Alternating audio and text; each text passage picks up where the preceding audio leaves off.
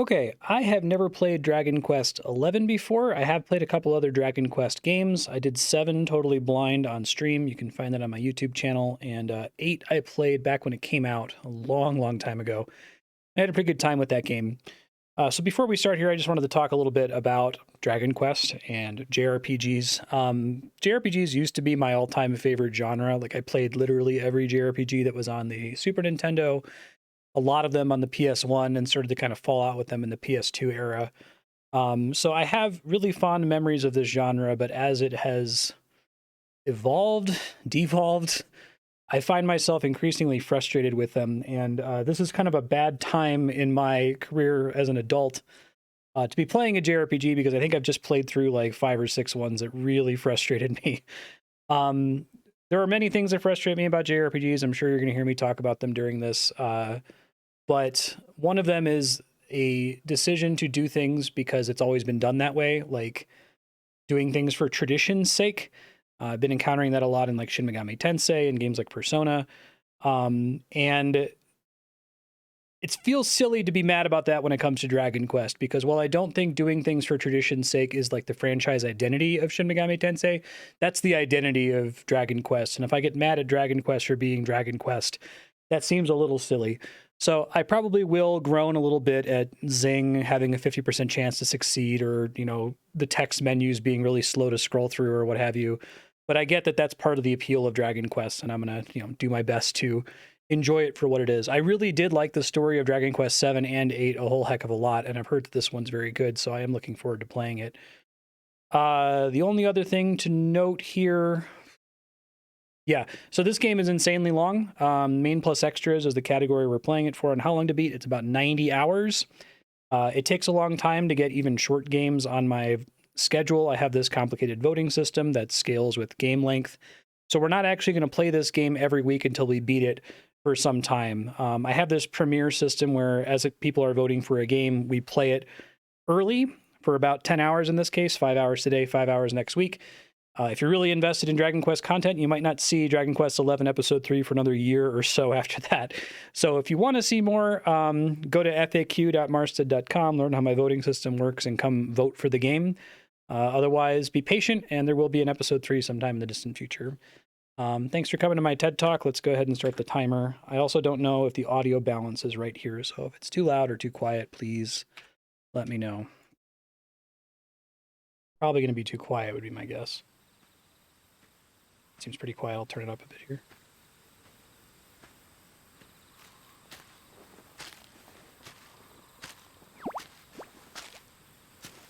The game looks good. I do like Toriyama's style.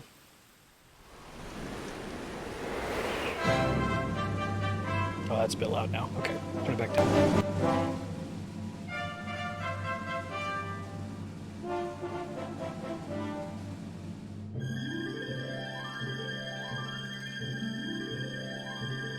Yeah, Monster Sanctuary has been the game that's reinvigorated my hope that turn-based combat can work. Because I've been starting to wonder, like, is this just broken? Did it work back in the NES and Super Nintendo era because it was a way to communicate stories that didn't require complex game mechanics, right? Then I started to wonder, like, is the JRPG, is the turn-based RPG just a broken system that you have to turn it into an action RPG or a tactical RPG or something?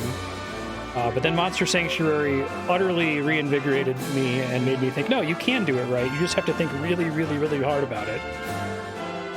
If I like Dragon Quest VIII, I won't hate this? Okay, cool. I like Dragon Quest VIII a lot. I have really fond memories of it. There's parts that are Dragon Quest bullshit, like, grinding metal slimes. I'm sure that's still part of the franchise identity, but the game still seems a bit loud, so I'm going to turn it down a little bit more, but let me know if it gets quiet later. Check the sound settings here in a second.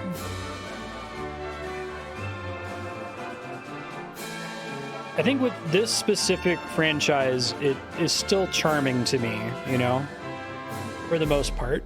There's some things where it's like, this is an easy fix. The text being so slow doesn't help anything.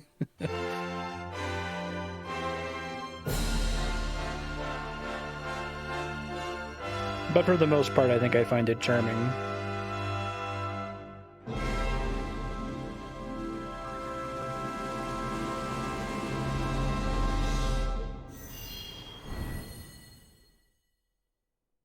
Huzzah!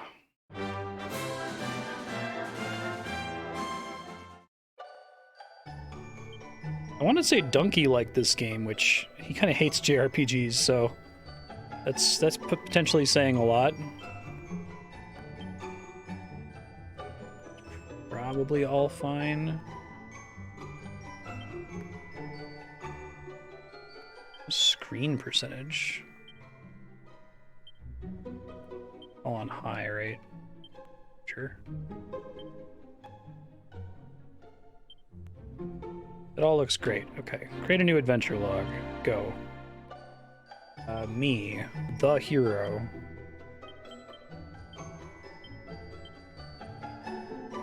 What's Draconian quest? Is that like second quest, higher difficulty or something? Yeah.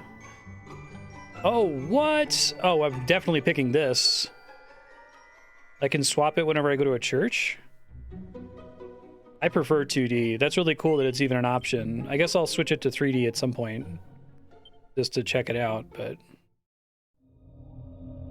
I somehow did not know about that, or if I found out about it, I completely spaced on it. Only do it at the start of a chapter? Okay.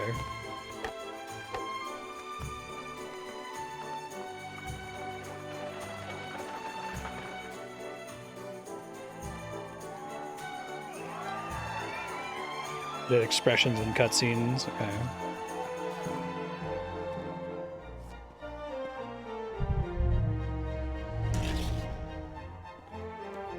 Because you kept trying them out. Oh no. Alright, I'll keep an eye on a chapter change. Maybe I'll intentionally change it after each chapter.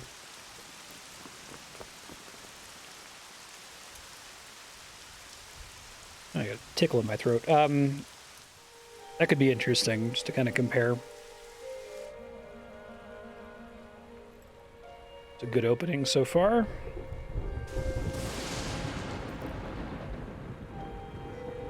Oh, is there no voice acting?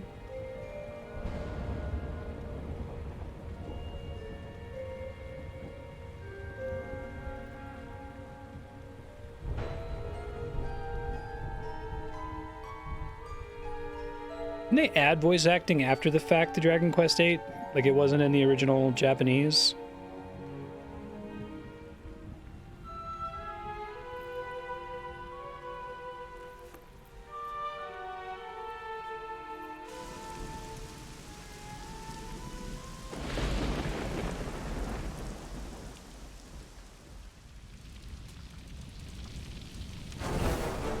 Oh, Jim Jam. Sure as hell I'm that baby, I bet.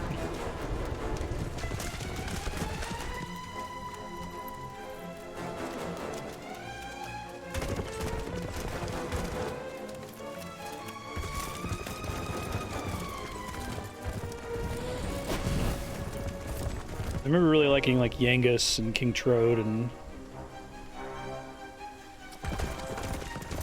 Dulla Hands. Well, hey, this is nice that like we're getting a classic Akira Toriyama enemy in a situation where it's relevant for them to appear. I joked a lot during Dragon Quest VII about the Akira Toriyama JPEG folder, that like a lot of the battles in that game were fully uninspired. It was just like, I just grab another one of Toriyama's classic monsters. I guess that's the boss now, right? That's not a fatal flaw of Dragon Quest, but I like when the enemies are there for a reason. You know, we're fighting the pepper enemies in the desert or something. Capsicum's one of the all-time greatest localization decisions. I tried hard to make Dragon Quest in not Japan happen. I didn't realize they changed from an orchestral soundtrack. I prefer chiptune stuff.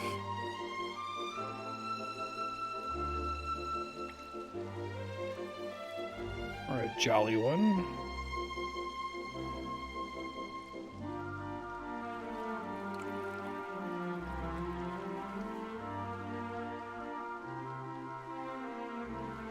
Okay, so we're not going to make a mystery of the hero's heritage.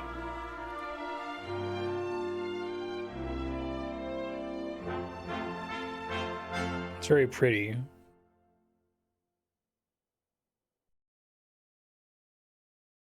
Several years later.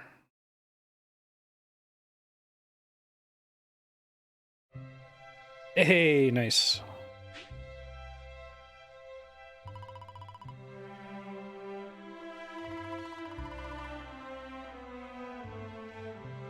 If this implies that the whole game is like tile-based, even in 3D.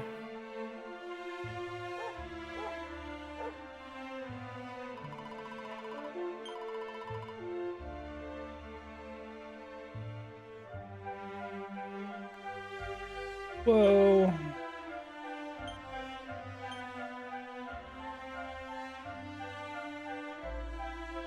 Cobblestone sword is in like the place that I'm in, okay.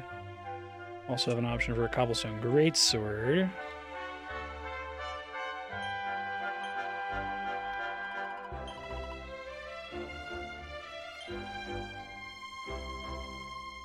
Oh, really? Interesting. Is there voices in when you're wandering around in 3D mode?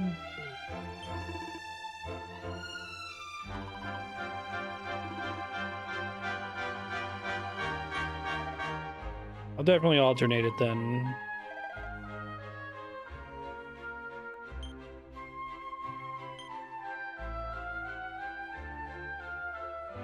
Boy of Cobblestone. I do like giving him the sword and the little walking stance. It's fun.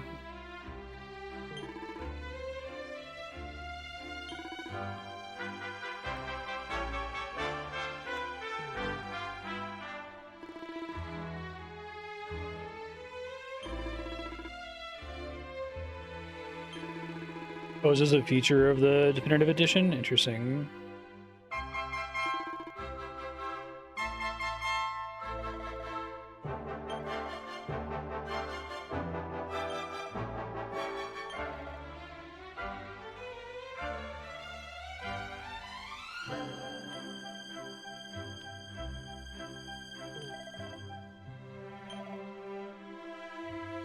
Ready for your safe return.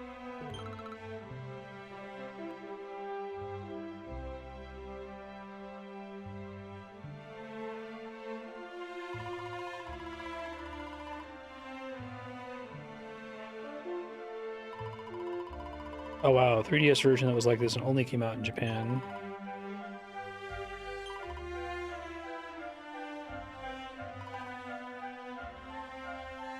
We're on the same day. Lore.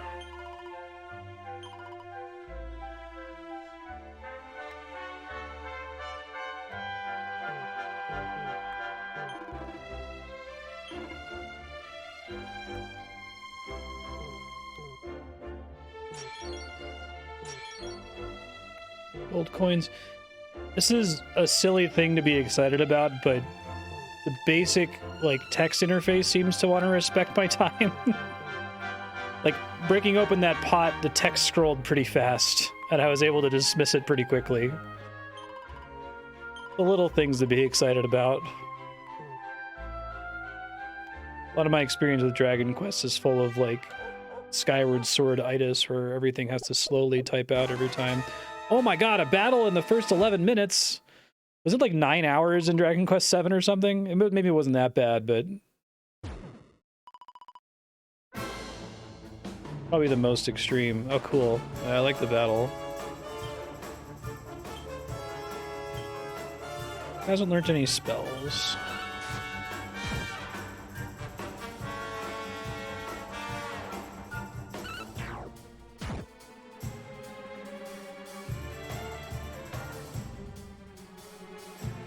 Fired up.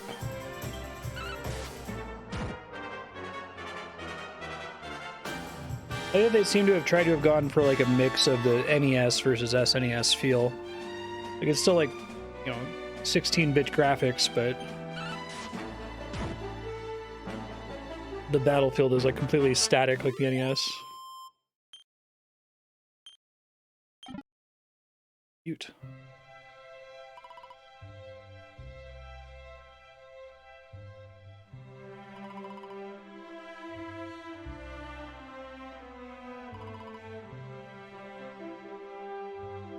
Let's get going.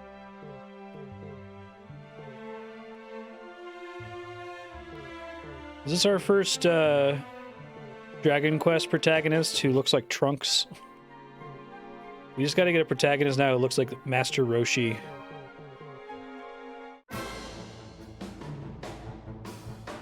Needlers.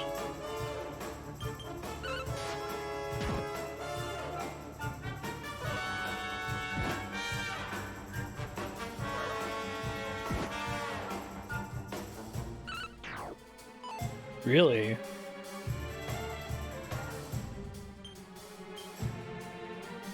think I'm just gonna alternate whenever there's a chapter change off, if that's what it forces you to restart. To get a mix of the two.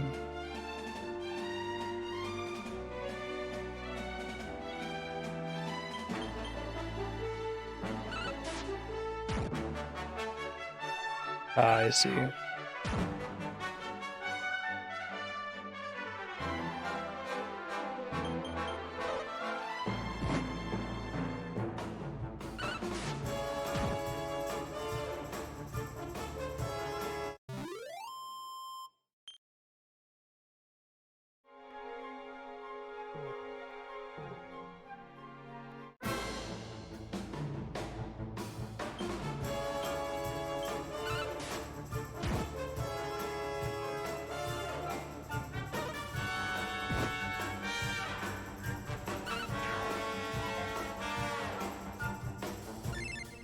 Oh, nice. Free healing.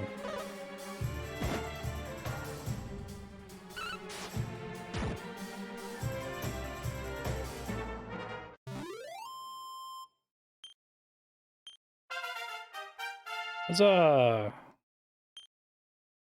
Riz, nice.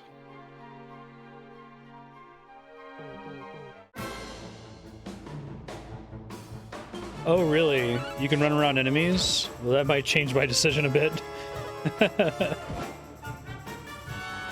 see. I'm still fine with switching every chapter if we don't think that's going to be weird. I kind of like seeing both.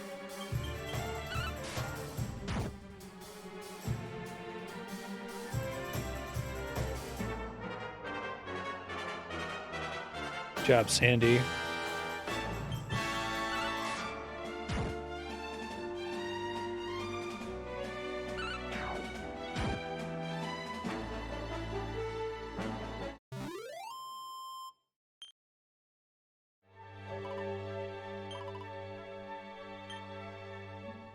There's a bodyguard. Oh, wow. Yikes. Anything from special rewards that I should be worried about? Oh, hell yes. Hell yes. I don't hate orchestral soundtracks. I don't know.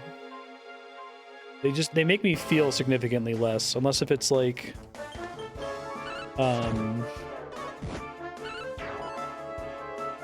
Shadow of the Colossus.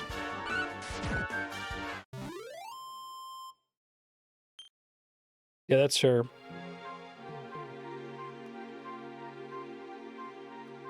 Chaos was saying that doing so restarts the chapter, though.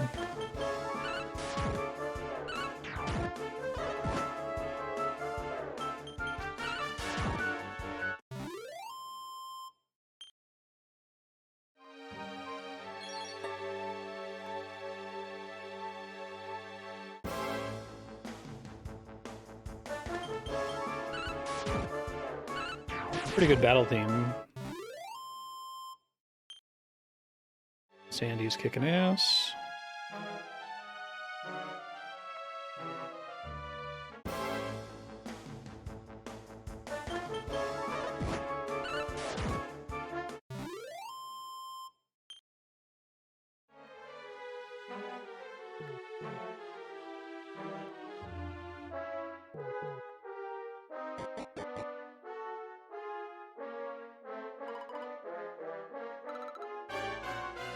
Help me.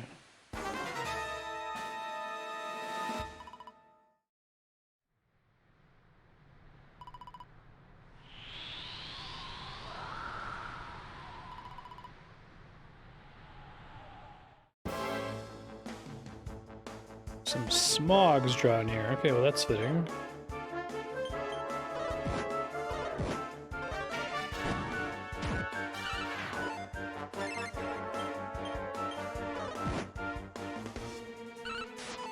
Good job, Sandy.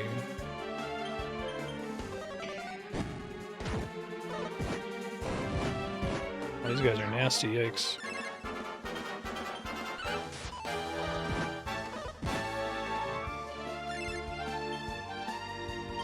Have enough mana.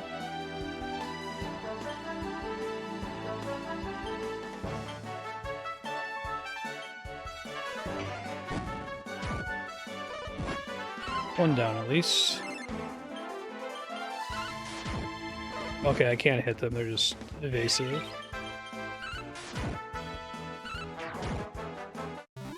Huzzah! Alright. Are levels deterministic in this game? Or is it random stats?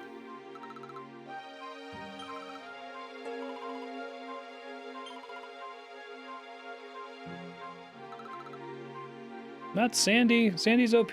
No! Buzz leaving.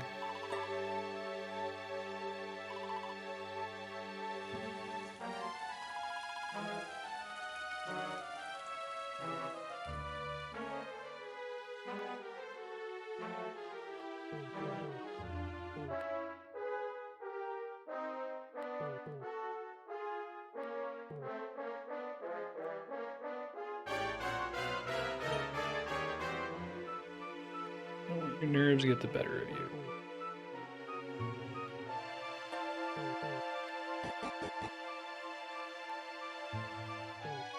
you. Ooh, very pretty on the wall there.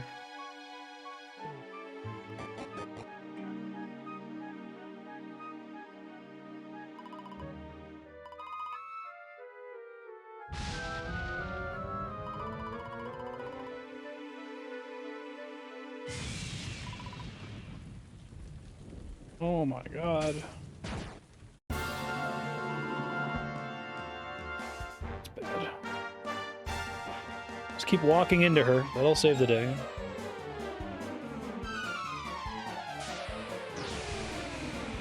Well, that's a pretty good power. Let's go Super Saiyajin. Zap the shit out of the bird. The in-engine cutscene there, that was great.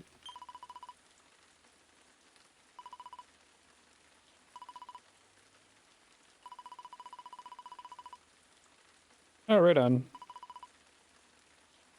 Yeah, I'll be interested to see, like, I feel like there are some, very minor concessions to modern design that Dragon Quest can make and still keep its identity, right?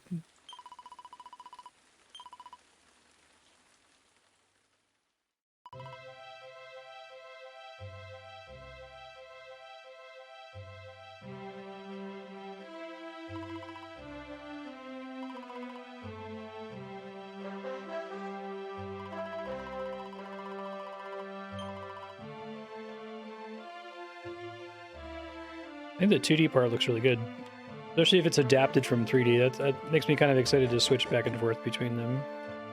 Oh, thanks. Wow, that uncharacteristically kind of you, Dragon Quest XI. Thank you. I feel like I'm gonna end up having a really like positive impression of this game just because my expectations are so low. Not for Dragon Quest in general, but just for the JRPG as a monolith.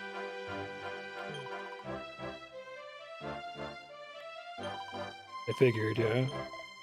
I like that I had to imagine it.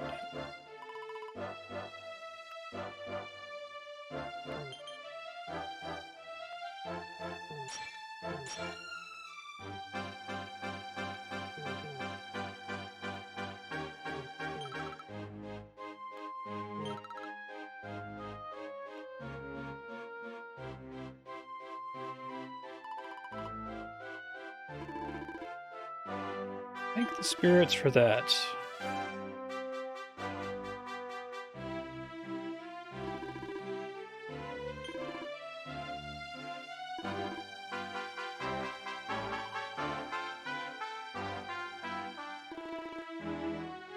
True Cobblestonians.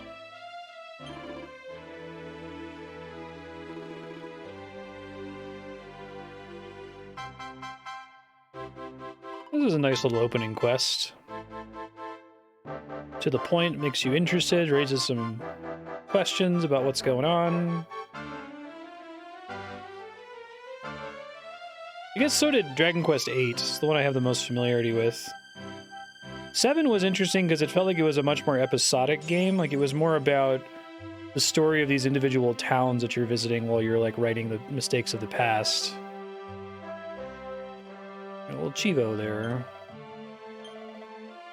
It did kind of have an overarching story, but it kind of played second fiddle to the episodic aspect. Hey, thank you, Ravanon. How you been? Appreciate that.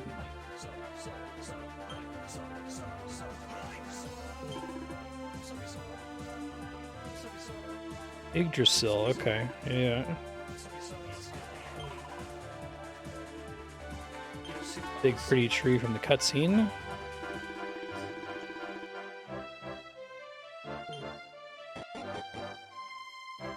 So we'll go into Wells, which is fun. Right on, that's good. I never played 9. The one that was intended to be multiplayer. And it's kind of weird as a result. I like the look of the chests in this.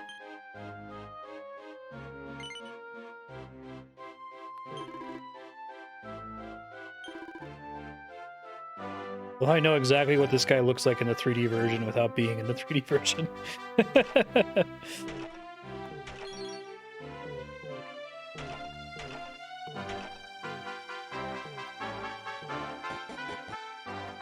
Five, 8, and 11. Right on. I've heard good things about 5.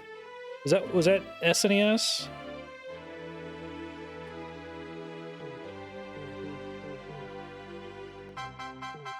How the hell do I get up there?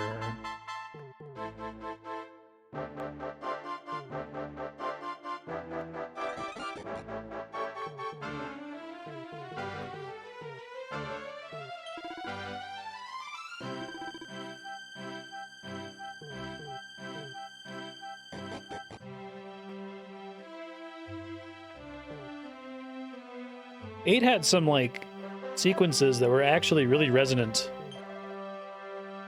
Like, the whole sequence with the like, grieving king was something that actually, like, made an impact on me, and I, like, remember it. And so does my wife, Andrew, when she played through Dragon Quest VIII. It sounds like that should be pretty standard, that, like, stories should affect you, but I feel like a lot of JRPGs is just, like, shit just kind of happens, and there's not really any kind of, like, theme other than friendship is magic, you know?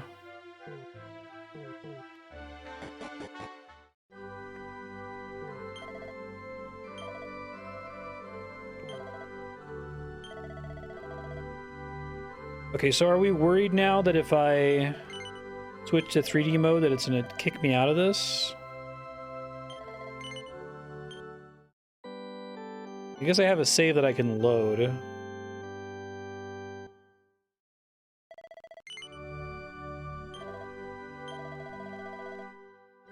I guess I'll try it, and if I have to load the 2D save, I will.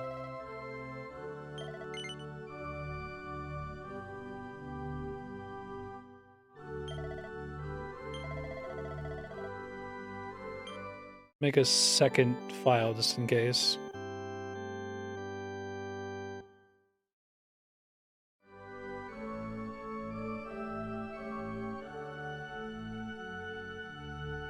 Gold experience points and non-story items will be carried over.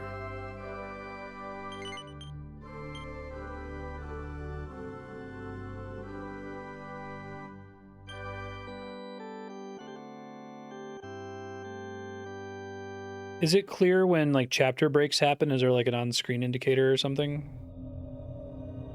I'm just gonna see if there's voice acting in the second part of this. Oh, okay, I can hear people talking there. It's weird that they just they just mute the voice acting in the still 3D cutscenes. It's very odd.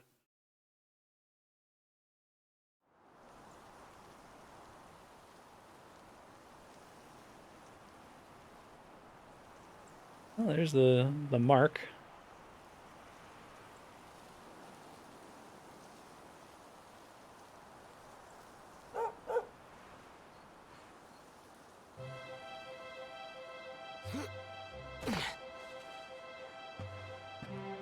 So even though it sets you back, you still keep XP and stuff and items found. Thanks so much. You're a lifesaver. Trust me to lose my headscarf just before the big ceremony.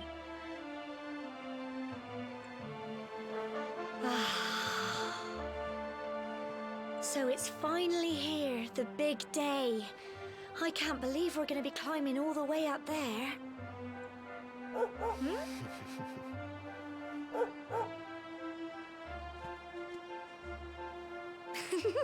Looks like Sandy's keen to lead the way. Come on, best not keep her waiting.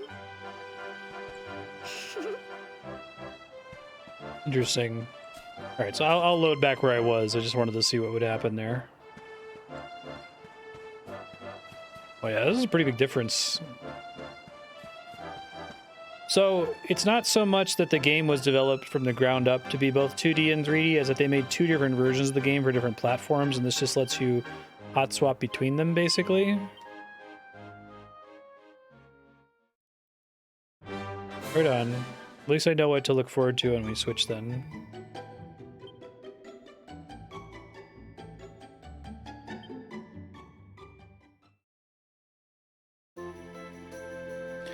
That's a bit of a bummer. I was under the impression that that they like managed to build the game from the beginning to be both 2D and 3D simultaneously. Like I was actually envisioning a little hot swap button I could press in the menu or something. I guess it's cool that this is still here. I still like this. I'm not like mad or anything.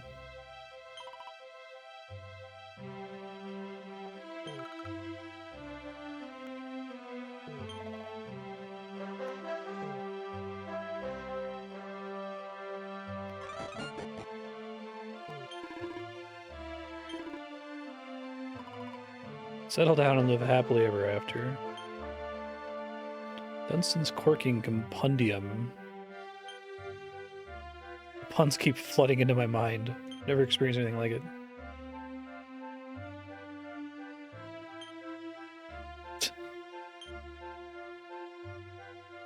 It was a bluff! The god of hilarity has granted me his holy blessings.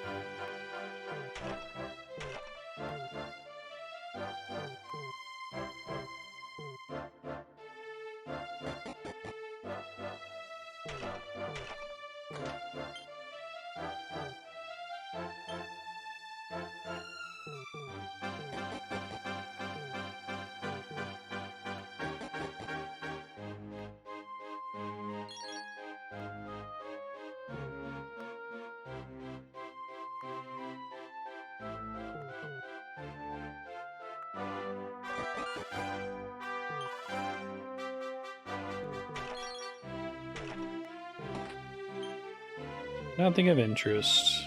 Womp womp.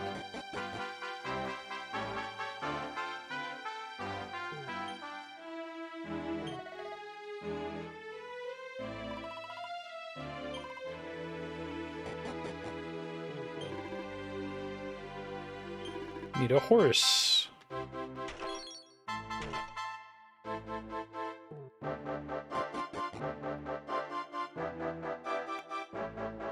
I guess I don't know if it's a full-on chapter break. It might just be whenever there's something new in the story so far thing. I can review that, right? That's not what this is. Handy heal all as efficiently as possible. Why would I ever select the first one? That's nice that they have that, though, I guess. Follow orders, please. Character build. What?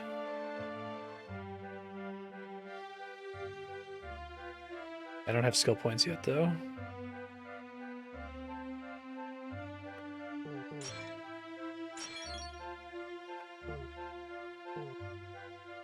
The switched version screens seem to be like calling out little stories so far checkpoints. I don't know if those are necessarily chapters, but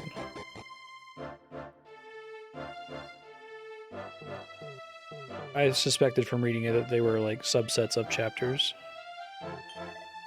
Woof woof.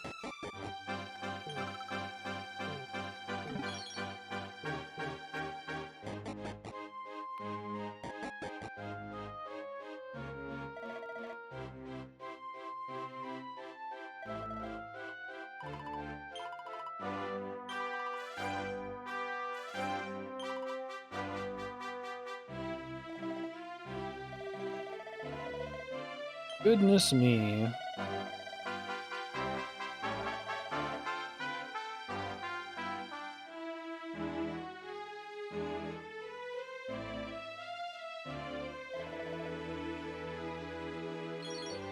Yeah, I like that. Days or weeks, or probably years in this case. Between episode 2 and episode 3.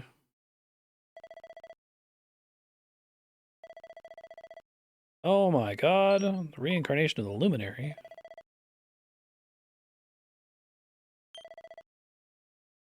Head north to the capital.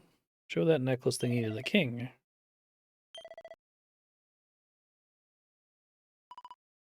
Crikey.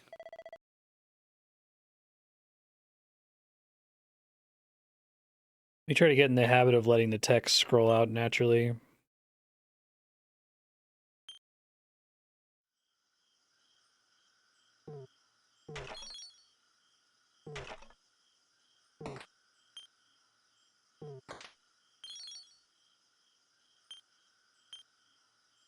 I'm enjoying the idea of swapping on chapters whenever I wouldn't lose progress for doing it.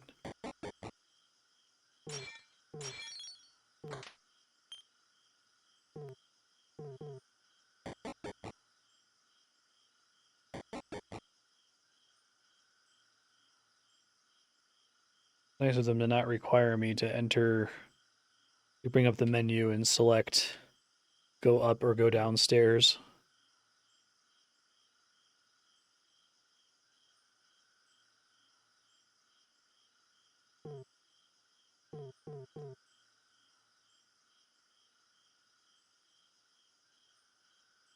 Everybody locked tight at night.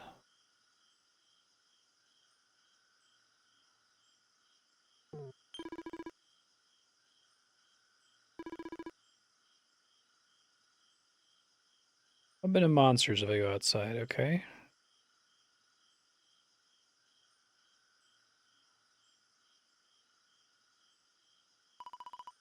Yggdrasil root.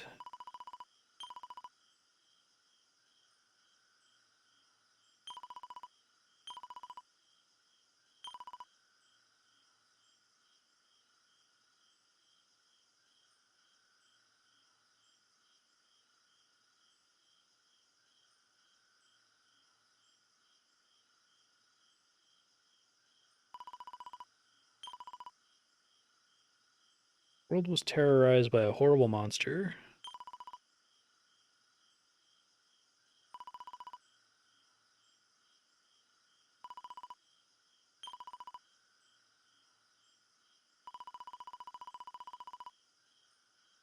Yeah, right, because you probably just overwrote your save. That is a little confusing. It makes some comment about it might put you back to somewhere you've already been, but that's also kind of not well described.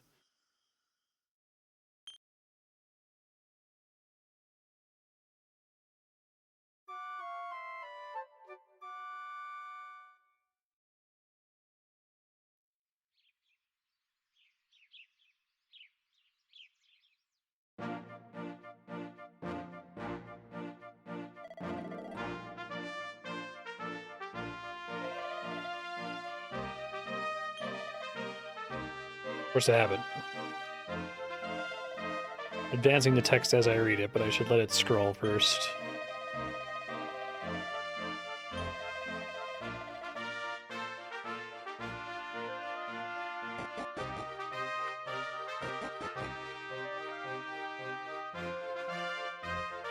Nice theme.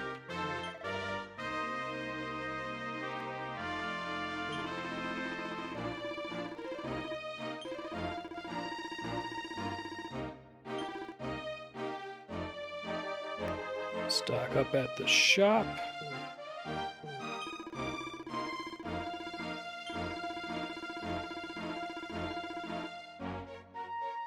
couple from earlier.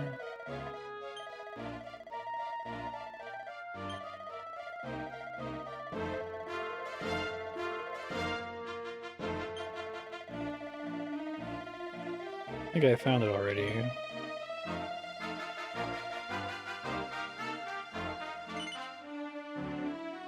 Will you acquiesce to this request?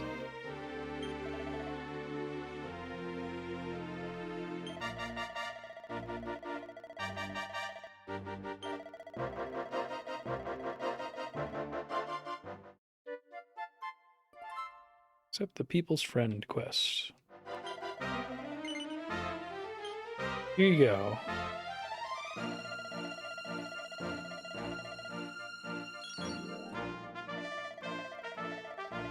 A tip for you. If you want to do someone a good turn, look for a purple marker on your map.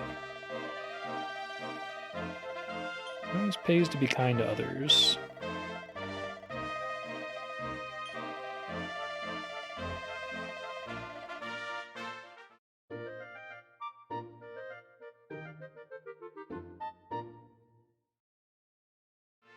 Sweet. Amateur itemologist, okay. Do I actually get a map somewhere? I'm trying all the buttons. Maybe that's holdover dialogue. Hey, I just had a power outage. Been having a few of them today because they're doing maintenance in my area. So I gotta pick up. I'm gonna try to rush back to where we were a second ago. This might be one of the worst games to have power flickers during, since I have to aggressively save all the time.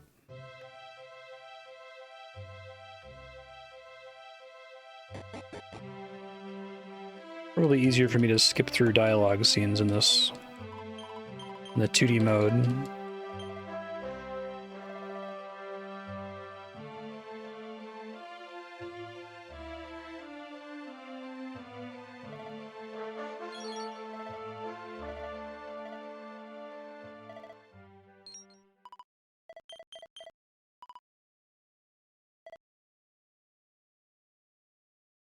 I'm royalty, but I got taken away from the kingdom I was in during an attack on castle I grew up in, and I was raised by the people of this village, and I did a coming of age ceremony, and clear that I have special magical JRPG hero powers.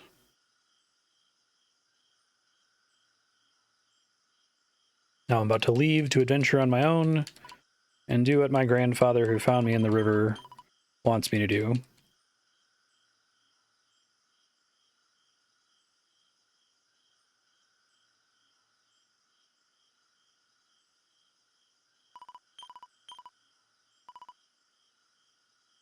I'm gonna save as soon as this is done, if it lets me.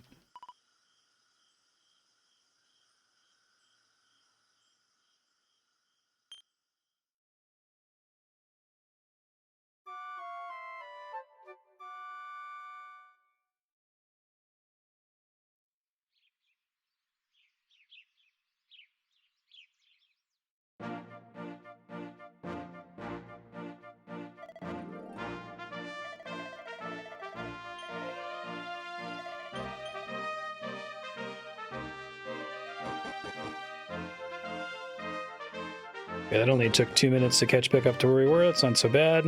I guess I have to turn in this quest.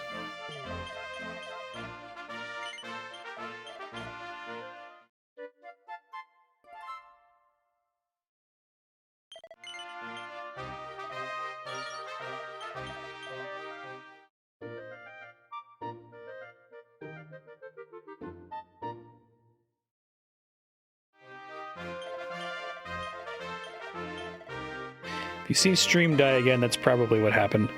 Alright, let's see. Cypress stick, pot lid, bandana, Wayfarer's clothes.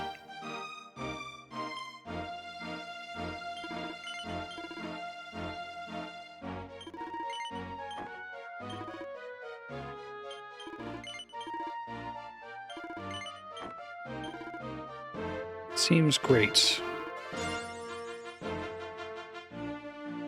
It's weird that it gave me 10 different type of items there when before I died maybe I didn't explore as much after I went to the church Send a single enemy to sleep.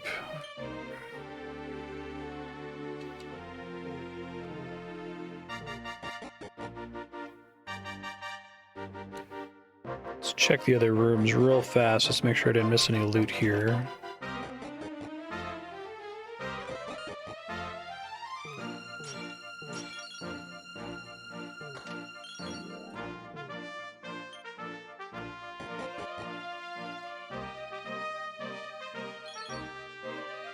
That may have been it right there. What was it? Pink something? Pink pine.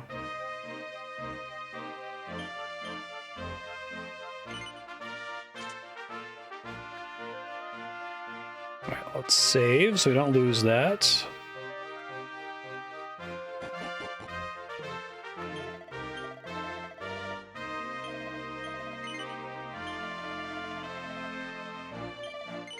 I wish it would tell you before you swap to 3D what chapter you're going to be reverting to, right? Because I think you've already committed to the swap once it gives you the list of which chapters to go to.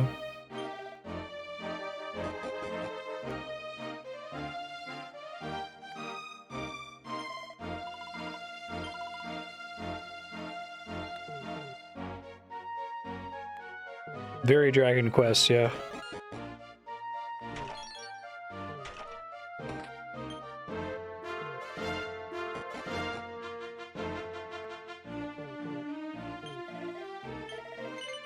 When you looked up the chapter boundaries, though, does that confirm that it's always a chapter boundary that it loads back to? I'm wondering if the story so far segments are like subdivisions of chapters and that you can still switch between those. Old Chalky.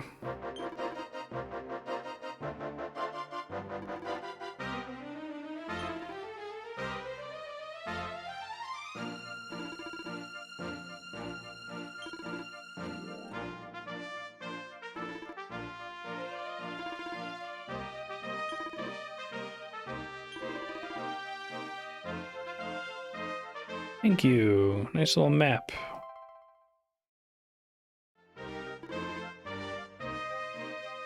This magnificent steed, the pride of Cobblestone.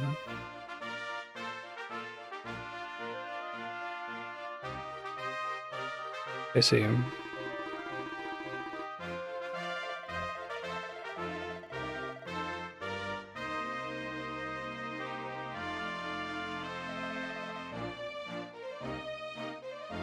Bye-bye.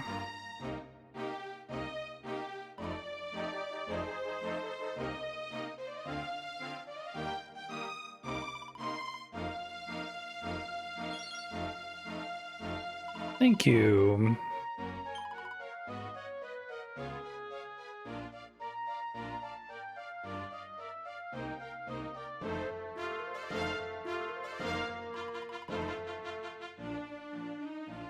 Aw. That was a pretty solid opening. Getting the action nice and fast. I'm curious now, do I get a town map here? I do.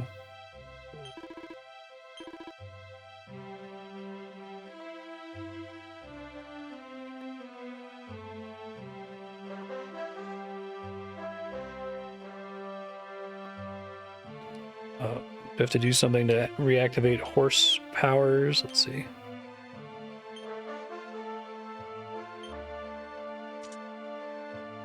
Gemma's Charm.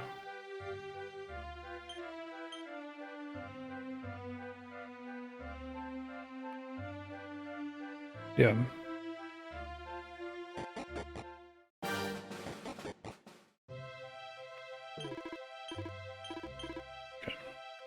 He looked like he was the purple quest icon they were talking about.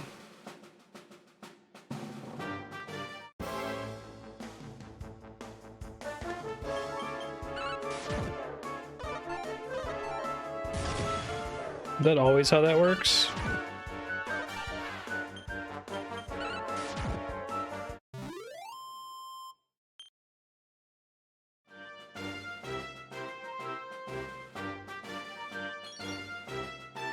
Mirrowing. I'm blocking me here.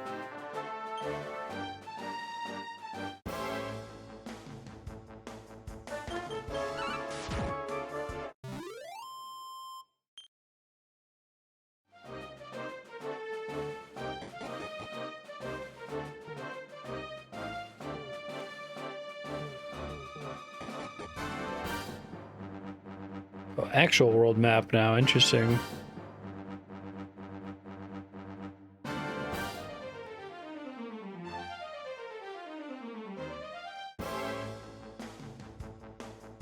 Needlers.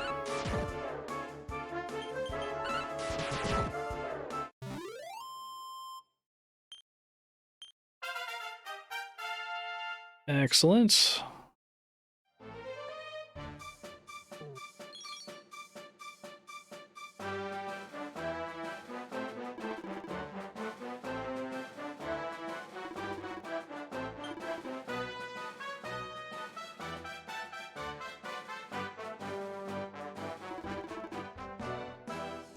Set up camp and rest your weary bones. That's nice.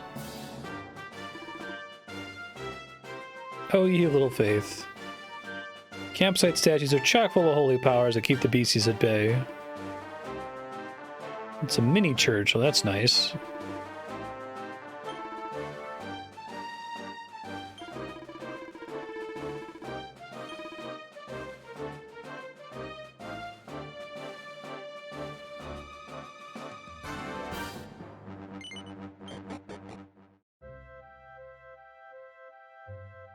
Pray and rest.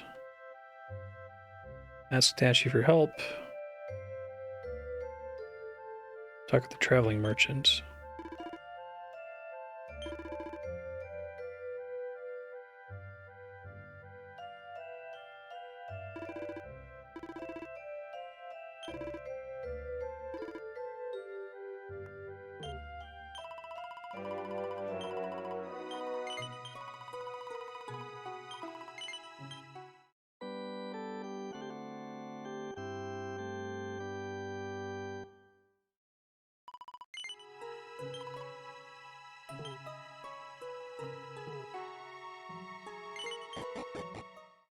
There's no penalty for resting, right? Like real time isn't passing or anything like that, right?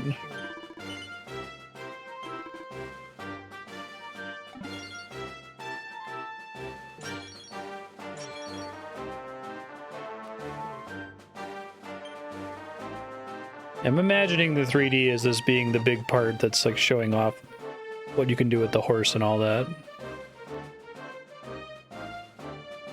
Look at the big map that you run around on.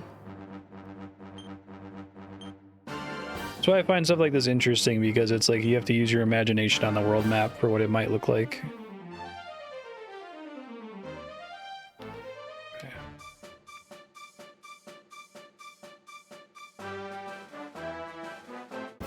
Ooh, there's a day-night cycle too. Cruel Cumber, it's pretty good.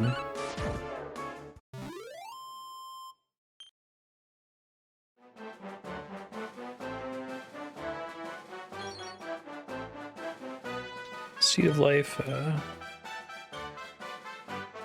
permanently increases HP by a little. Any reason to not just use those on the hero? Is there going to be like a surprise crafting system? It's just I like Dragon Quest VIII, its crafting system scarred me permanently.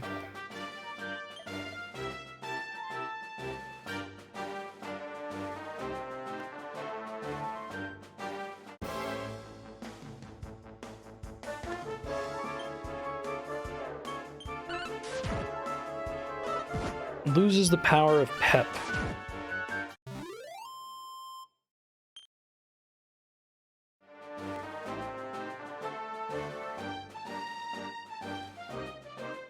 I am okay.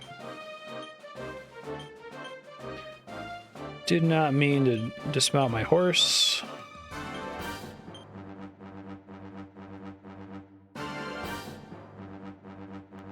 Oh wow, that's really high praise.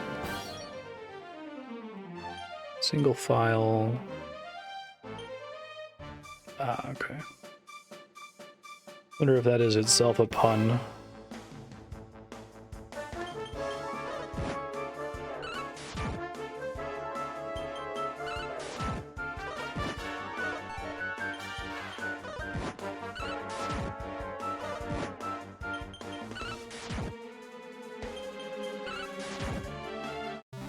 The problem with Dragon Quest VIII is that there were like starting items you had that you could never get another copy of, so if you sold them at the beginning of the game, you got fucked by the crafting system like 30 hours later. That's all I'm worried about.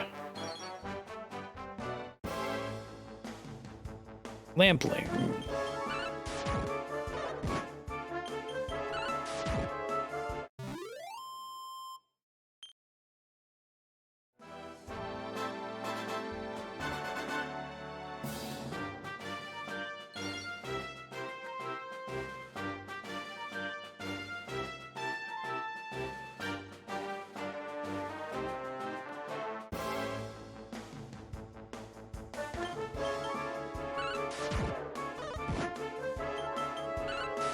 How does the pep system work?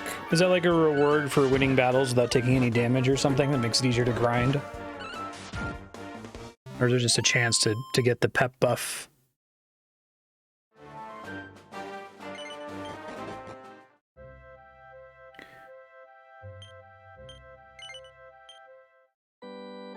Random chance, okay.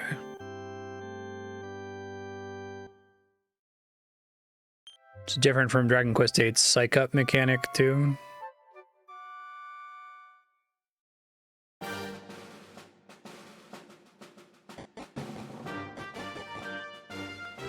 Just SOL on my horse if I press the B button. Okay, gotta be careful. I guess it doesn't actually affect my movement speed in the 2D version, so who cares?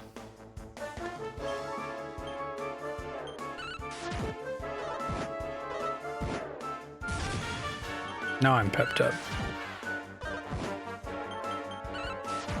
Stark Raven's a pretty good name, too.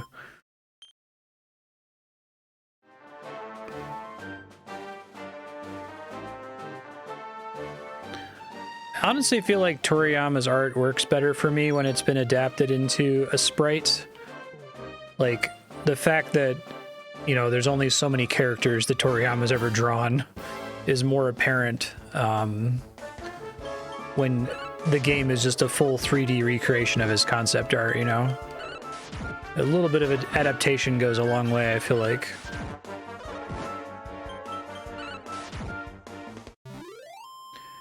I didn't care much for Psych Up. I feel like it was strong, but it also, like, felt like it slowed down combat because you had to spend turns to make a more impactful turn instead of just the turns feeling impactful by default, you know?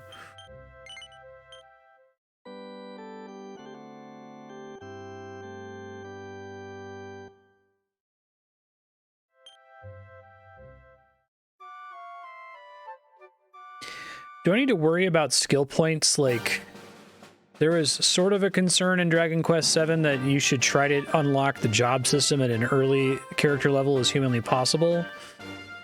Like, me getting levels without also getting skill points going to be really bad for me long term, or should I not care about it?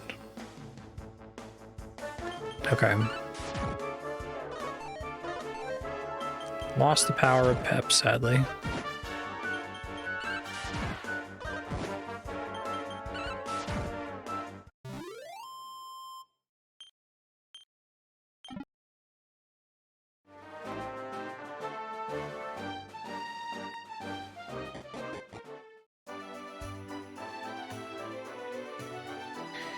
Yeah, I figured it wasn't jobbed after seeing the skill tree, but I was worried that there would be like a certain part of the game where I would unlock the ability to start earning skill points on level up, and that if I then leveled up before unlocking the skill point system, that those levels would go wasted, like leveling up before getting Espers in Final Fantasy VI. That's good. Those are the kinds of things that I feel like you can make that better without harming the identity of the franchise.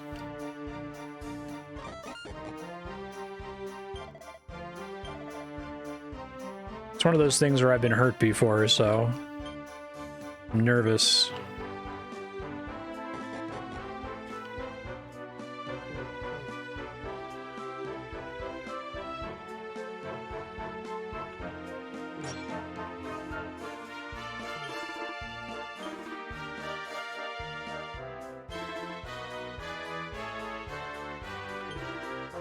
People marked in pink give you tips as to where to go next. Okay, but purple is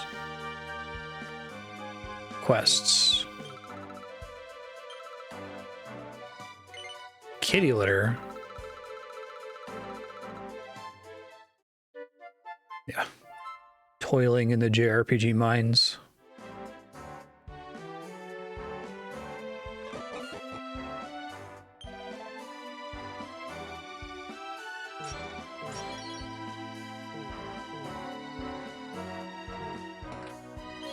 That's very specific. Oh, fuck. Of course I got the item I just bought. Oh, whatever. It's fine.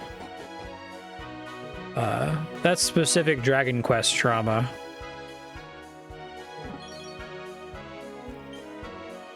Just gonna use all seeds on the hero. Unless if we get someone eventually that's really in dire need of a little bit of extra MP. Are the seeds no longer... Because it used to be a random range of stats they could give you, right? Where you could just kind of reload over and over until you got the highest one.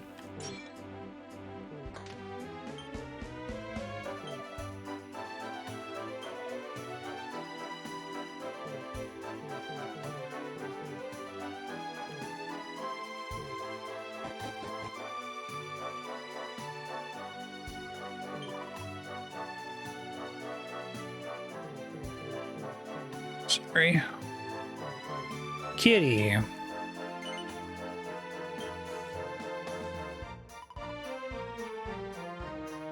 Go tell her the good news. Sorry. It's from restarting after the power outage. Let me unload Acoustic Bridge over here.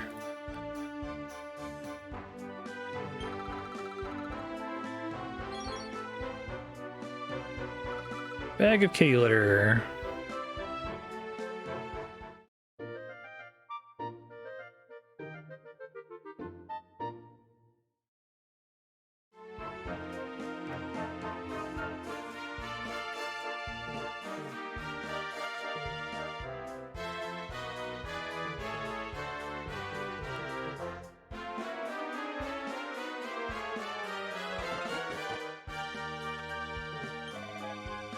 Rainbow's End Bank.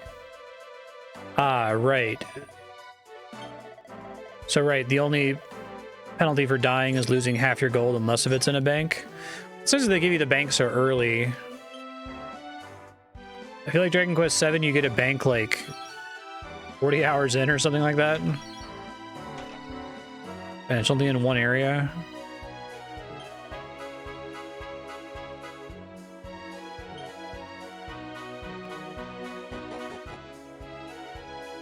Yeah, I saw that. It's better than not being able to at all.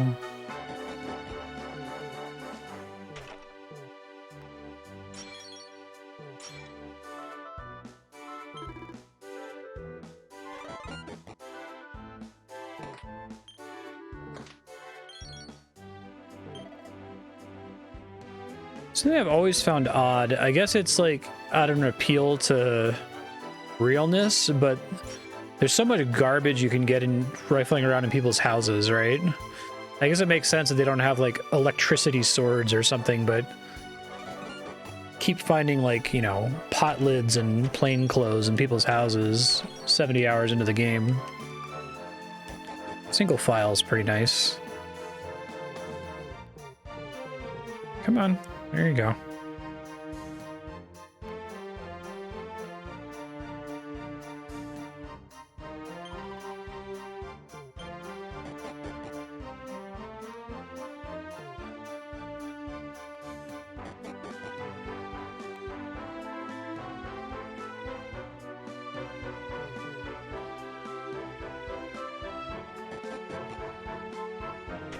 Did this.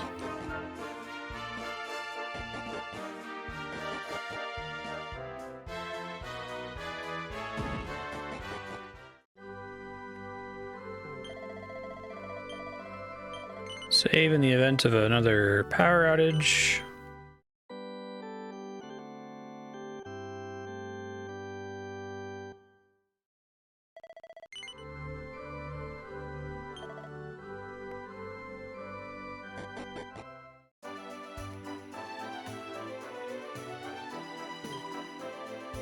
Church is a haven in life's storm.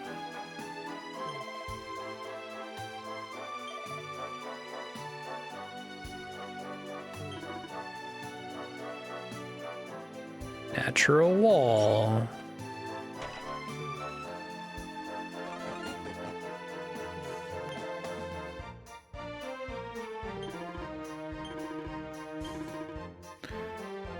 Okay.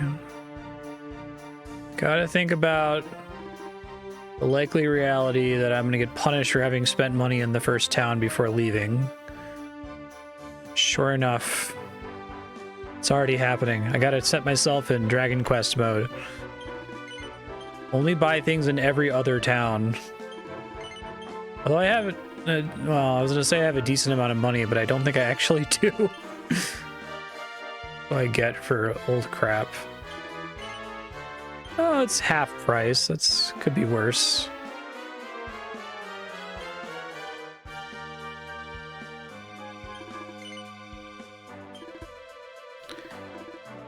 Don't regret that. Need 300 for the copper chopper. I feel like I should go outside and farm for that. It's a pretty big change.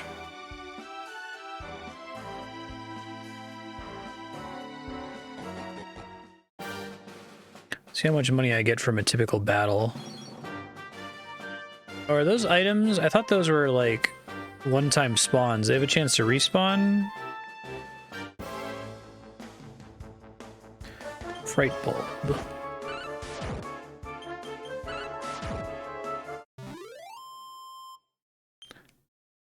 Eight gold coins. Oh, Jesus. Maybe this is not a good idea. Oh, skill points. There's some skill points. Use the skill points right away. Yes, please. So this seems like this is a little bit more like Dragon Quest VIII's progression system. Increase the chance of getting pepped up. Adopt a supple stance to greatly increase the number of parries performed. Great swords. Call down lightning. Poof, zap. Deafness. Causes weak monsters to avoid the party. I feel like I should start going towards that.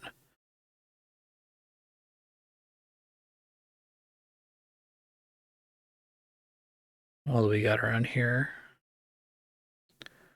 Oh, that's kind of cool. You can make a great sword be a group of enemies. I feel like sword and board is the obvious way to build the hero, but don't usually do great swords, so I can give it a try. Yeah, Dragon Quest VIII put on a tree. Oh, good God, that costs 8 points? Damn.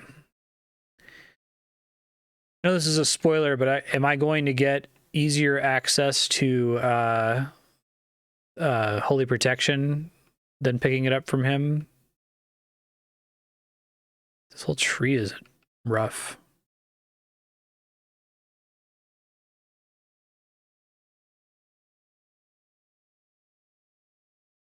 Let's do this for now. Normally I would save up for the pep thing. I kind of like the little crack it makes in the skill panel. It's neat.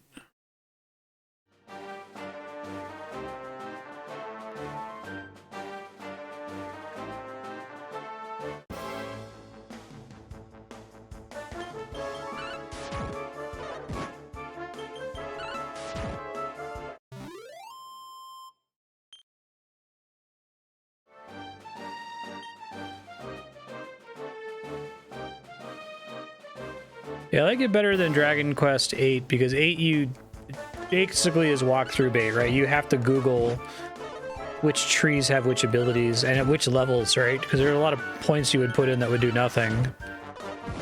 So at least they let you like look ahead and see what you might get out of it. It's nice. Yeah.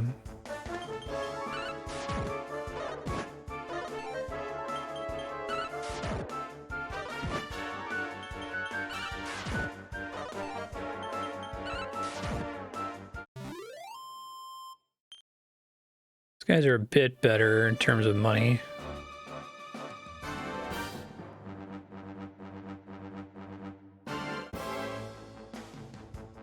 I'm gonna try to get enough money for this sword. I probably won't grind too much after that, but imagine it's a pretty big upgrade.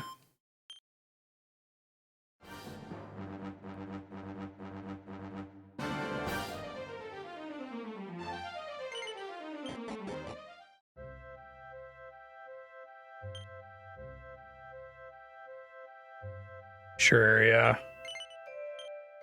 So you should, it is like correct to take swords on the hero.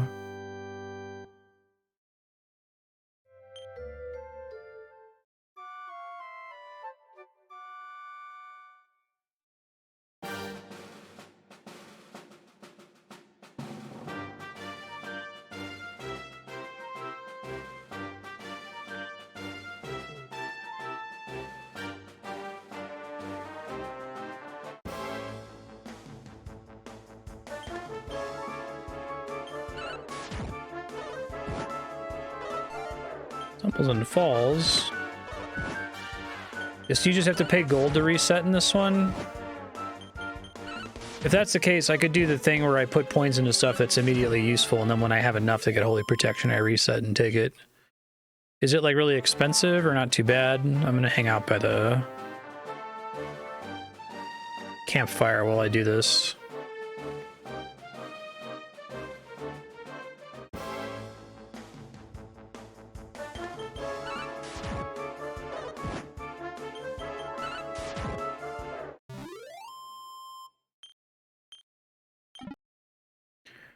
Moonwork bulb. I guess this isn't too bad. You get 300 gold. It's only bad if I fight that one enemy outside the capital.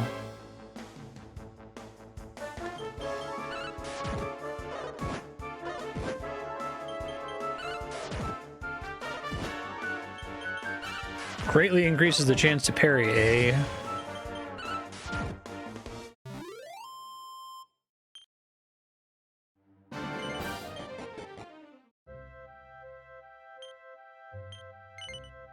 Is this campfire thing a pretty new idea? I'm trying to remember if you could save on the map. I seem to remember the games being pretty aggressive about that being a church-only activity.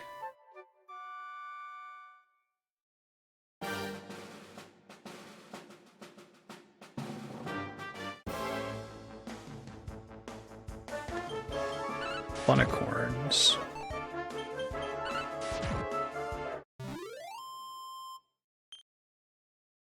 Probably start marching to... Well, no. I'll wait until I'm within like 2 battles of getting enough money.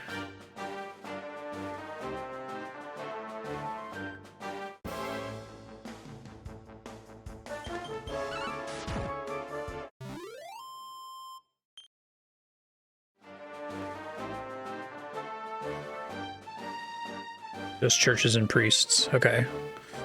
This is a nice little submitting to the expectations of modern games. Still no autosave, but you know, baby steps, I guess.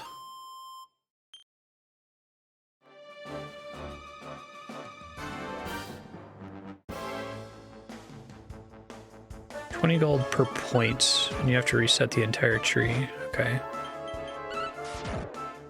So it would cost me 60 gold to undo the decision I already made, which is significant, but not horrible, especially assuming that the money situation gets easier and easier to get money as the game goes on.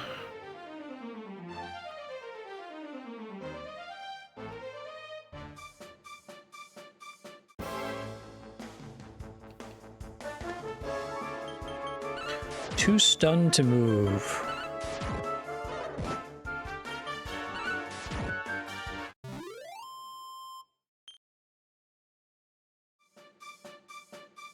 I wonder which mode's better for grinding. I bet 2D is better for grinding, even if 3D is better for everything else. I'm interested they didn't try to do the spawning the enemies on the map and letting you walk around them. Like, that worked in Chrono Trigger. I guess it's a lot of extra work.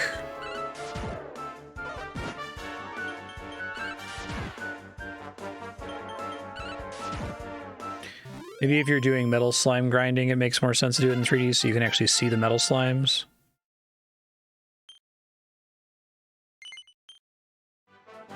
Why does that default to no? Why would I? And I can't spend them with 2, I don't think. So I'll check in a second here. I feel like putting that character builder menu like deep into miscellaneous is very strange.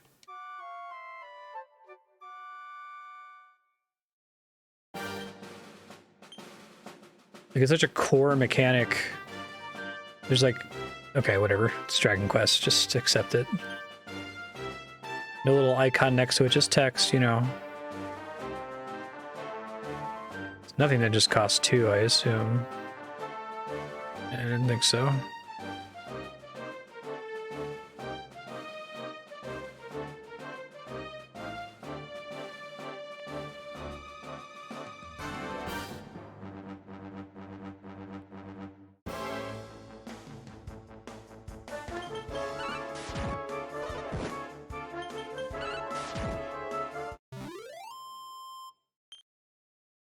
I could cast heal a couple times before resting at the fire, but I was wanting to save because of fear of my power flickering again.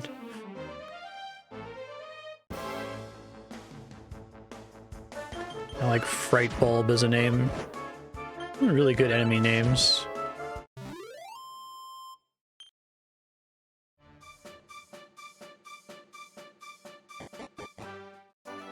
Okay. Let's get this copper chopper. This is an item shop, right?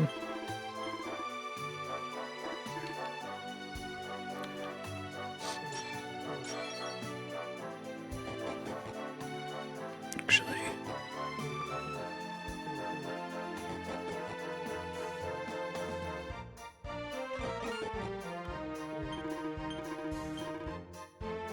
Copper chopper, yes please.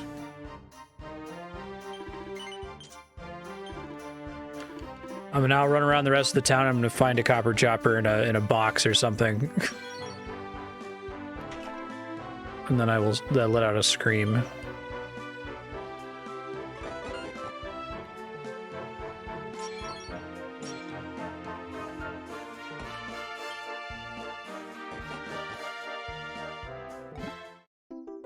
Ooh, mini metals are back. Okay.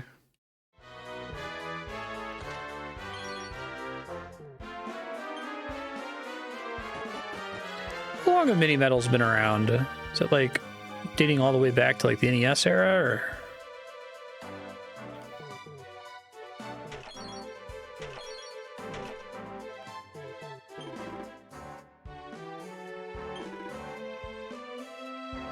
Need to get ripped. Do it. Do it.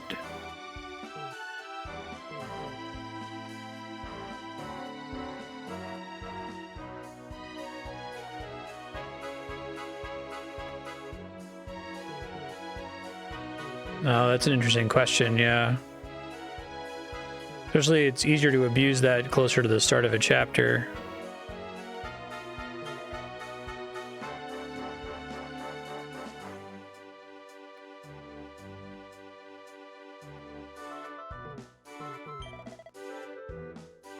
Mr. Hendrick, an all-around legend.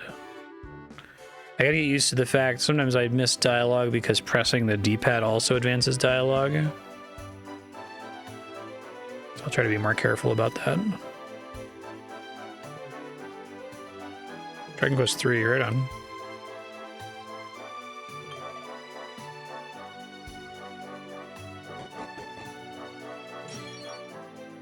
Seed of Deafness. So how does... Can I see? I probably can't see what stats do, can I?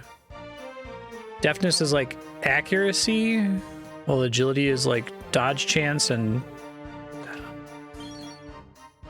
turns.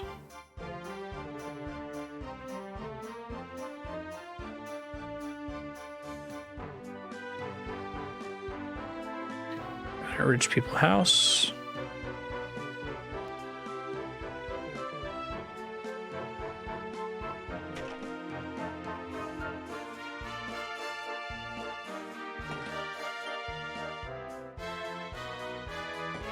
Nothing of interest.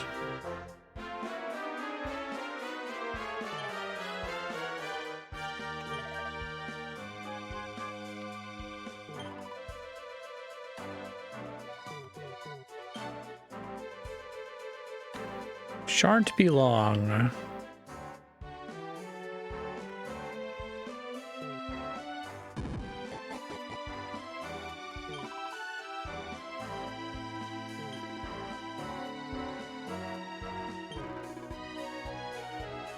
Ho ho ho, lucky me.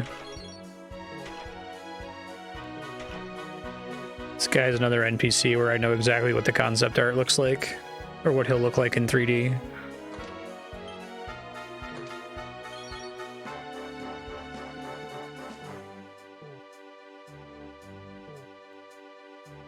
Okay. All things I might want on this guy, thank you.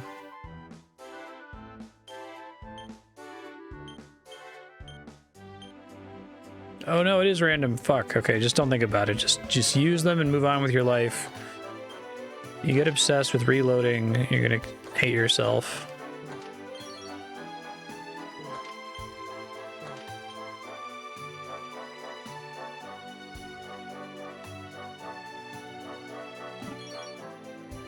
$100 GP.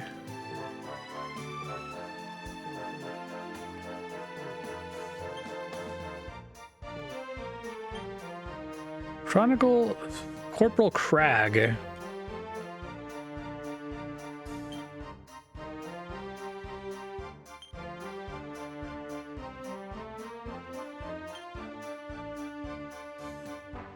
Interesting.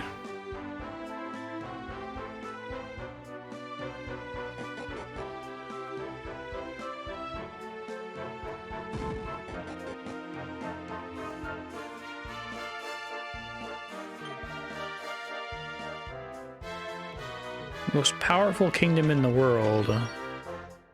The fall of Dundersill, I'm guessing, is my kingdom. Seat of Sorcery. Yeah, I was about to ask that because that seemed to be the case. Which is a nice touch. Spotter's Guide to Monsters. Monsters at night are more fearsome than those during the day. Okay. Presumably better for XP then, too.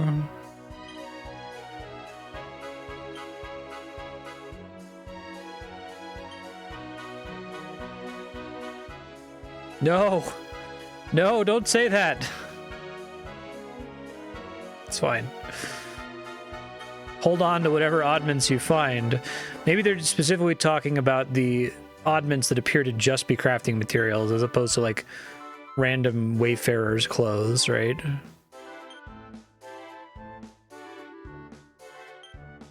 telling you, I like Dragon Quest VIII, but that alchemy pot fucking hurt me. Has permanently terrified me of throwing out items in any video game ever.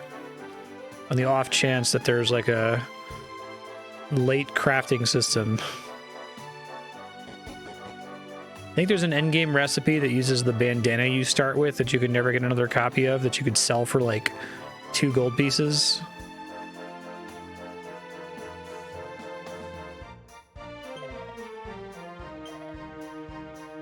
Young thief.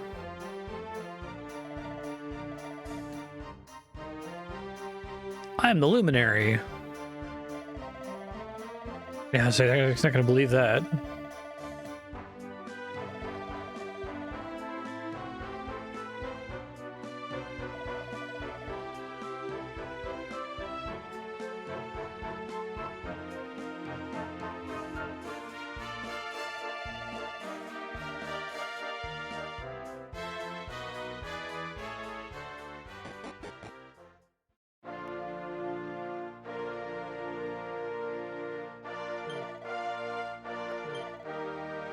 Welcome to Corneria. The bumpkin look is really in right now. It's really hard for me to let the text scroll because if I touch the D-pad, it instantly populates like that. To, like, let my hand off the controller.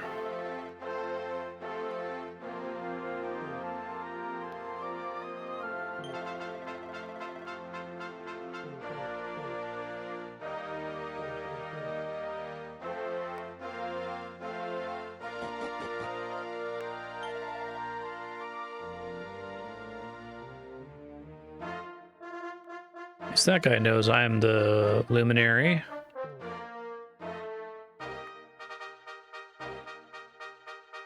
But thou must. Munificent man.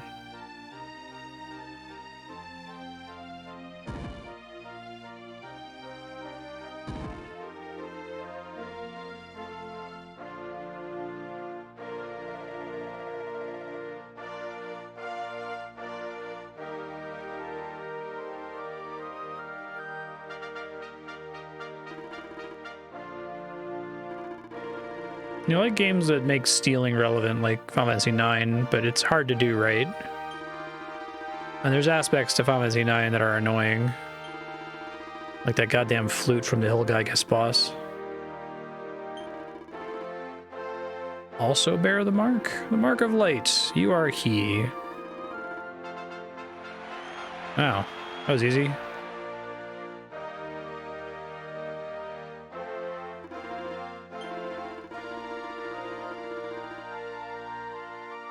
Cobblestone. Hopefully they don't go burn it down.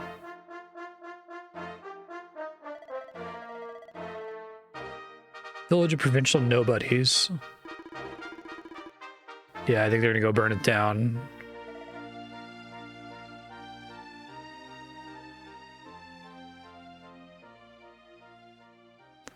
I like the music fading out there.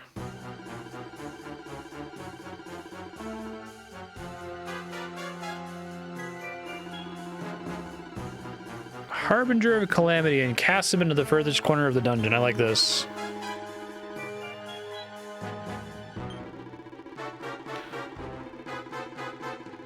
Intertwined with the Dread Lord of Shadows.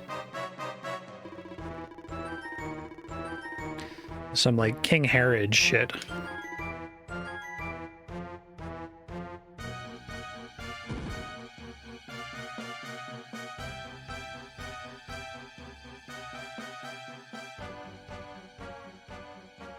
I like this as a story beat.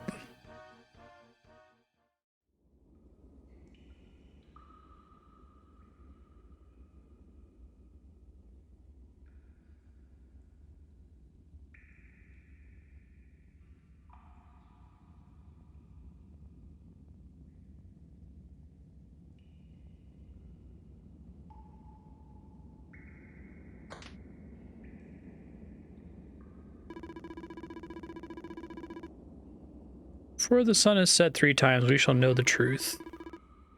Investigation. When I get out of here and find a place to save. Okay, thanks. Spoilers, I'm gonna get out of the prison. I'm not gonna be in here for 80 hours of experimental JRPG subversion. One of these days, someone's gonna do that.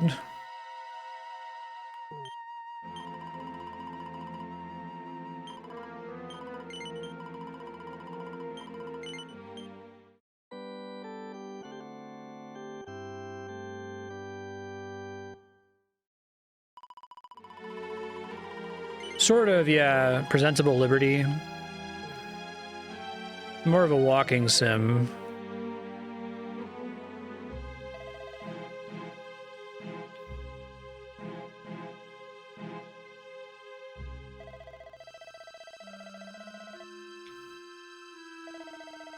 The Luminary? You're serious?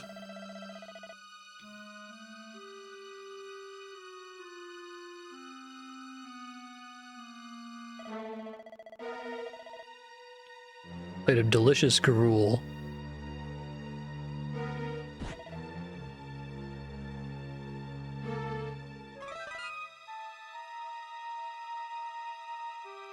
Nicely done.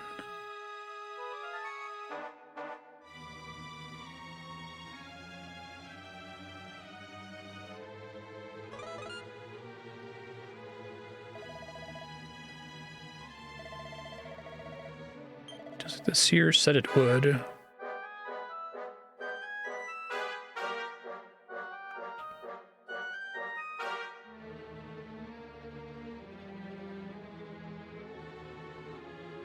Yeah. Well, Actually, I only learned that you had to wait. Isn't there a way around it? Like, there's a way you can wait for too long or something? I think there's a way to get the guards to come check on you sooner instead of waiting for the time to pass.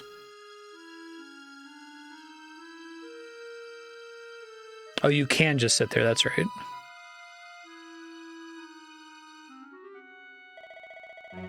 I don't remember the characters from the opening cutscene, but I assume this is a party member.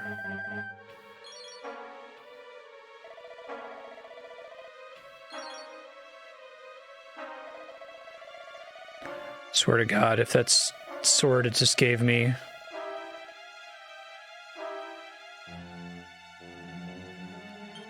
Yeah, that's right. Okay, no, it didn't give me a new one, I don't think. I was about to scream.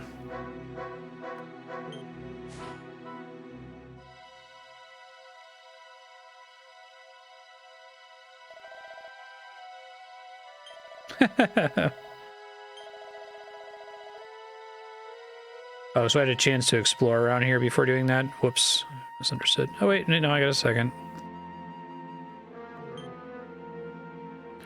Unconscious.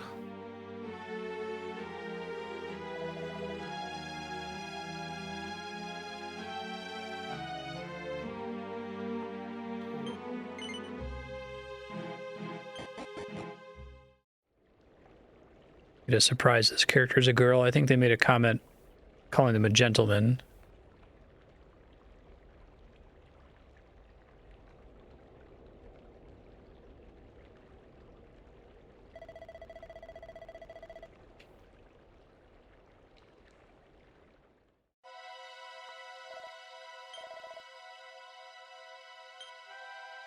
Still not a real party member. Okay.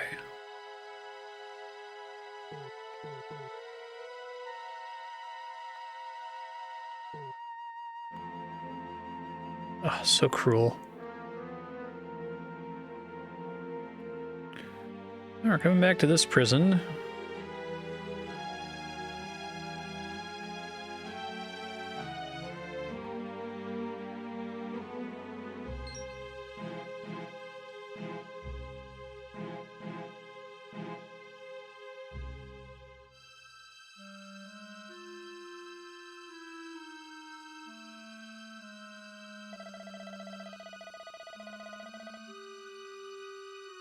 Something weird about the pixel art. I don't know if this is like a VSync thing or something, but occasionally it's like it doesn't look like the pixels are a pixel perfect rescale. I noticed the nose on that guard like suddenly was half its normal size. Like it was getting weirdly stretched or something.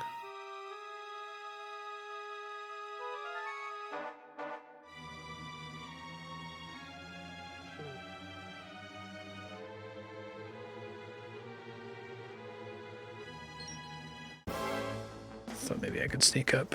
I'd be in trouble here. Let's see how this goes.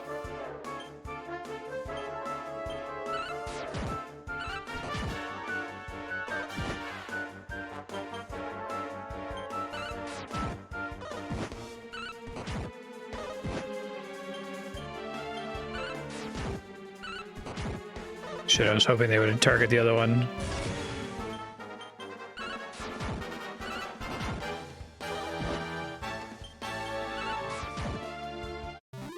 Triple question mark.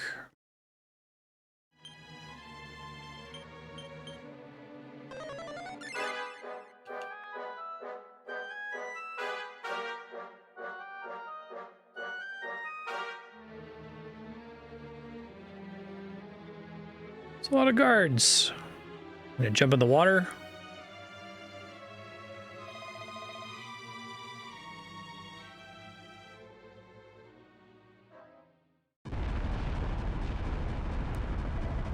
It's funny.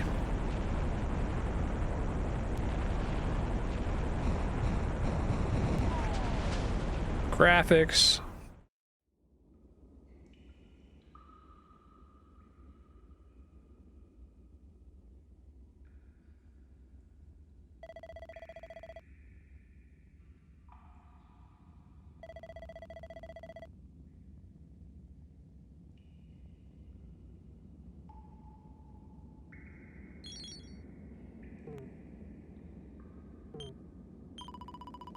So not here, but the next time I can save after getting out of here.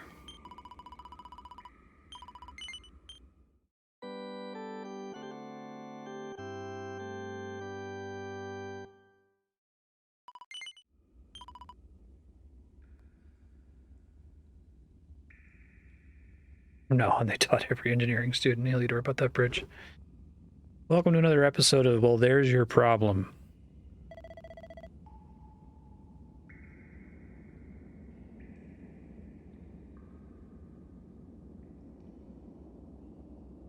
Oh my god.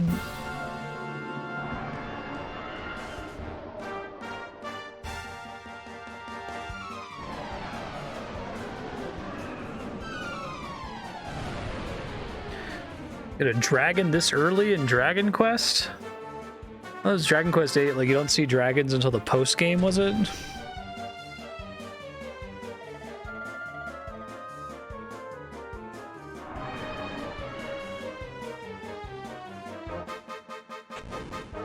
Nice.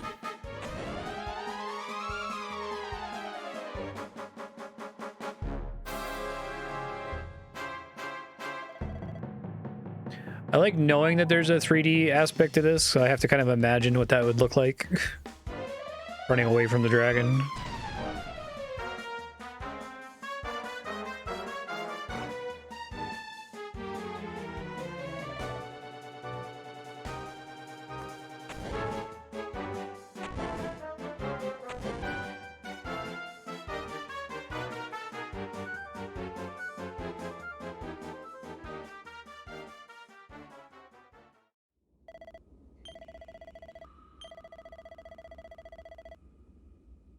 What's that doing in the castle? Remember when Andrea played Dragon Quest 8, she was mad about the lack of dragons. Like, I was told there would be dragons in a quest, and it gave me half of that. Oh, that's funny. Run!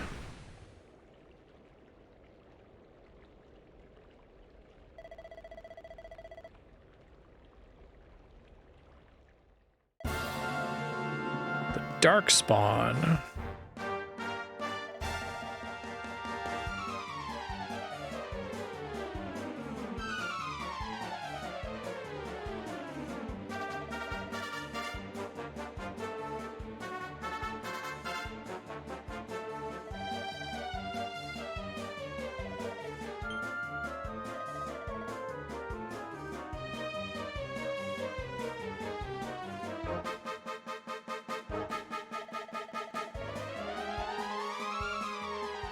I was really bummed that it's structured the way it is. It's kind of sucks. I was really under the impression that it was going to be flipping between the two with like a button press or something. Oh, Eric is a dude, okay. Whoa.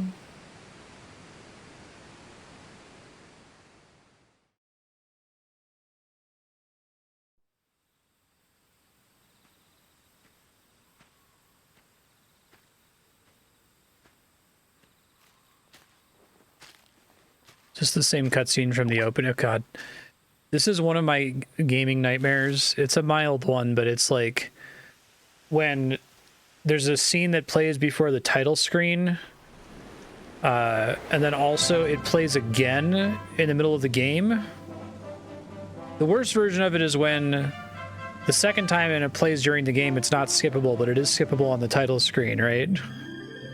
So you watch it on the title screen and then you can't skip it when it plays mid-game.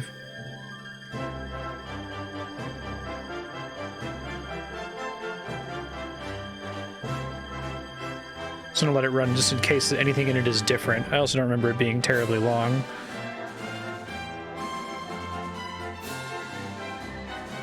Really strong opening though, really good first hour and a half. Got questions about what's going on. I'm intrigued. The absolute worst one I think is Vagrant's Story, where there's a scene that plays on the title screen, and then if you let the title screen idle longer, there's a more important scene that plays that can only play there that gives you critical backstory as to what the hell's happening in the game.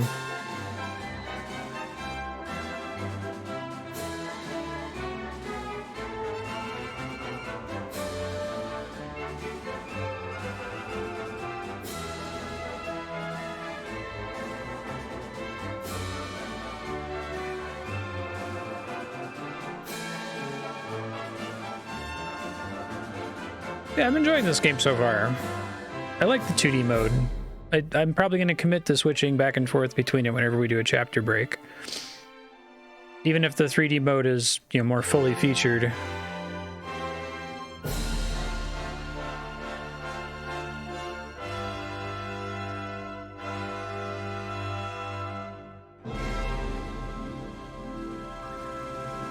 Seems like a dragon and a quest.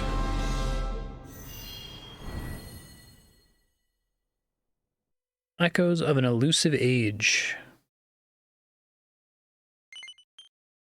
Okay, so now I should be able to switch to 3D, it sounds like. I have to get to a church first, presumably.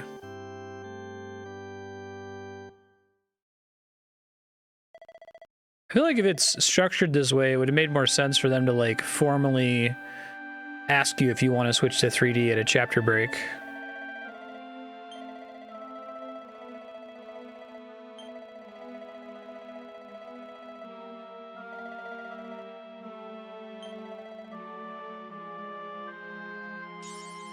Okay. It's fine, it's pretty fast.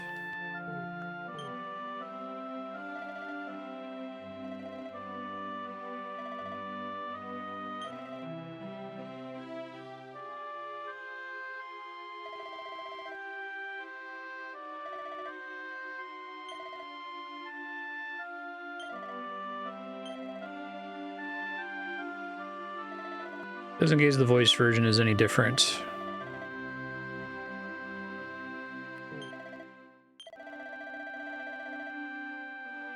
Switch to 3D mode.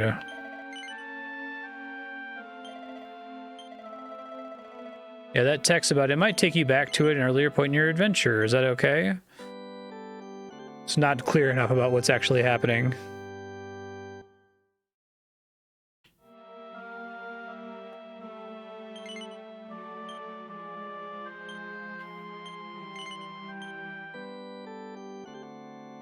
All right, now we get to do 3D for a couple hours, maybe.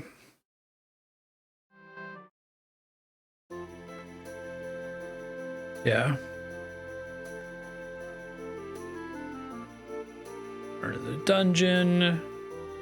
Along with Eric, he escapes. Yeah, which is a lie at best, right?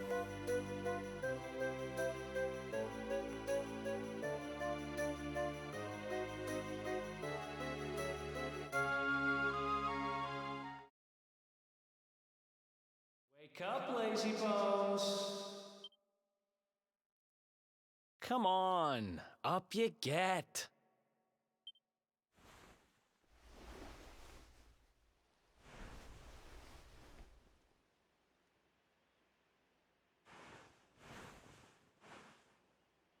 Finally. I was worried we'd lost you for a minute there. You've been out cold ever since we jumped. Had to drag you all the way here on my own. Strange that they didn't keep the voice acting in the 2D mode. But what a jump it was. I closed my eyes, put my faith in the luminary, and somehow didn't get smashed into 1,000 pieces. I'm guessing it's like, it's connected to all these, like, faces and gestures and things, right? In fact, I woke up They on the can't just first play floor it at the alongside bottom of the every cliff text without line. a scratch on me. Amazing what a little faith can do. Anyway, I guess you and me must be at the top of the King of Heliodor's most wanted list by now. I like the voice acting in 8. Which means we can't hang around here too long. Let's go say thanks to the nun who looked after us and be on our way.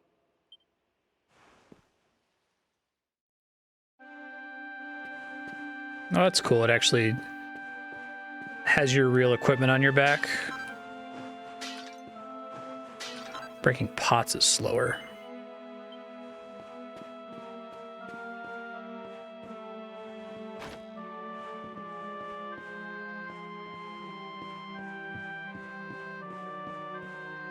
Didn't get that this nun was old. Ah, there you are, my children. I trust that your friend here is fully recovered. I like their holy symbol. Oh, don't worry about him. He's just fine. Thanks for looking out for us. We owe you one. Not at all, dear. I'm just happy to see you both well again. But if you are leaving, you must be careful on the road. It seems some dangerous criminals have escaped from the capital and are at large somewhere in the area. Oh, I shudder to think what wicked deeds they might be capable of. Right. Criminals, you say? Dear me, that doesn't sound good. And you heard this when you were in Heliodor? I did indeed, my child. There were guards everywhere. They are searching high and low for the villains. And I heard that the mighty knight Sir Hendrik himself About to has murder headed my to the hometown. mountains in the south with his troops. They say he means to block the road to Cobblestone, the village the fugitives came from. Oh, but you must forgive me, poor lamb. They will soon be caught, I am sure. Sorry, that's me accidentally touching the Justice will be D-pad. done. And until then, you are free to remain with us for as long as you please. Thanks. We appreciate that.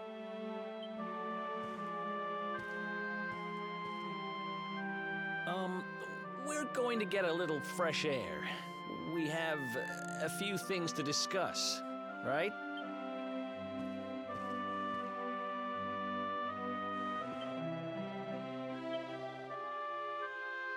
Save.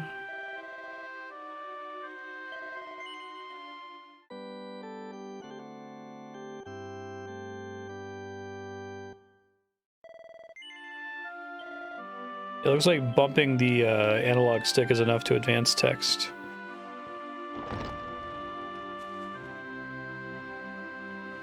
Cobblestone, eh?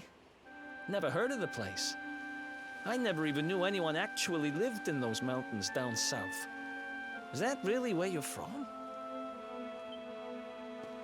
I'm guessing you want to go see what's happening down there. But you need to be smart. You won't get past Hendrik unnoticed. If you're going to make it there without getting caught, you'll need to avoid the main road. And if you want to do that, you'll need my help. I know every back road there is to know in these parts. But I've got things to take care of in Heliodor first. I left a little something in one of my old haunts downtown, and I need to get it back. What is this guy's accent? So I can't place it. So, are you coming along for the ride? I did help you break out of that dungeon, remember? That's the spirit. But we can't have you bringing us any unwanted attention. Joyzy? I've got just the thing. See that? Here, put this on and keep your face hidden. Otherwise, you're gonna get nabbed as soon as you set foot in Heliodor. I'm trying to place it. There's another Japanese game I've played where the English localization has a character talking with like a made-up accent. And the voice That's actress more does a like really it. good job of it. If you're gonna be a wanted man, you might as well look the part. I can't Right. place it though. Let's head north and hit town.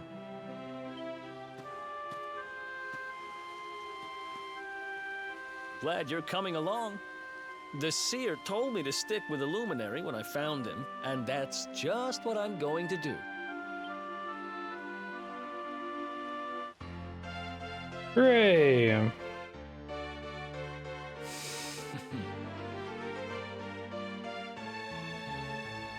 Does Ace Attorney have voice acting? No, it's one I've played in stream, I think, even. Pep ability. At least one of them is pepped up. Do I have any ability to make pep happen or force it to happen?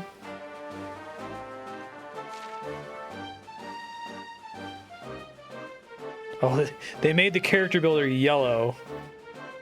God, this game is compromising so much on Dragon Quest values.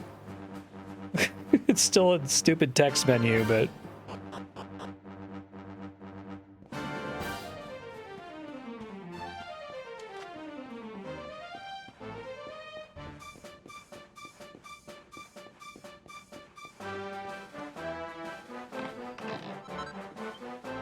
Pointy hat. It's gonna do.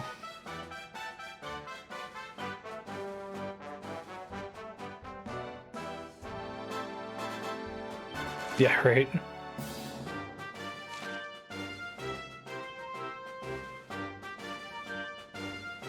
Boomerang's Guile.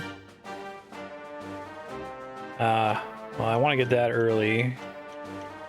Well, it's hard to tell. I feel like Steel is kind of bad in Dragon Quest VIII. Is there anything unique I can get from Steel in this, or is there any way I can get items early from Steel? Yeah, right.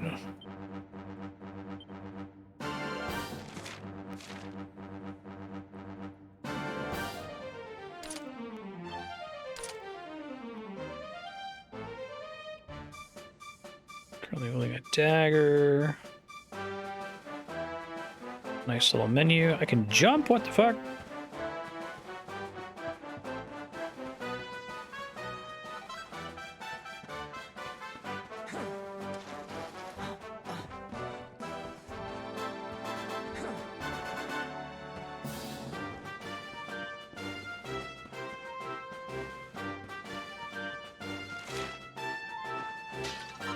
I appreciate the little, like, arrow on a thing that you can interact with.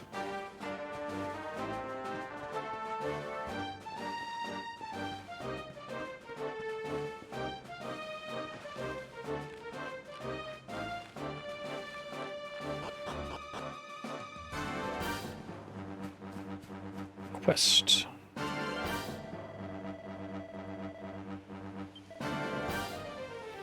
Pet powers.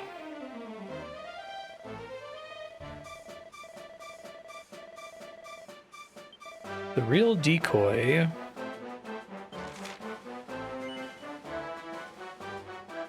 Yeah, gold chain.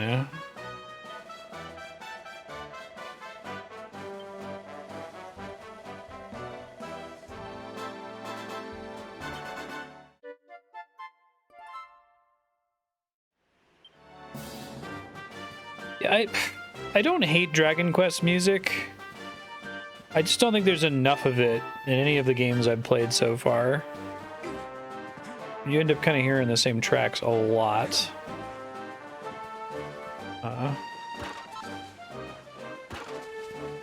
I guess it's iconic what it sounds like.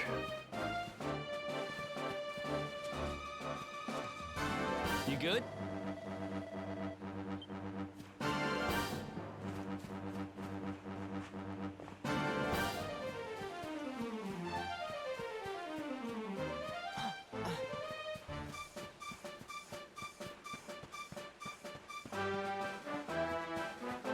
Pretty big area.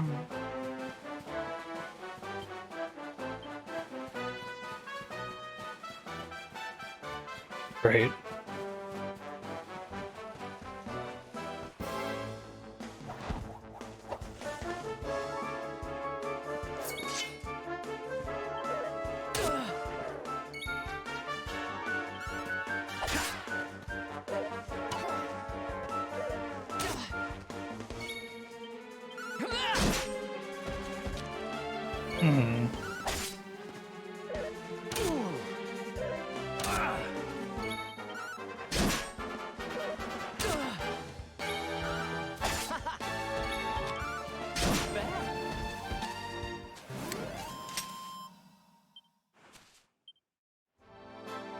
See ya, Chaos.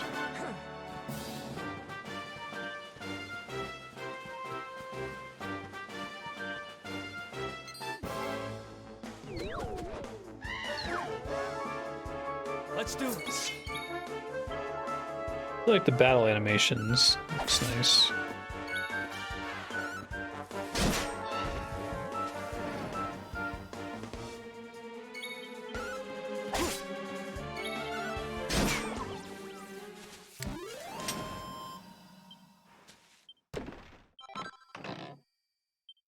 Probably gonna still switch to 2D later, but I'm honestly a little bummed at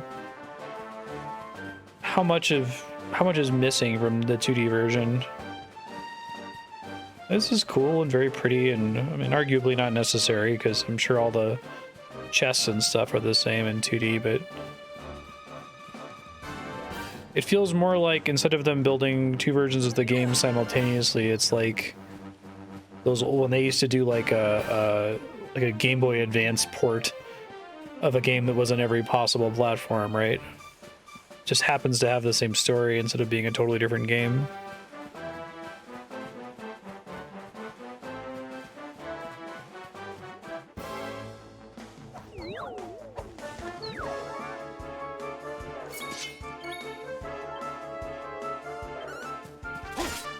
I guess if that was the state of the 2D and that was the whole gimmick, was that you could just switch between them at the press of a button, I would be totally cool with it. But because it's like, no, this is an entirely different version of the game we released on 3DS. Like that was the only version you could play if you had a 3DS, right?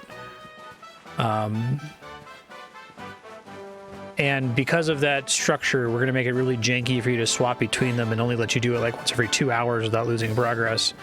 I feel like if it was an entire game on the 3DS, they could have made some like animated sprites in the battles, like made it a little bit more polished. I'm sure it's not a reflection of the overall quality of the actual game, but I've talked before about game mechanics that feel like they exist in order for there to be a bullet point on the back of the box that's like literally true. Like you can't dispute that it's correct. But when you think about it in practice, it's actually not as good as the back of the box makes it seem like it is.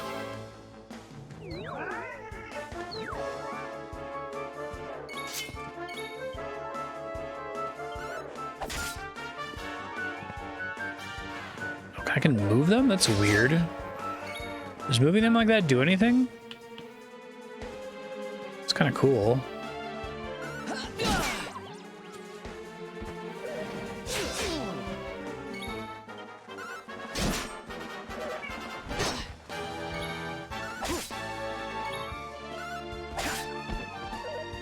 Does nothing. Okay, cool.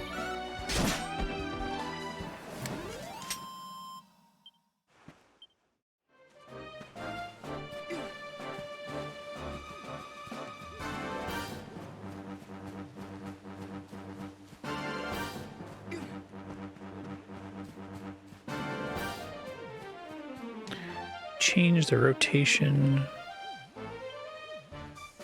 Thank you. Always a waste of time because there's lots of games where I can't control it.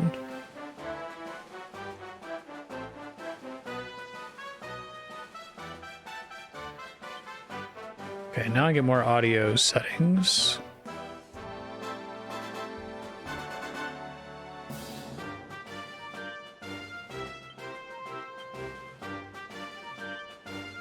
Do that.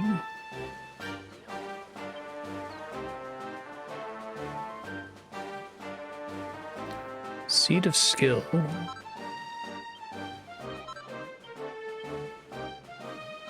I may as well take these.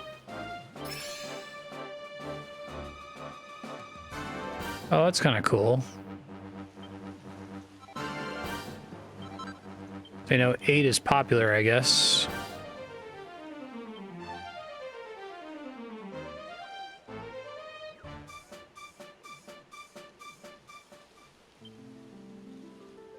I like this world map theme. I might swap that back and around every now and then.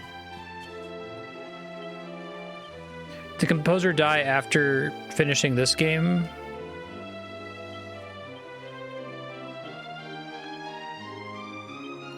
Can't change your outfit right now. Okay.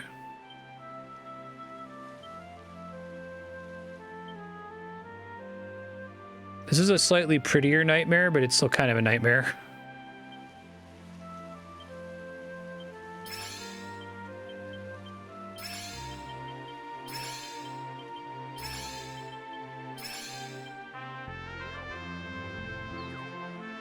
Peps up allies.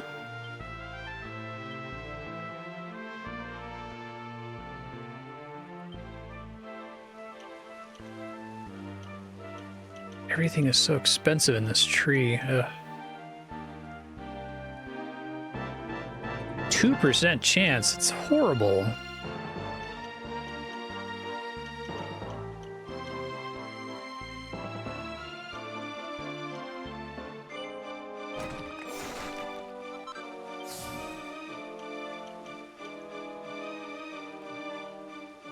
He's like 90.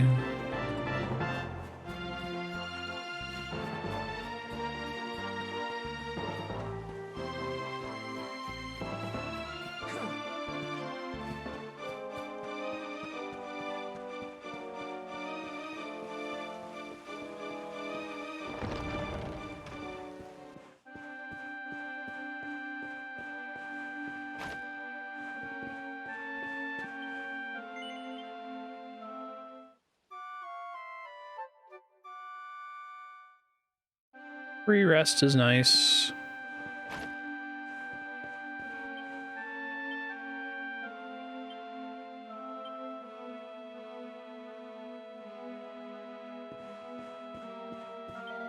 Is that just the world map theme, I wonder?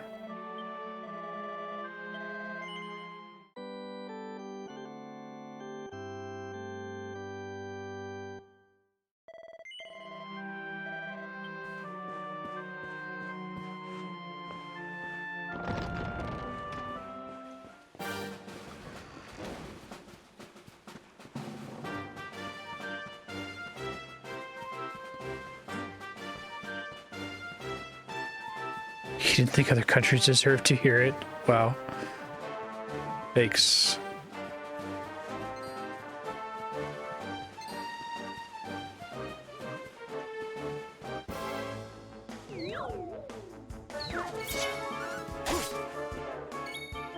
Okay.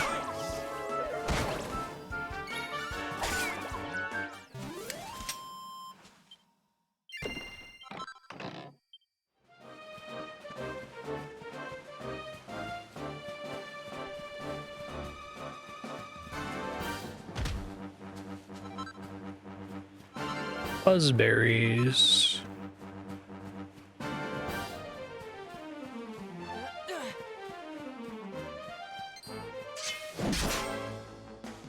Oh, you can do some damage out of combat. Okay, interesting.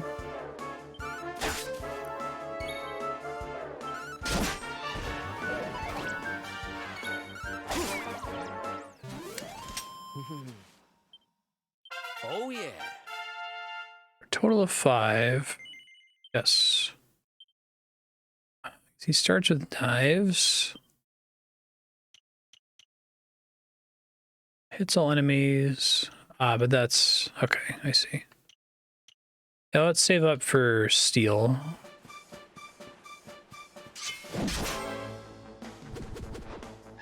Let's go.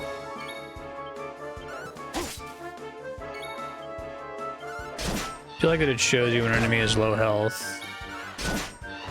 It's nice of them. I like how the battle system does some things to kind of conceal that it's still the same as the way it works in 2D. Some dynamic character, camera angles. Yeah, you totally can. I turned it off because I didn't like it.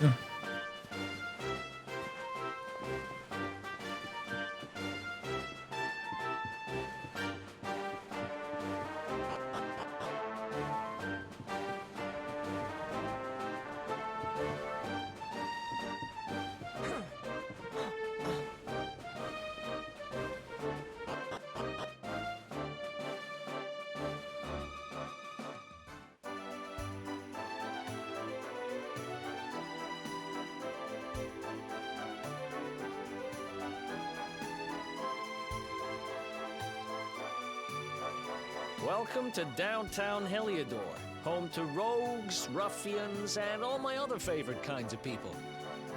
About a year ago, me and Dirk, my partner in crime, managed to acquire one of the royal family's most precious possessions, the Red Orb. They got wise and pulled me in eventually, but not before we'd stashed it somewhere safe so we could pick it up later.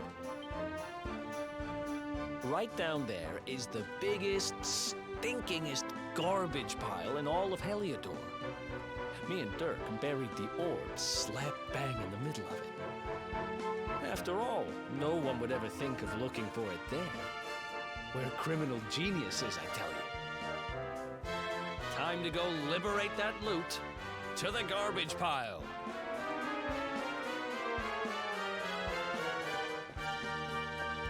Yo.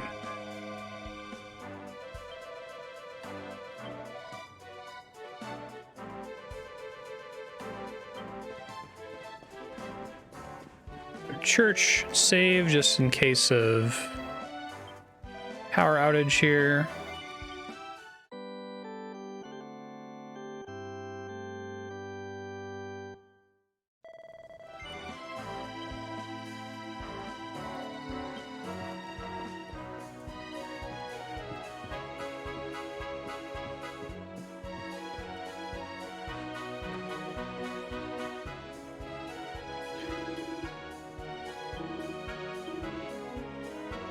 Okay, same things as before. Do I want a boomerang? Boomerangs automatically hit all enemies, right? Greatly increases parry chance. Fuck you, game. 1%. Oh, it doesn't pick up steel anyway. Like, once I pick, I gotta commit. I guess I could always spend the money to respec, but... It's nice of them that they even let you respec. Honestly, kind of shocking.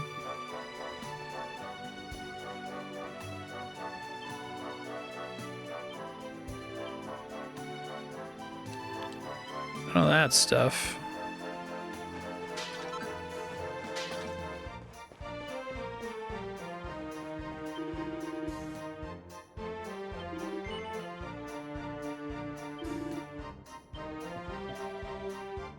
She's the bee's knees and then some.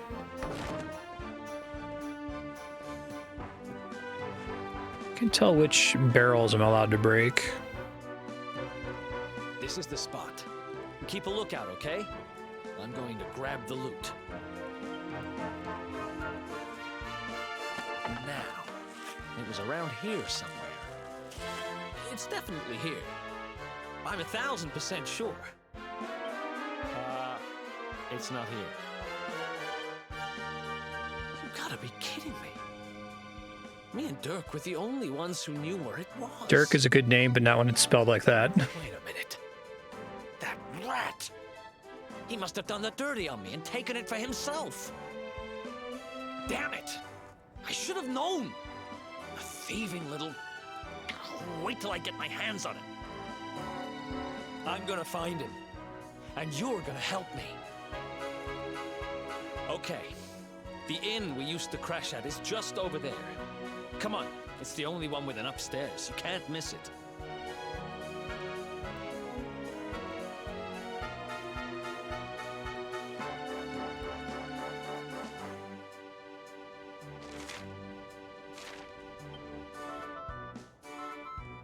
Out of curiosity, what are crit chance 2%? Well, it's kind of neat that you have to take boomerangs to unlock whatever this is. Don't hate that. Sometimes sent to sleep. Versus a cutter, that's cute. Oh damn, dual wielding. Alright, well that makes that decision for me, I think. That seems really good.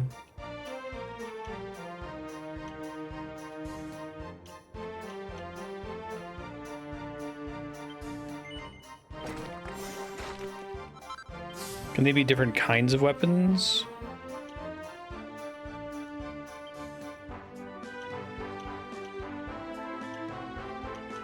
Giga Slash.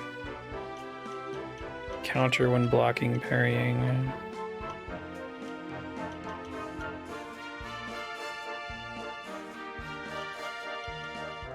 Oh, I misunderstood. This isn't a passive, this is an activated ability? Okay. Dual wield is unique to him. I want to make sure. Helicopter. It's pretty great.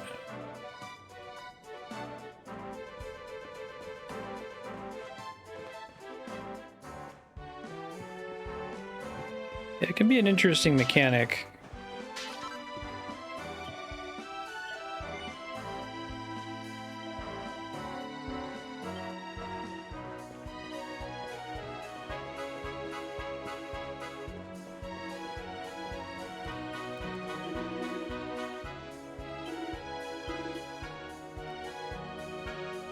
Boxer shorts, leather armor.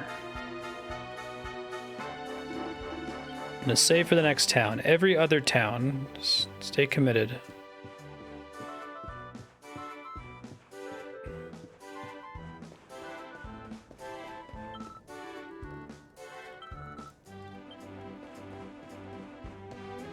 Yeah, I like the Golden Sun solution.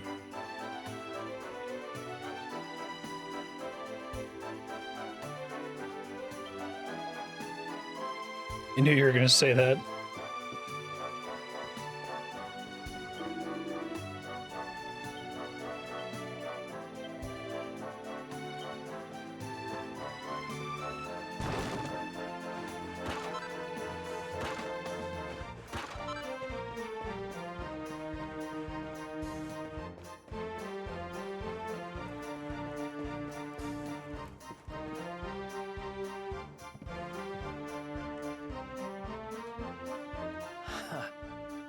This whole place hasn't changed a bit. Back in our thieving days, Dirk and me used to lay low here whenever things got hairy. Ruby? Ruby, you there? It's me, Eric. There's something I need to ask you.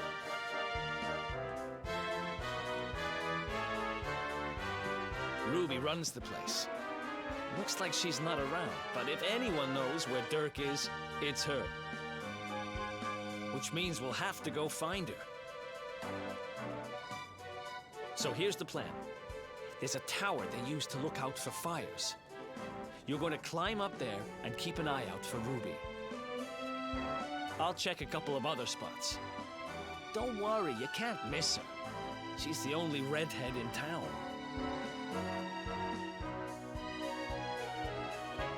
Can do, friend.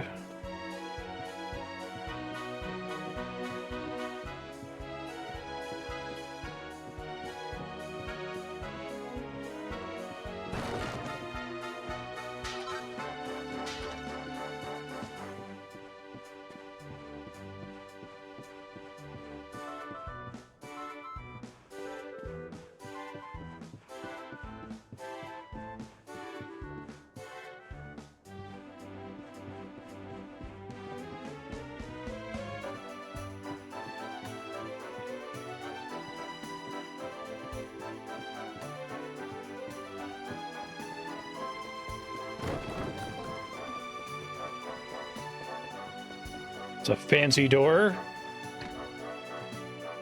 Okay. Got the message. Really silly being in like a shanty town like this.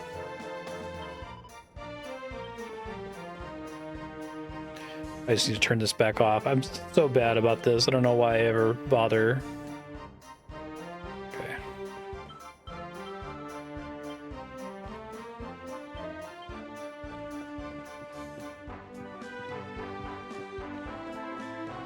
I like the little conversation prompt. A little bubble over their head giving an idea of what they're gonna say.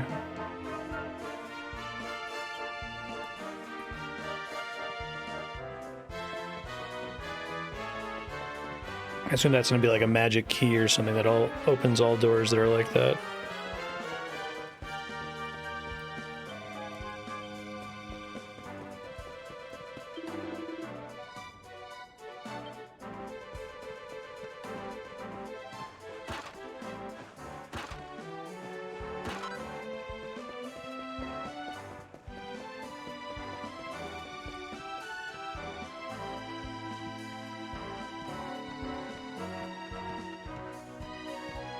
I think Portal does that. Metal Gear Solid might do that.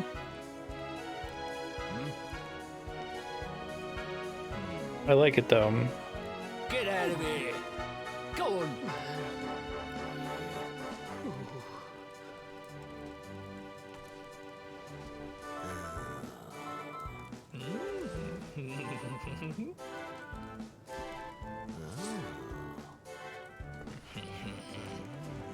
This guy's evil face, corrupt guard face.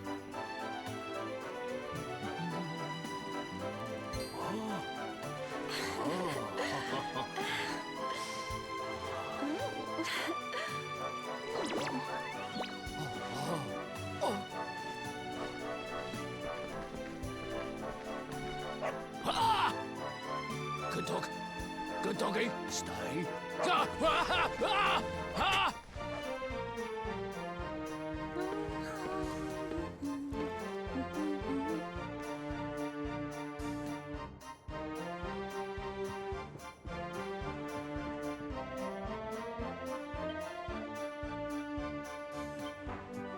I love the number of places where you're just blocked from progress for no reason. Sorry, there's a power outage over Find here. Ruby anywhere. How about you? Any luck? You saw her heading back to the inn? Great. Let's head over there and find out what she knows.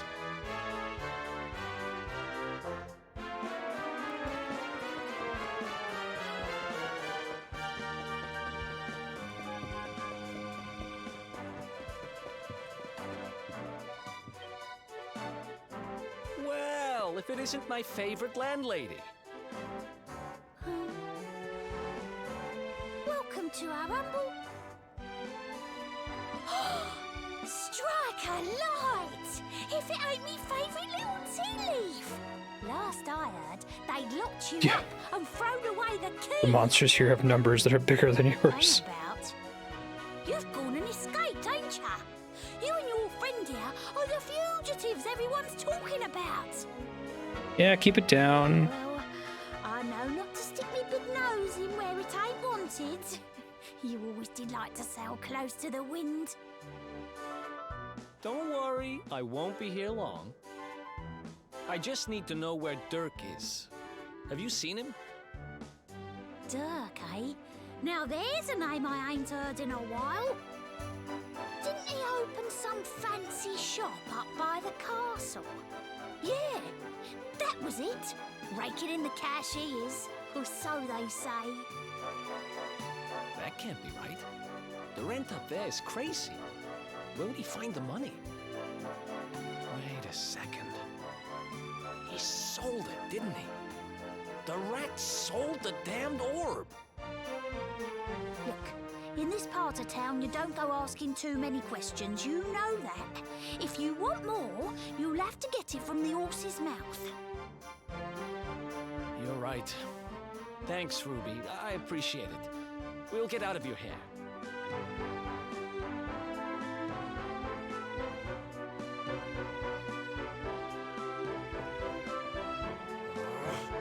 That no-good traitor! I'll bet he sold me out and sold the orb. And also he could move up in the world. Well, I'll get what I'm owed. You'll see.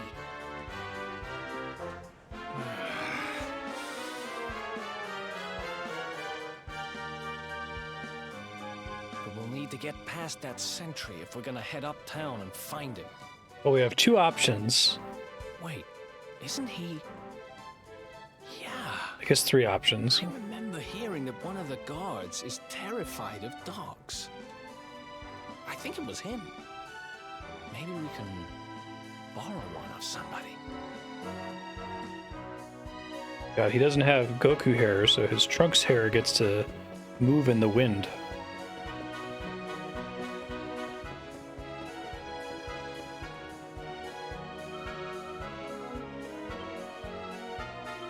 Nearly weed himself. You're having a giraffe, ain't you? What the fuck?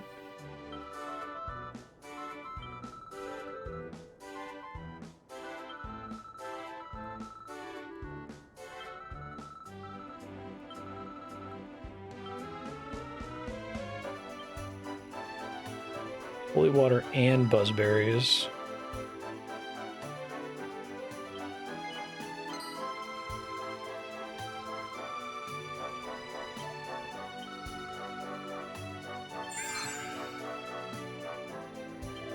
Okay.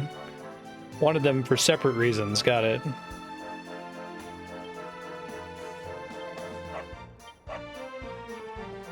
Good dog.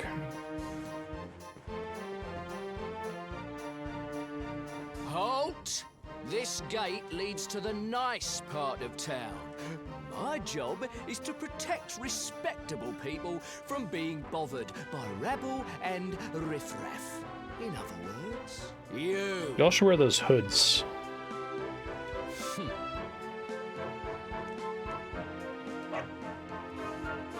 Ah! No, no, not the dog! Anything but that! Good line read. Ah! Worked like a charm. Now to head up to where all the rich folks live and find out what the heck Dirk thinks he's up to.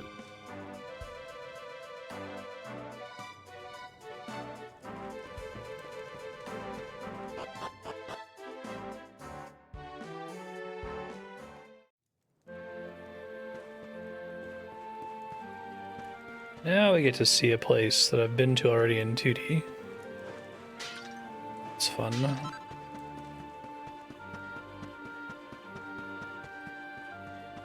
Game does look really nice. I was basically just expecting it to look like Dragon Quest VIII. But everything kind of looks clean.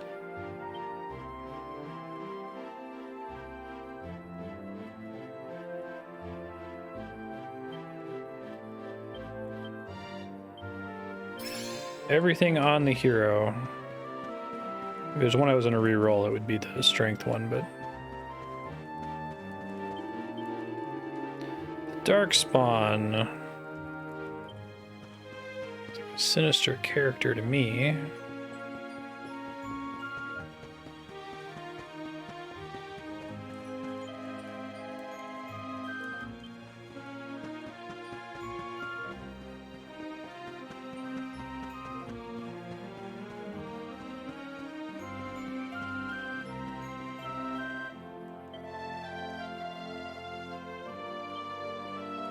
Okay, I'm glad that we've got the hoods back up. Wasn't sure if they were going to do that. Chaos DM'd me when he left for work and said that it's like really recommended to stay on 3D mode and that the 2D mode is more of a curiosity for a second playthrough. So I think I will just stay on 3D. We don't have to worry about tracking chapters. I'm kind of bummed out at how low effort the 2D stuff is, actually. It seemed like such a cool pitch when I read it. Hope it doesn't stop other devs from trying something similar in the future. This feels like the perfect franchise for the concept too.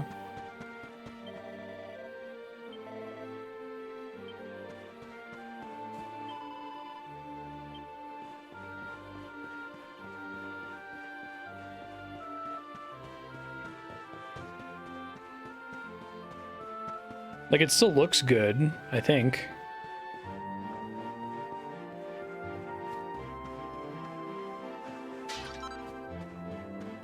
And I would probably still prefer, like, the pacing of it and...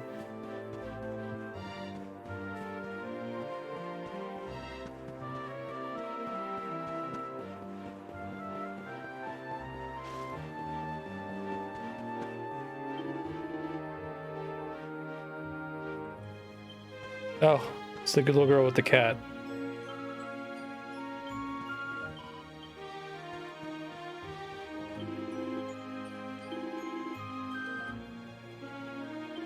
Up by the castle, okay.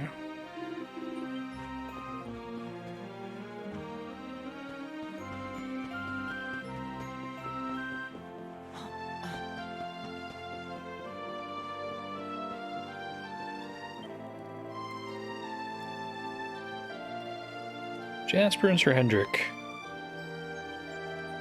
I really like the idea of setting you up about, like, the special knights, right? Talking about the legendary Sir Hendrik, trying to make you feel secure about being a luminary. And then, like, once you get into the scene, you start to suspect stuff's going wrong right as it starts, which is the perfect time to suspect bullshit.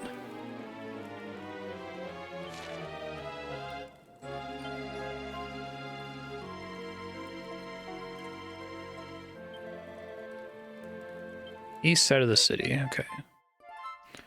think I found that one already, but I don't remember where it was. Save real quick.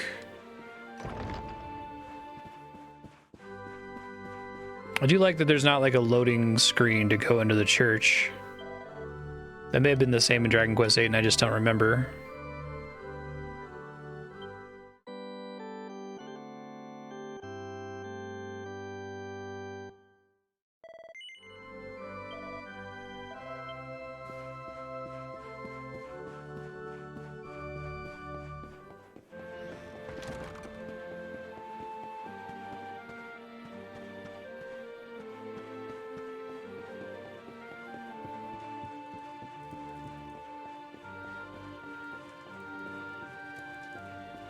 Yeah, I was enjoying orienting myself in 2D. I just wish the events were a little bit more robust, had a little bit more polish to them, you know?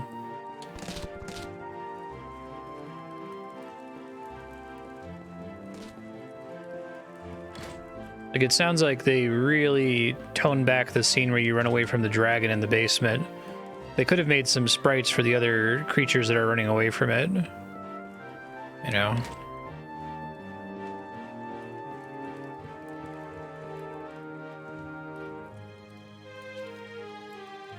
Read that already.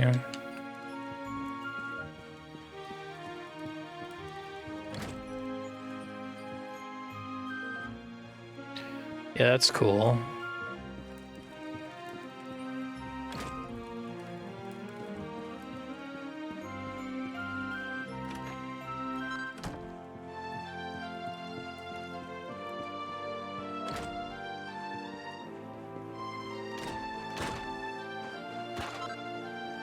Right, that's kind of what I was expecting. So it's not a fatal flaw, it's just, it's kind of a bummer. Like, I almost wish they wouldn't have done it at all if they weren't going to do it.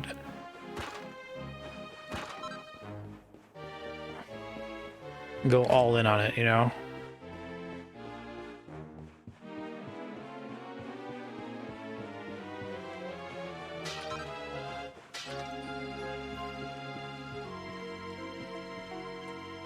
I feel like this is the kind of game too where they'd really need to like make that impressive to make to argue for it for most players.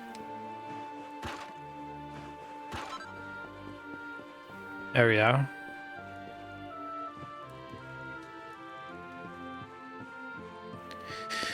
Yeah, I suppose I'm trying to think of like the equivalent of cutscenes in like Final Fantasy VI. Kafka breaks into the land of the Espers, right? Stuff like that. Looks pretty similar to the Super Nintendo remake of Dragon Quest III.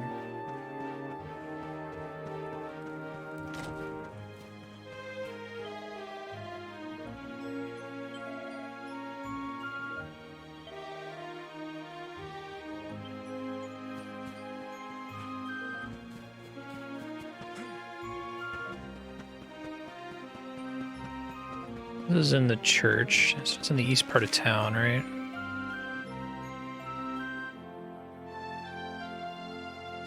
Could be that building all the way over.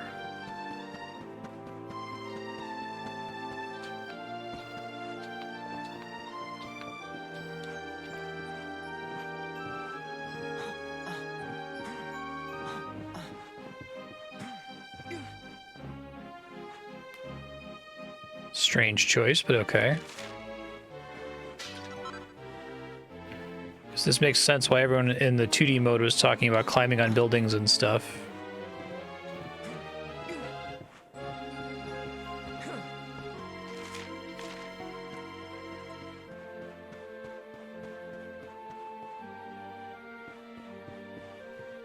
Yeah. Let's see. Yeah, they made their little sprite emotes go really far. Like, sure, you could talk a lot about how much they were able to make a character nodding do work for them, right? You hold the nod and they look like they're like sad or contemplative. Here it is. Read that already.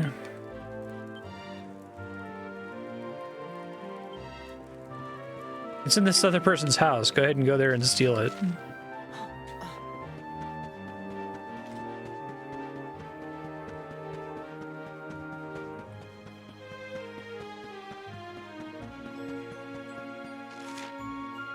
Oh, really?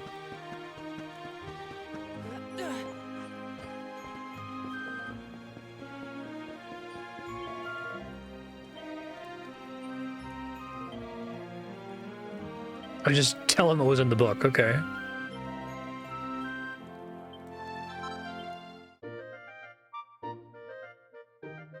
This quest has been transgressed with finesse.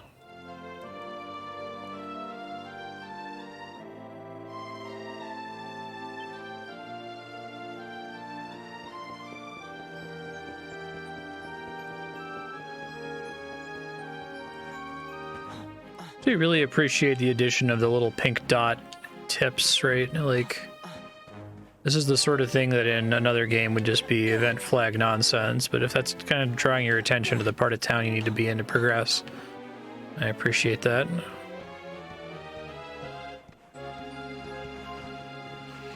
This might be the thing I wanted, which is like, you know, traditional Dragon Quest, but just the right number of improvements to be tolerable.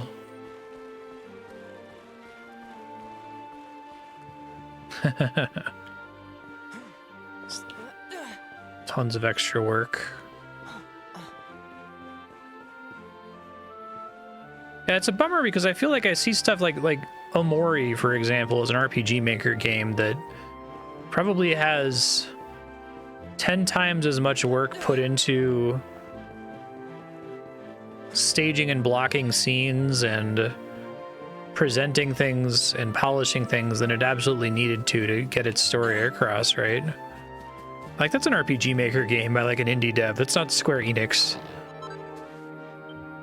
So I wonder if it was just a situation of them like resting on their laurels of, oh, we want it to seem like the Super Nintendo. And it's like, oh, well, okay. The menus are like, well, we want it to feel like the NES. All right.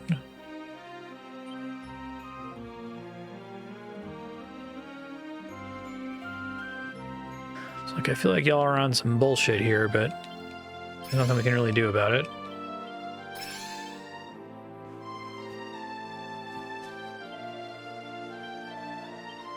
I was able to tell in the 2D version that this was the expensive part of town versus the other part. So that was cool. I like the imagination component of 2D games, and I was enjoying imagining what the 3D scene was like.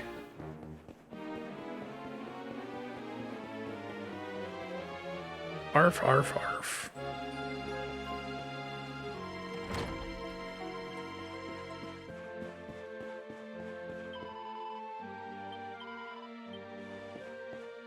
Breaking into your house, lady. They're completely different items in the two different versions. Maybe stuff just respawns after you visit here.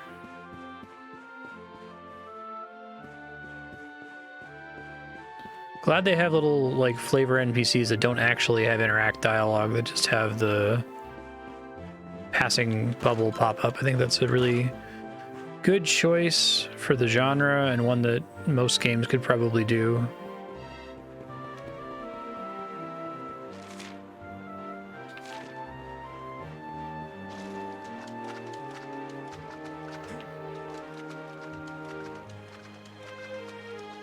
It's a neat little flavorful statue with the 4 ladies.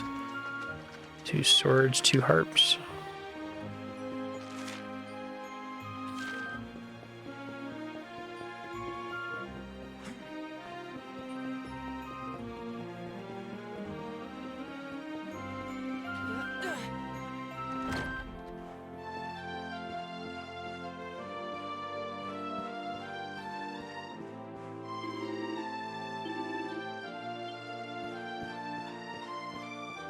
Interesting.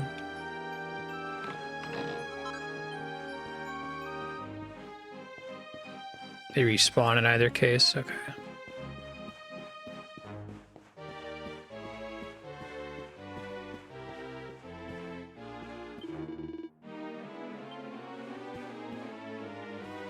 This game feels extremely solid to play so far. I'm enjoying it.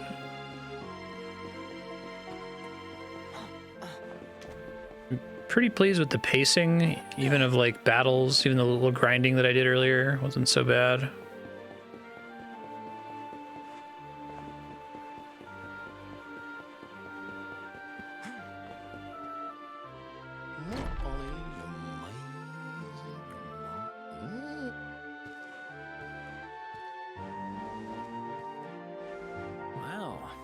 Nice place you got here. Welcome, welcome. Feel free to browse. You'll find we only stock the very finest wares.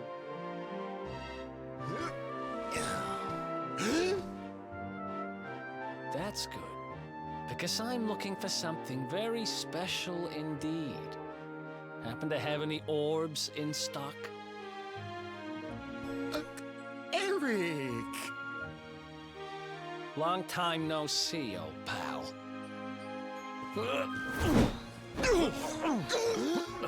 Eric!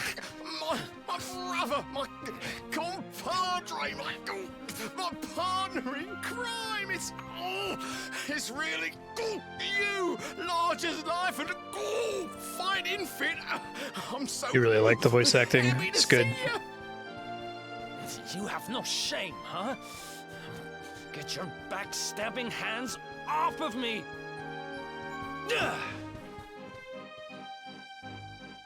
You always were full of it, Dirk. But this really takes the cake. Admit it. You sold me out and sold the orb so you could buy this place, didn't you? I never! I promise you, I never sold you out. I was worried sick about you. I only opened this place to try and help you. Oh, yeah. And how does that work, exactly? How does you opening this place and lining your pockets while I rot in jail help me?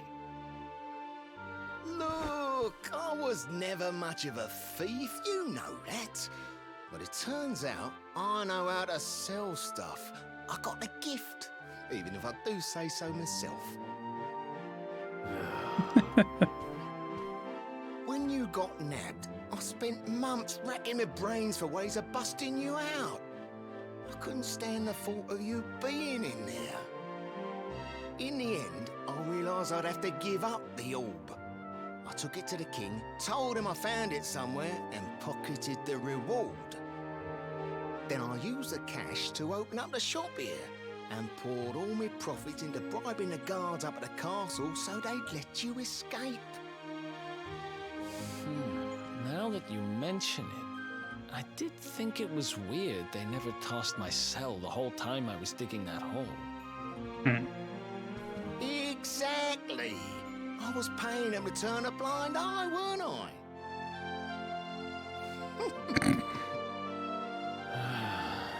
They're gonna punch him in the face. Okay. I'm sorry. I'm sorry I doubted you, partner. That's the spirit.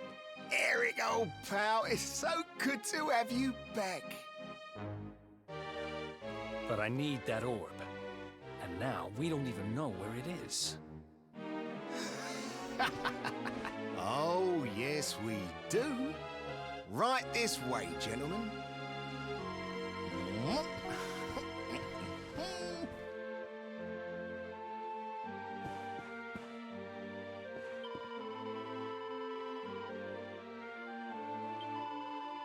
Married to the magnificent Dirk.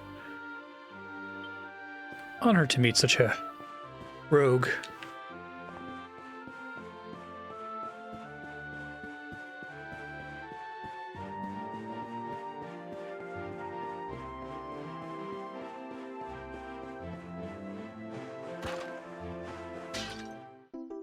All right. I guess I wasn't able to get in here earlier, which makes sense.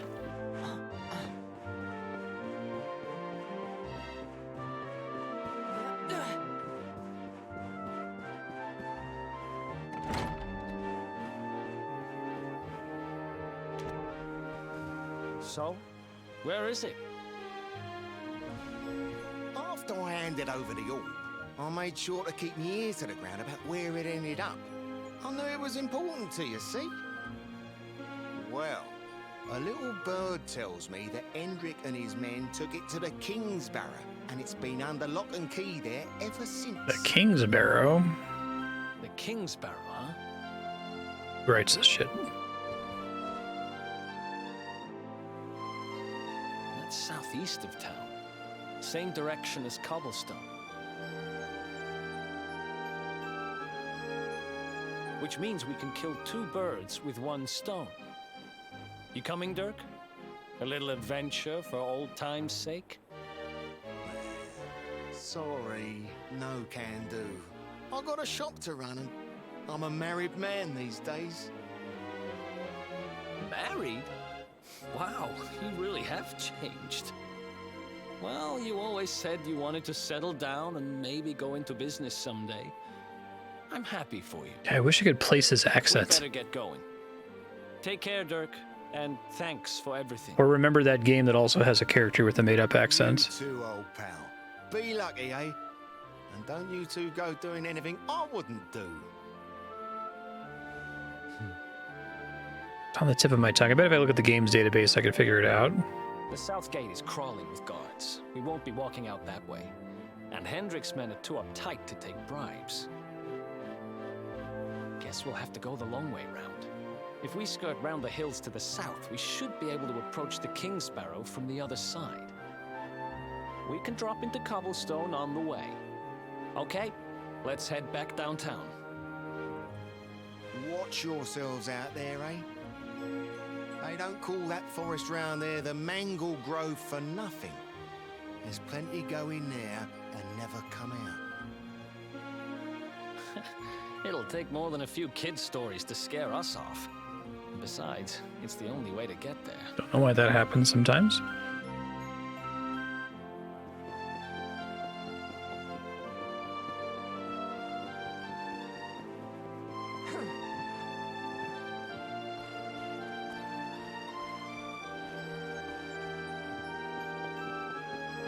Appreciate that this is basically auto run.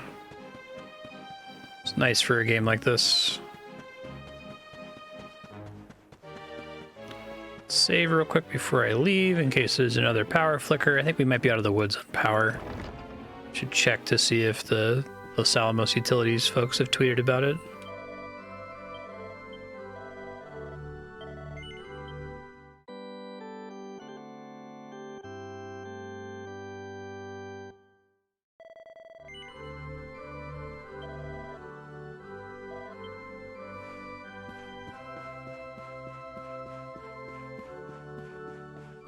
Yeah, that's great. I can go check to see if they tweeted about it. Here we go. Update. Restored power to all those affected by the townside outage.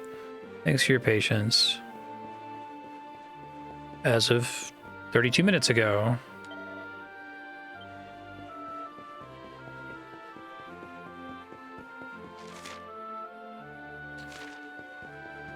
It's weird. They're going to call the, like, Grummy Alley area downtown.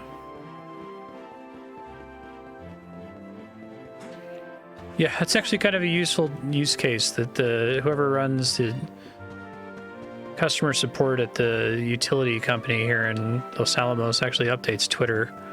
And they tend to do so like immediately too. It's like the best way to find out what's going on.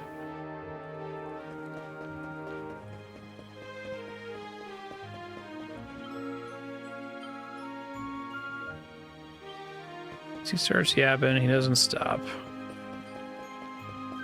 It's downtown because it's vertically down, I see. See, this is nice though. This kind of like creates the feeling that this is a real place with, you know, there's the where the poors are, right? It's where the rich people are, and even that's kind of segmented in half. I should be giving this game more, it's not Final Fantasy 13 snaps, right? Like, what we're doing makes sense. I understand the character's motivation. There's a nice little surprising scene earlier. It's all good. I have no complaints story-wise. I don't have to figure all this out in a goddamn optional codex somewhere.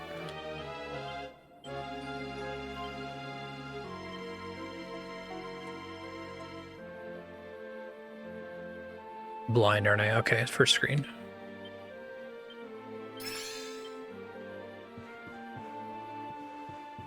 Figure out what the deal is with that later. That was in the opening cutscene.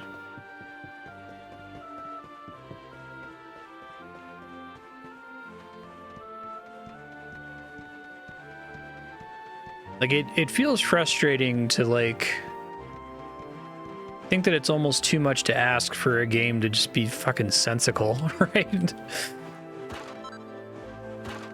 I don't need a masterpiece here. It doesn't need to be the greatest story ever told. I just want to know what's happening and why.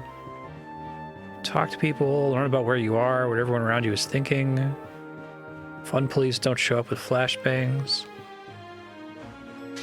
Hey, Terra Xehanort, how you doing?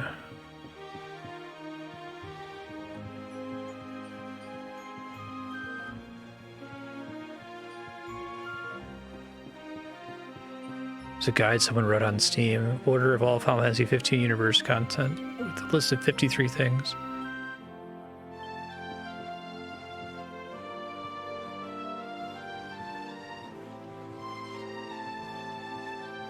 Yeah, it's...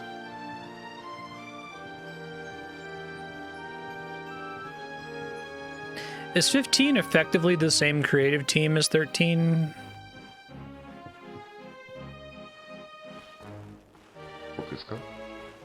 Hey, thanks for the follow. I'm doing all right. I'm enjoying this game so far. It's quite polished.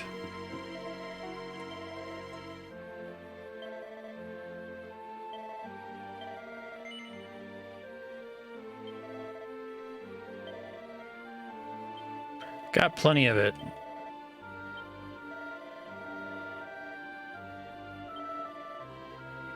Yeah, back when it was like one of the 13 spin-offs.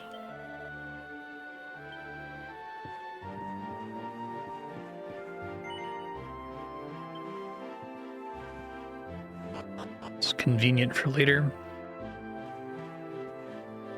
That's nice.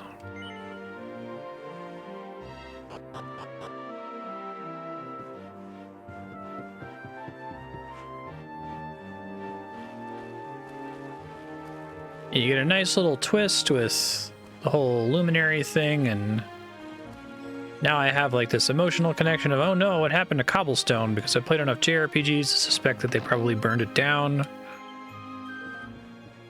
And you get the characters like, oh, they're just kind of closing up the route there to kind of like temporarily assuage you.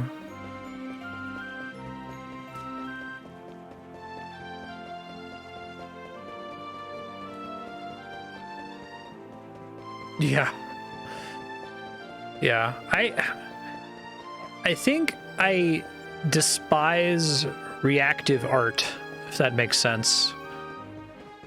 I'd rather art not be very good, but kind of have some interesting ideas of its own rather than just reacting to industry trends and the like.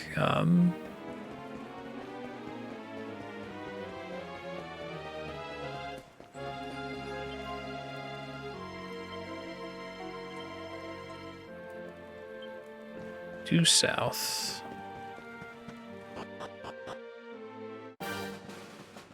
It's related to design by committee. It happens in movies too, but I think art can be reactive without feeling like it doesn't have a director. Let's search the town again.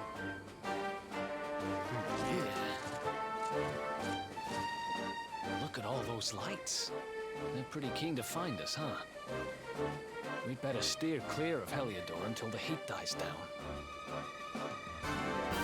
All right, through the Mangle Grove and onto Cobblestone. Let's do this. I guess that means that I should see, like, Dragon Quest as this, like, paragon of virtue and, like, integrity for not reacting to changing winds and video game design. So I kind of have to think about where I actually feel there. I'm sure it's somewhere in the middle, but...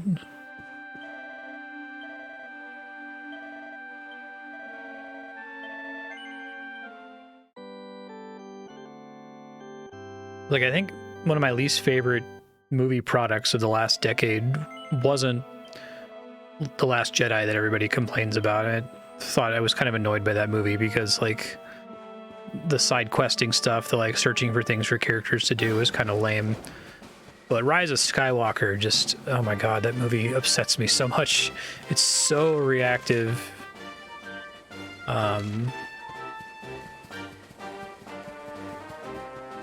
It is entirely a movie that's made in response to specific fan complaints instead of just being an earnest, you know, artistic work from a creator with ideas and things to say. They reacted by taking 10 years.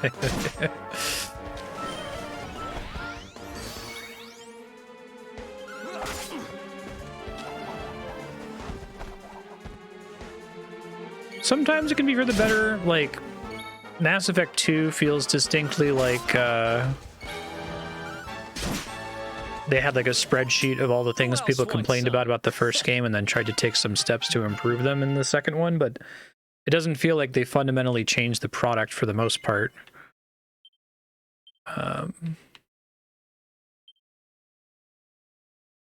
10 points, 6 points. Crit chance is such a bore, especially 2%. But I want Helichopter because it's a cool name. Looks like it's a useful ability. Just save up for Giga Smash.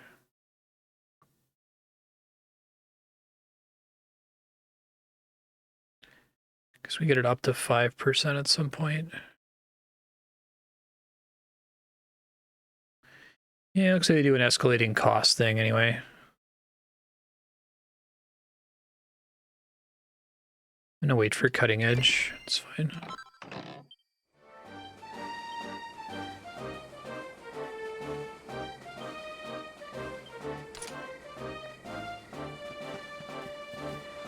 Thank you, optimize button.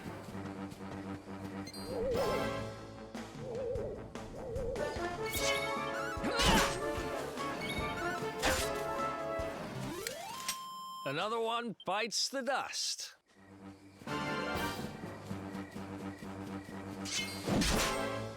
I kind of like that the little preemptive strike is a mild benefit, and you just kind of press a button when you're nearby.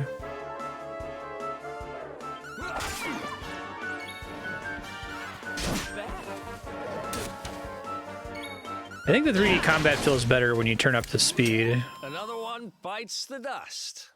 It doesn't feel like it's like bad fast forward. It feels like Bradley default fast forward.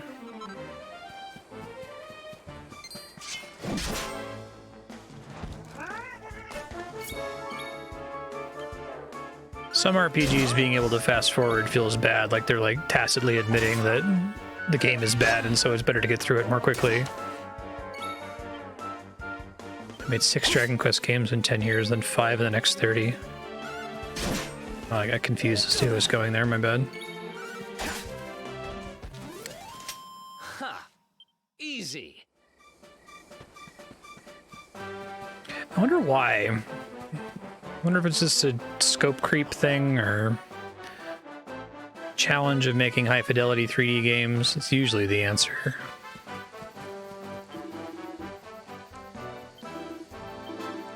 Do you actually have special discounts? So that costs the same, so I'm gonna guess no. Saving for the next town.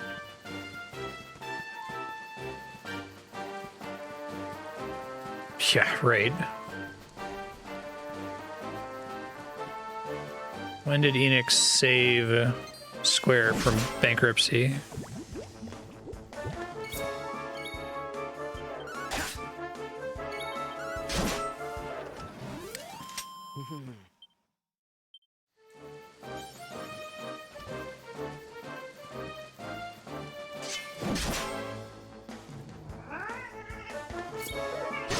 Ow.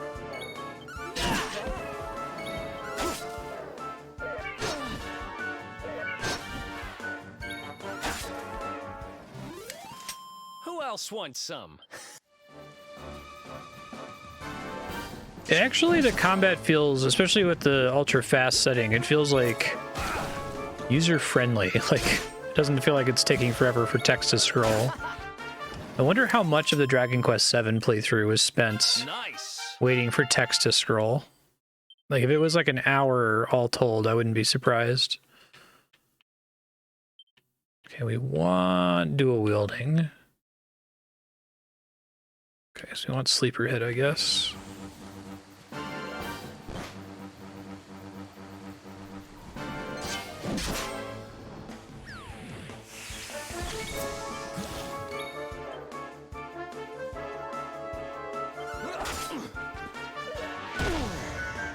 Ouch.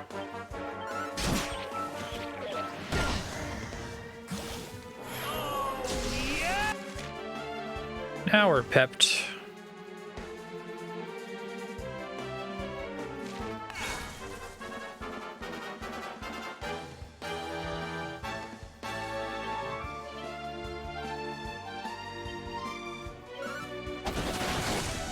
Damn.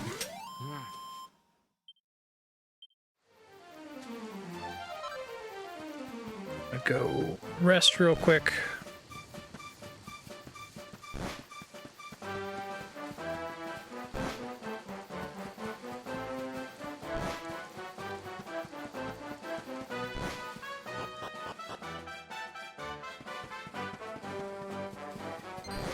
I think the Enix merger may have been worse for the company than I've ever given it credit for, because I feel like they had a bunch of, both Square and Enix had a bunch of products that were still in the pipeline at the time of the merger, that those products all turned out fine for the most part. Sometime after they had been one entity, it feels like the quality started to diminish, and it could just be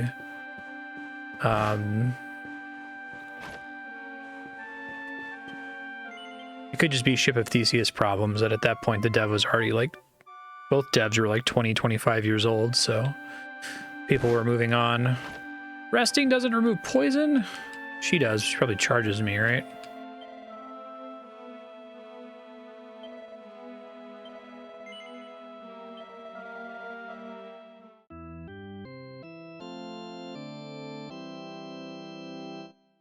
Right.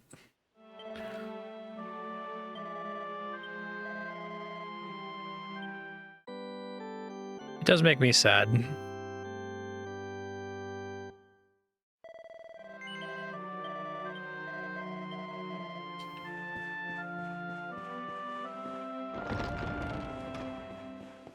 I think video games got to enjoy this golden age where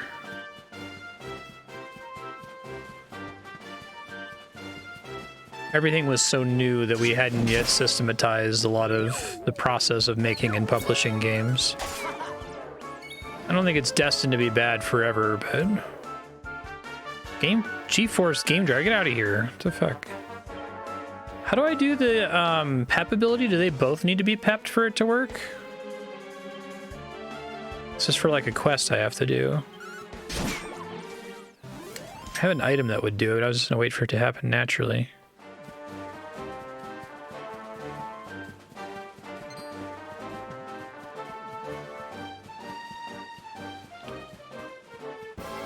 That is an enemy.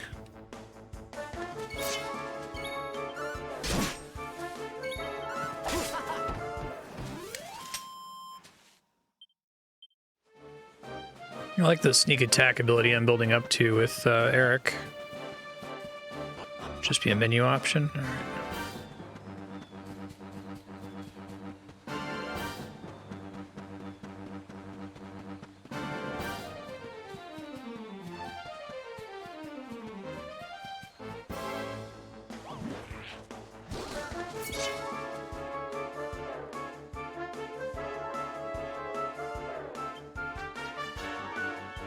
That powers.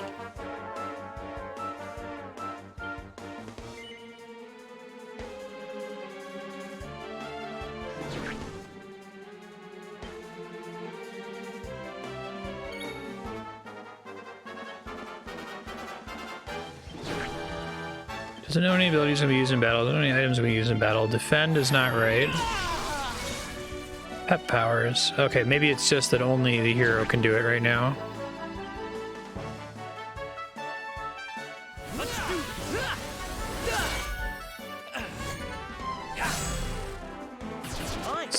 Nice.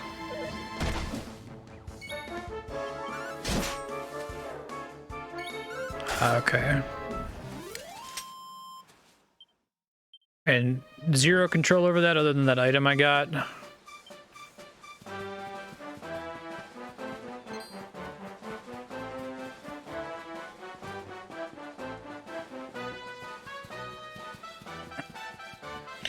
Oh, can I equip outfits now?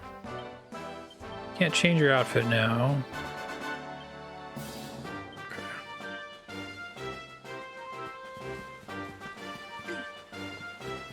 Okay, it's kind of like scuffed psych up.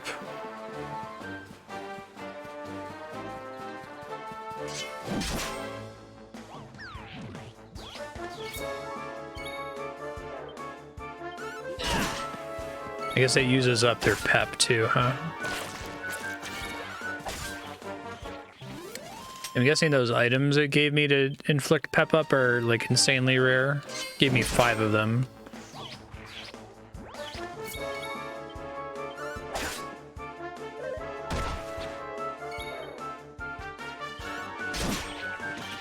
Good to go.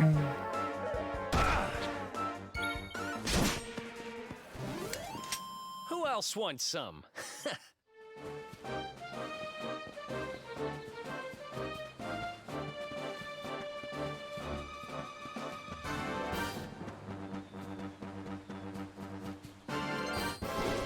Try to press A. Fungool. Ha!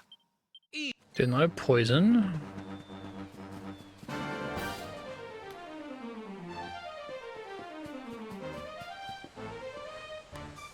And the area design's really neat.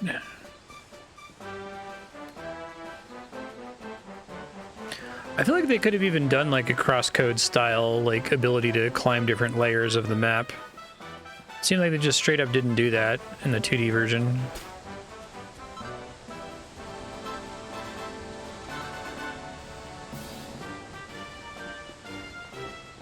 Should let it go. It's not that big of a deal. I don't know. It's like Omori is this like indie RPG Maker game that's constantly bumping the lamp and showing off the things it can do in RPG Maker. Adding animation cycles where they're not necessary, right? Doing screen effects where the scene would be communicated just fine without them. And that's like a really small indie team.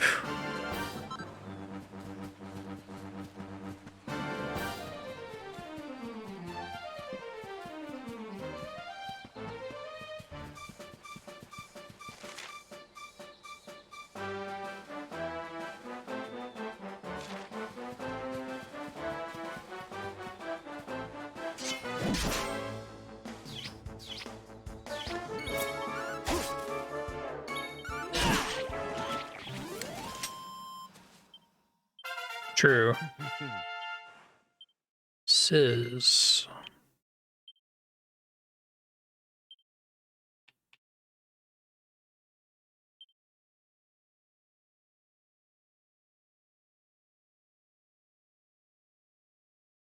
MP cost is 8. Actual cost is 10. Okay.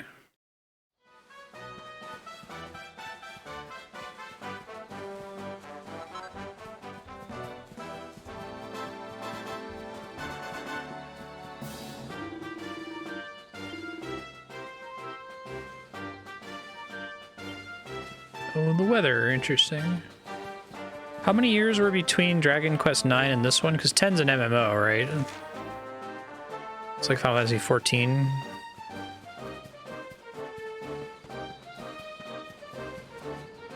I'm really interested to see what Dragon Quest 10 is like.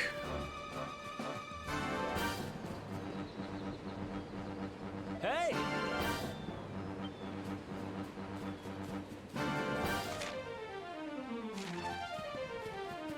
An MMO for the Wii. So I gotta do one for mobile, right?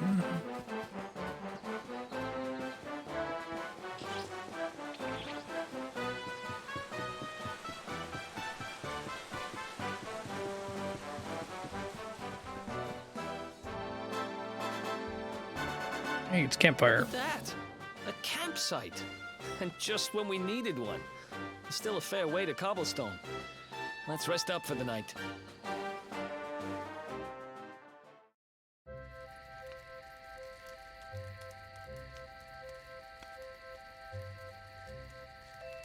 I still can't get over old Dirk. He didn't just go straight, married, shop in the best part of town. He went straighter than straight. Just like that. We used to be thick as thieves. Literally. Literally, okay. We'd travel the world, always on the hunt for loot. Those were the days. Oh, speaking of which, I just thought of something we acquired back then that might come in handy. Yep, I've decided. I'm giving it to you. You'll love it. We sure did when we got our hands on it. Behold, The crafting machine. Fun-size forge. Pop a few raw materials on top, bash them with the porta pounder, and bumps your uncle. New equipment. And I'm not just talking steel swords and the like. Wooden boomerangs, a natty new jerkin. You name it, this thing can make it. Sweating over a hot forge was never exactly Keep my it in your style. pocket, dude. But I have a feeling you'll get more use out of it than I ever did. You can't just go smashing stuff together willy-nilly, though. You'll need the recipe for the piece of equipment you want to make. Here's a little something to get you started. You should strike while the iron's hot. Forging ahead with the fun-size forge. A beginner's guide. Bronze swords and divine There are recipes daggers. hidden all over the place. Treasure chests and bookshelves are always a good bet. Ooh, bookshelves. Keep That's an eye out exciting. and you're sure to find some beauties. It's a nice little unique reward for exploring. I like that.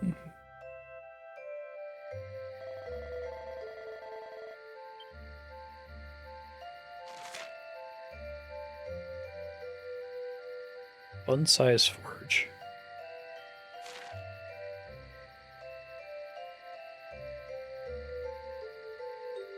Recently learned.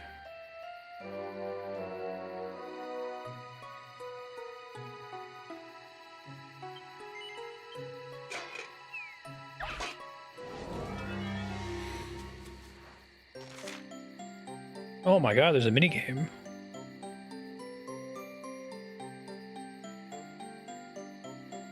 Aim you to re-gauge in the green zone.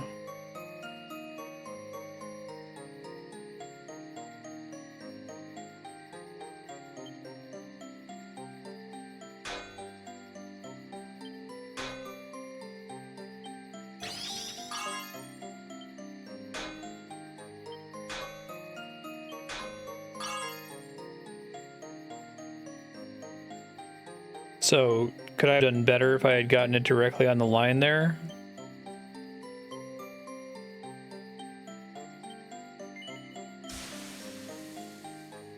Does this affect the sale price, or does it affect the actual item stats too? +2, oh god, okay. Perfectionist pearls.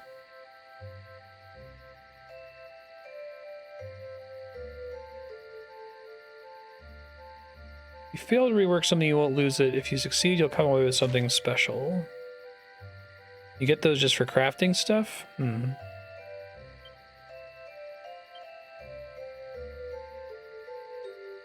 Is there some benefit for trying to craft something for the first time?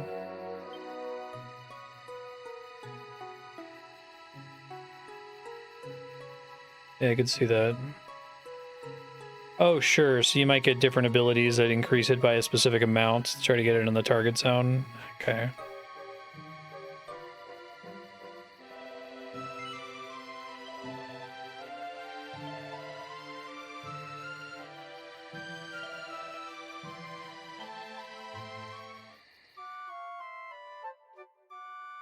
That's cool.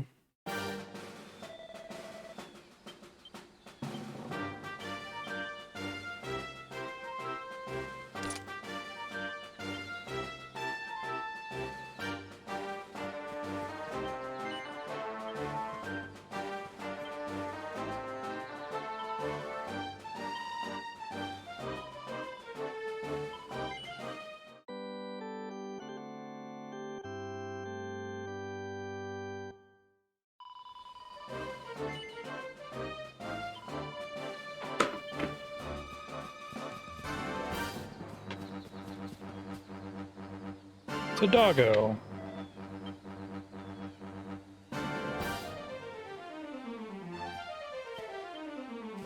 If I'd come here earlier, would the dog not let me pass or something? Copper ore.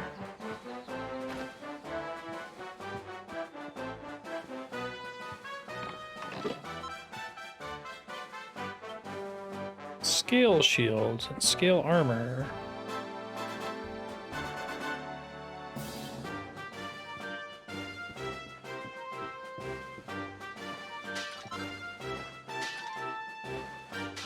A lot of crafting materials here. It makes sense.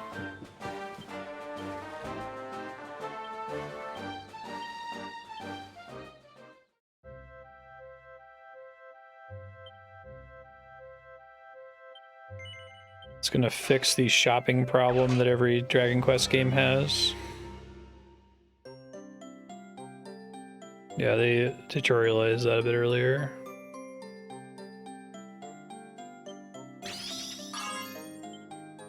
Sounds like a critical success there.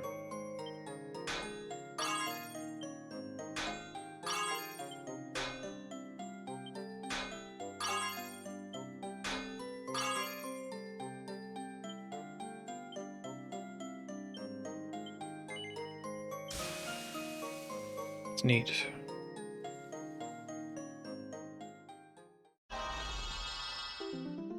So how do I get things like flourishes and stuff? Is that from character levels or is that from crafting?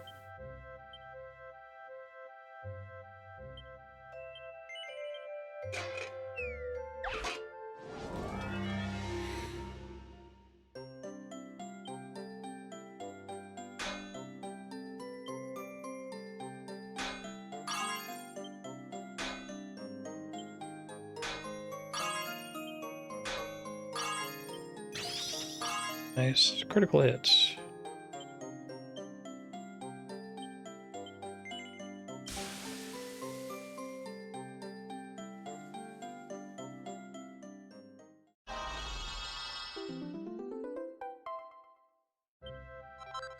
Sweet.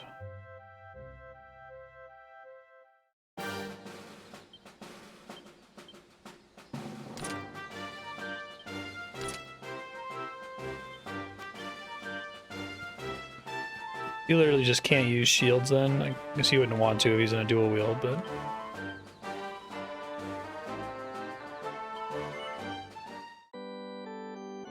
No, I like that crafting system. It's nice. I like the little mini game too.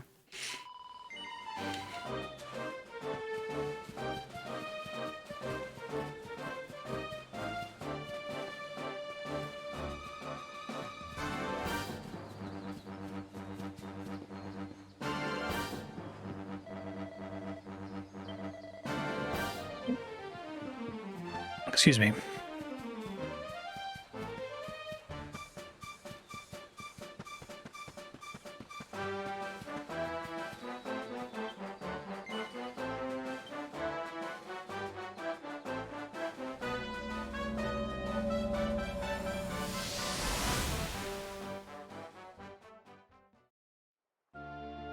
Chop, chop, chop. Chop around the clock. 1, 2, 3, look out, trees. Oh, a woodcutter's life is the life for me.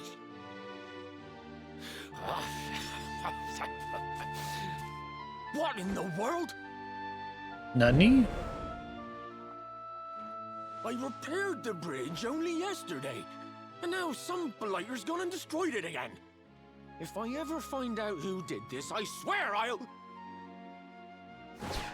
Ta-da! You called? Tricky devil at your service.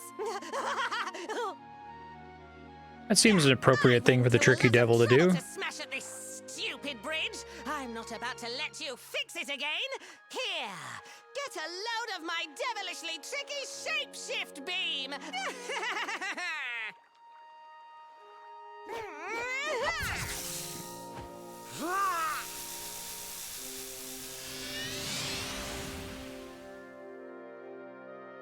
Oh, cute.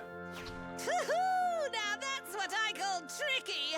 1 minute you're a silly old woodcutter, the next minute you're a smelly old dog. I'm a devilish genius. Yeah. Now, what mischief shall I get up to next? Oh, so much trouble to cause so little time. Bye, doggy. Stay.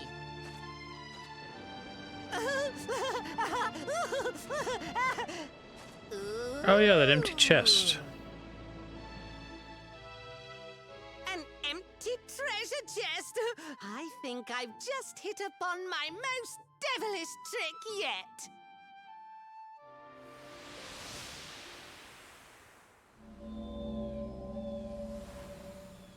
What the heck just happened? You. Oh, he got touched to that see it too, plant and okay. then I saw all this crazy stuff.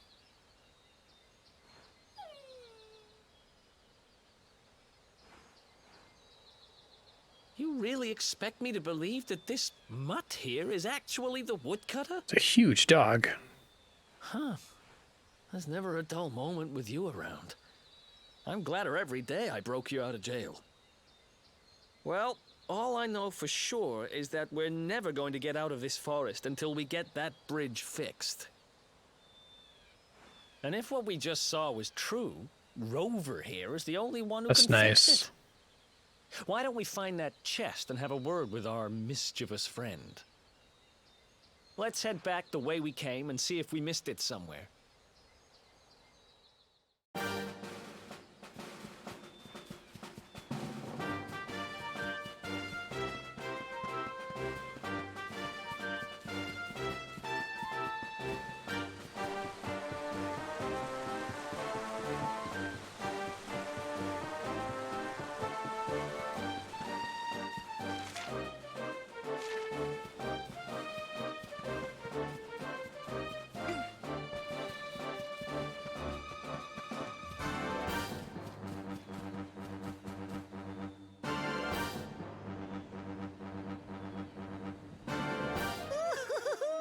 Here come my next victims. Ta-da!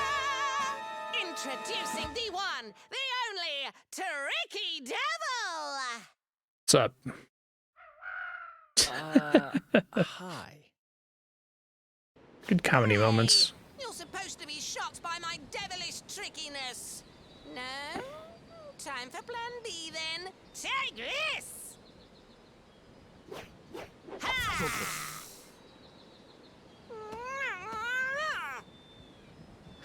Seriously? The only thing I'm shocked by is how lame you are.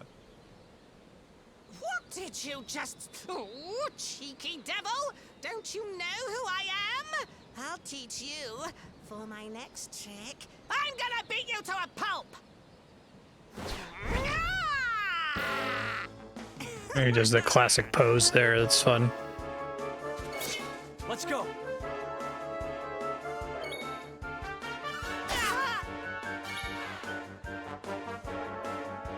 I don't know how long this greatsword guard lasts is the problem.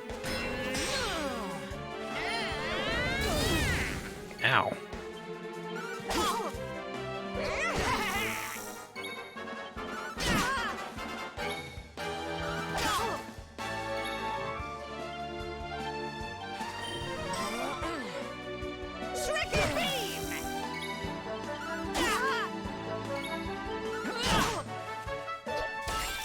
There we get a parry.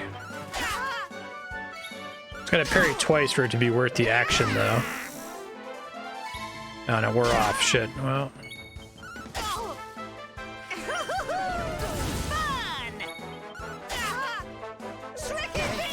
You okay?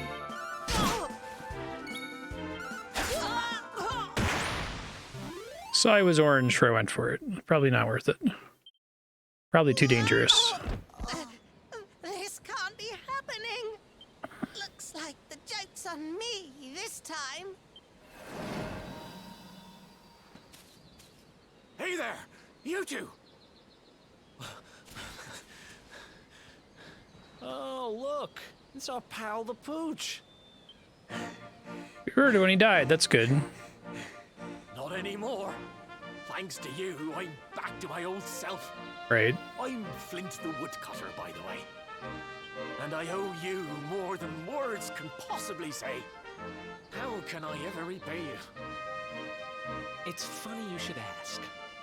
We were hoping that some kind soul might fix that bridge the monster smashed up. It would be my pleasure. Why don't you go back to my cabin and put your feet up? I'll have it mended for you in no time flat. I was hoping you'd say that. Much obliged. Nice.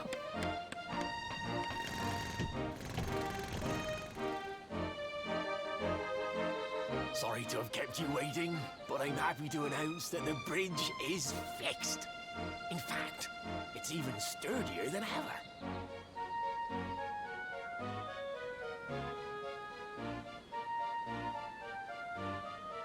You don't hang about, huh? Thanks. You've really helped us out. Now, young fellow, about this vision of me being turned into a dog you saw when you touched that glowing plant. The more I think about it, the more certain I am. What you experienced can only have been the guidance of Yggdrasil. Oh man, this guy knows all about that? Does that mean anything to you? It's something my dear old granddad told me about when I was a boy. Yggdrasil is the giant floating tree at the center of our world, of course. As you know. The source of all life, as some call it. If the legends are to be believed, each one of its leaves represents a life, and its power preserves the peace and harmony of our realm. Do you think their depiction of Yggdrasil is really pretty? They did a good job with it. The glowing plant you found in the forest is It actually looks iconic. of Yggdrasil, a piece of root poking through from beneath. It's said that the world tree can choose to communicate via her roots, but only with certain very special people. And that's what my granddad meant by the guidance of Yggdrasil. He was talking about just such visions as you saw. It's all coming back to me now. As a boy, I'd spend hours talking to the silly old thing, but did anything ever happen? Not a bit of it. But you, young man, you're different. You're one of the special ones, chosen by the World Tree. And you've got great hair, too. Life just isn't. I can't take Trunks' hair seriously. So not It's weird that I only can you, take like Goku hair you're seriously, also but Yggdrasil's favorite little leaf, huh? Some guys have all the luck, I guess. Well, we can't stand around talking about how great you are. who was the Trunks forever. character in Come on. 8? Angelo?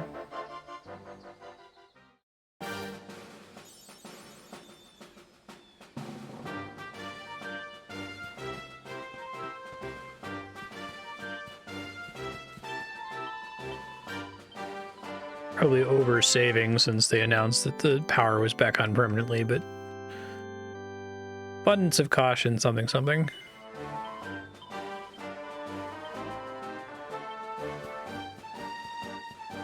Finding all the crafting recipes would be something I would try to use a walkthrough for if I was playing this off stream, but it seems like it's still fun to just kind of bump into them as you go. So they sell some basic crafting recipes. There are certain monsters that only spawn during certain kinds of weather.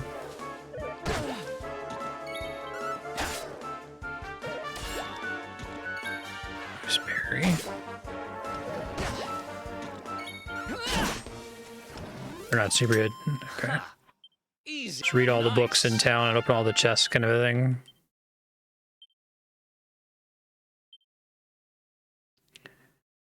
Sleeper hit, and then Persa Cutter, then dual wielding.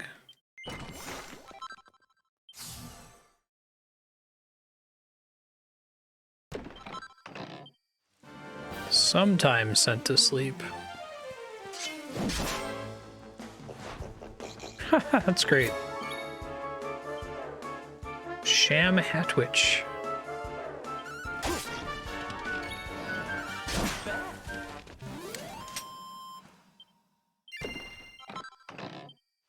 It's that a new enemy?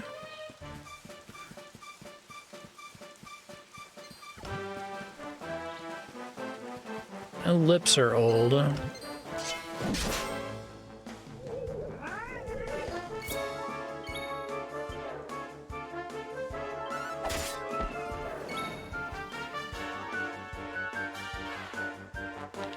Probably resist fire, I would guess.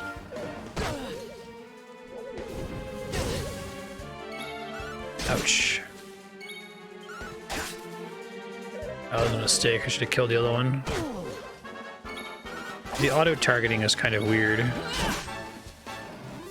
appreciate them showing you their relative health level. That's kind of a huge change for Dragon Quest, I feel like. Let's do this.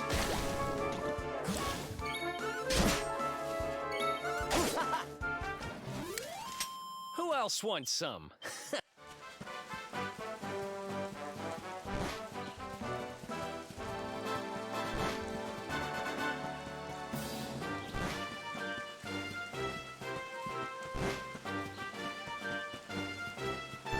There's enough little improvements here to keep me going. We're definitely not playing this game going, ugh, Dragon Quest.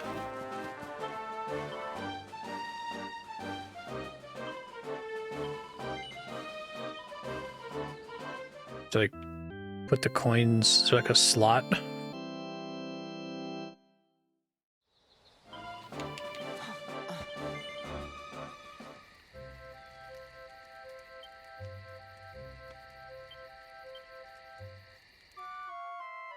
It's interesting you don't get the full rest options when you're playing in 2D.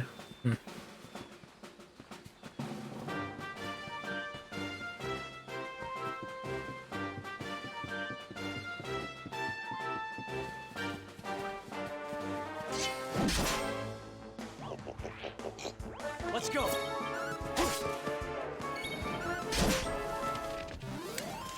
I actually feel like they've done a lot of little nice things to like have the combat be identical to every other Dragon Quest, but like just do a few subtle things that make it feel a little bit faster and snappier and more rewarding. Instead of it just being like scrolling white text, you know?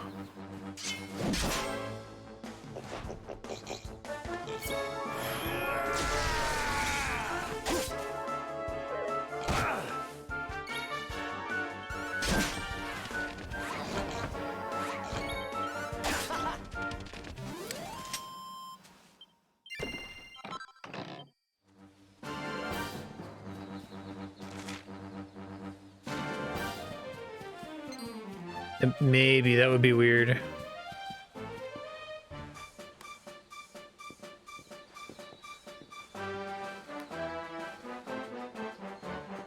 Should make the manual walking make a little bit more sense, I guess.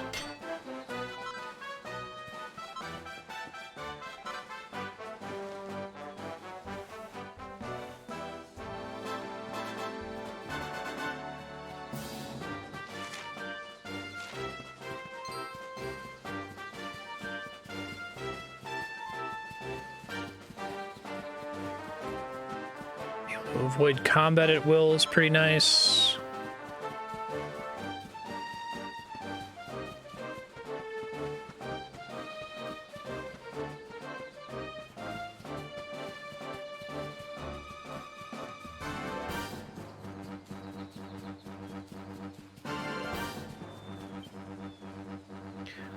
I think I'm gonna put the Dragon Quest VIII World of Map music back on here. You could turn the protagonist's voice off if it breaks your immersion. He's supposed to be a silent protagonist. What the fuck? Could they?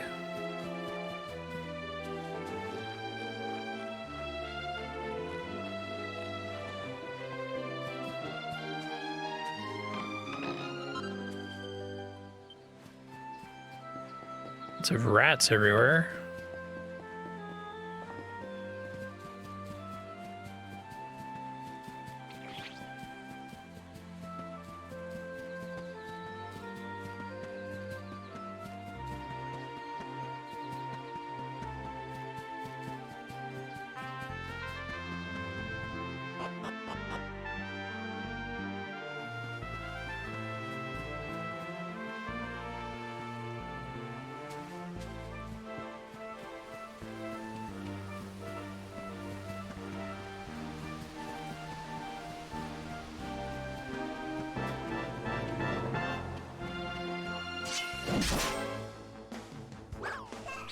Let's go. That is a lot of needlers. Damn. Nice to have a boomerang, I guess.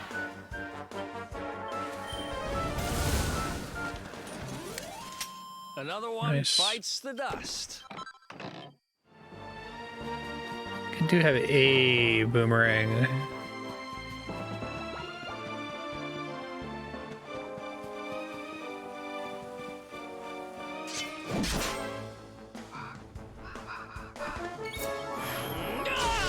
Stark Raven.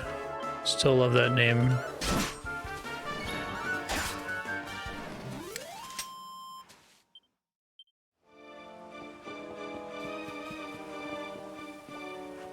It's nice to like perch it on the rocks here too, right?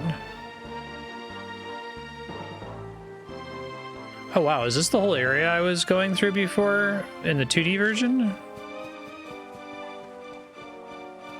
There's that NPC that was blocking the way over to the west. That's wild.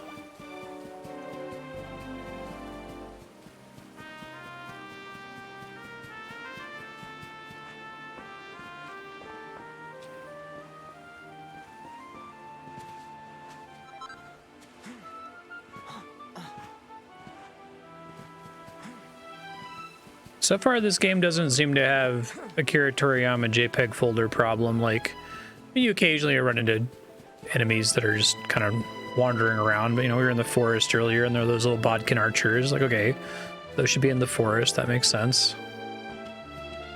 The tricky devil was doing tricks, so that's cool.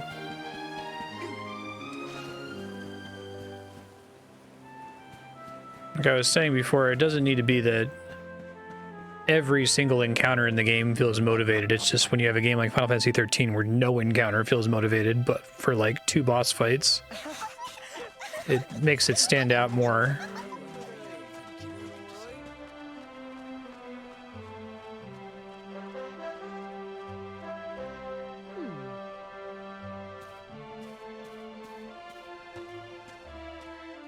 It's gonna burn down while we're here. Definitely feels like they're doing a you should be concerned that the place is about to burn down kind of meta feeling there. You've played a JRPG before.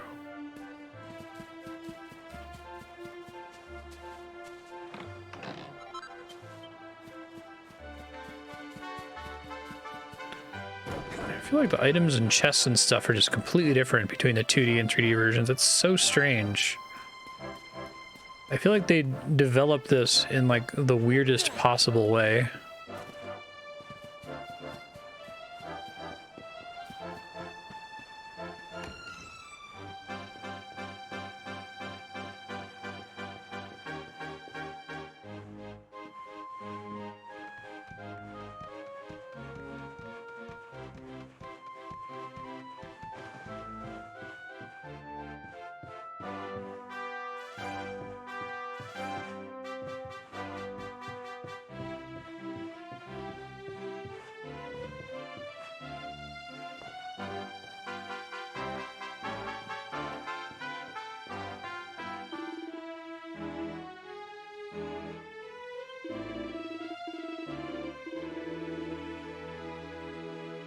Oh, they forgot me.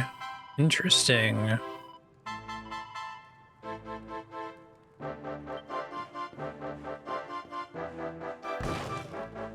Is there like a replacement me that's here? I like that.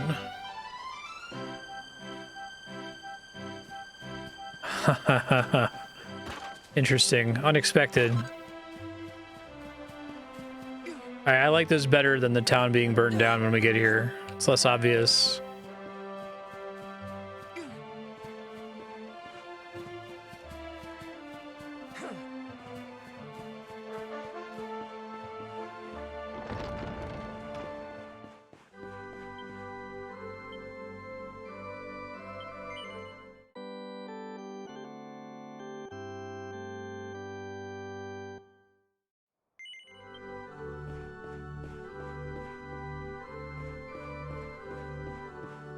I like when stories assume that you've consumed a story before. You know what I mean? Like it kind of treats the audience with some respect. Like you're meant to be alarmed by the whole you know what to do, go to cobblestone thing. But like a stupider version of this game would have the characters fucking commenting on it constantly, like, oh my god, dude, what's gonna happen to your hometown? We gotta get to your hometown and find out what happened. It's like, no, they just have that little line, and so you generate the dread yourself, and the game doesn't feel the need to like force it down your throat, right?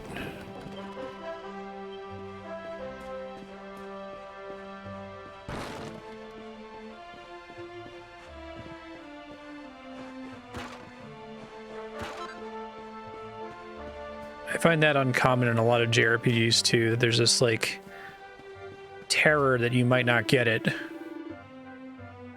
Absolutely undermines the game.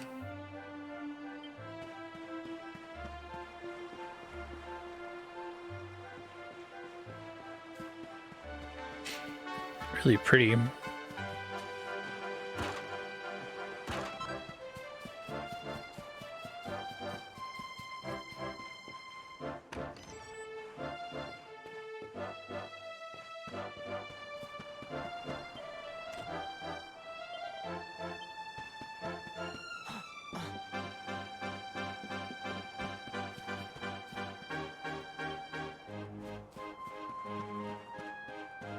It's a tree from earlier.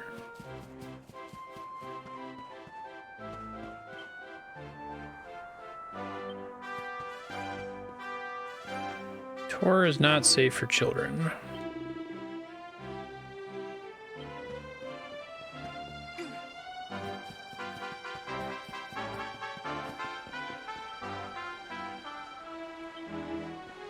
Some nice verticality that they didn't really do a good job of representing in the 2D version.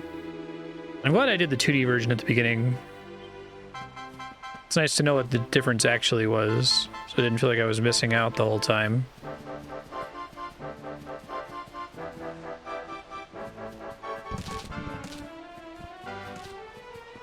Physics.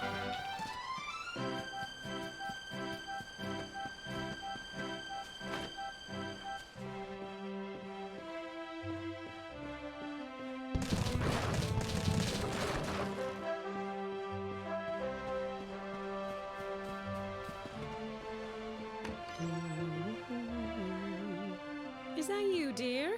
I'm cooking your favorite, stew. It'll be ready any minute now. You'll be desperate to stuff your face as always, I'm sure. Well, set As if the you like table beelined here and I'll didn't just give talk it to a last anybody. little stir. Whoa! Who are you? And what are you doing in my house?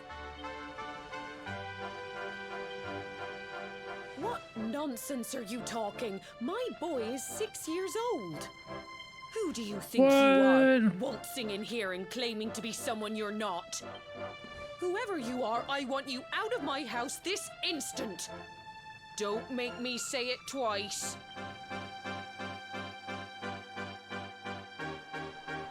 Freaky deaky.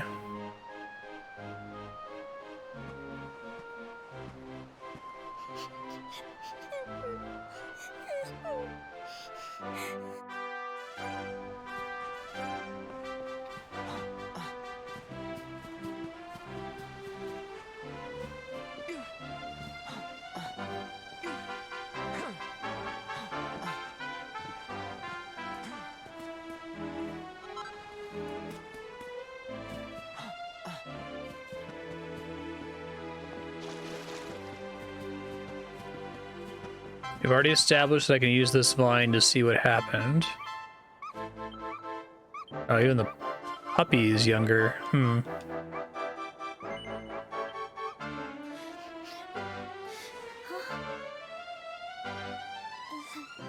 you, mister.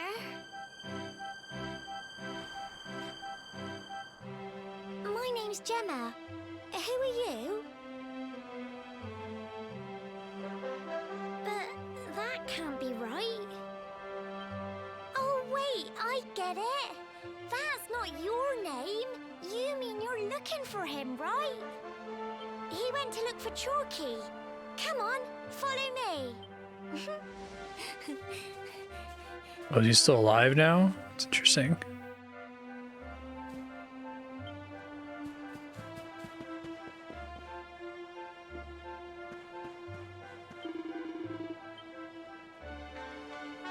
Oh, to be young again. This is a really cool twist. I like this style of twist where you're like invited to like speculate, like, is it like a spell? Is it time travel? You know, you first get in, you're like, okay, I guess they just forgot you. But then she's like, oh, my son's 6 years old. And you see that she's little and you're like, okay.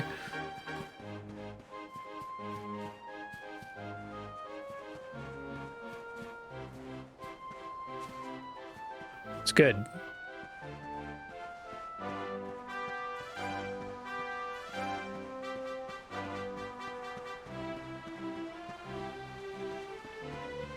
This is my favorite way of doing twists like this, where it's like they give you the opportunity to think about it and they like slowly reduce the possibility space. Oh my god, it's little me. Hey, Grandad, can I borrow your ladder? The wind blew Gemma's scarf off and now it's stuck up a tree.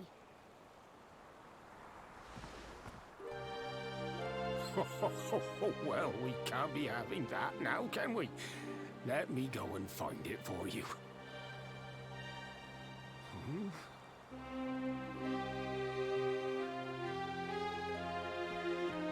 We don't need It's an interesting choice to have the kid talk too. That man over there got my headscarf down for me.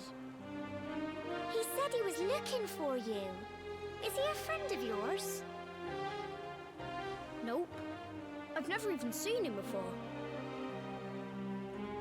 I think it might be me. I like when they find ways to mess with the silent protagonist concept, like the luminous hull in Earthbound. All right.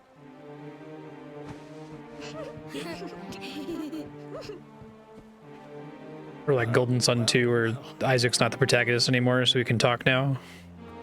It's you, isn't it? I knew it. I've known you since you were a baby after all. I knew it was you right away. But you don't look too happy, my lad. Care to tell your old granddad what's on your mind? Well, you died and all this shit happened. I see. So, you're from a future where I'm no longer around. Well, well. And King Carnelian went and threw you in the dungeon. And to think I trusted that he'd do right by you. If I'd known how things were going to turn out, I would have told you everything, instead of hiding the truth from you for all those years. But you don't have time to be listening to an old man's regrets. Here's what we're going to do. If you head east out of the village, you'll come to Cobblestone Scene's really good, Falls, as you know. because I was expecting them to fuck around with this for a long time. We're kind of just getting to the point. Got that? The three-sided rock at Cobblestone Falls. You'll know the one I mean.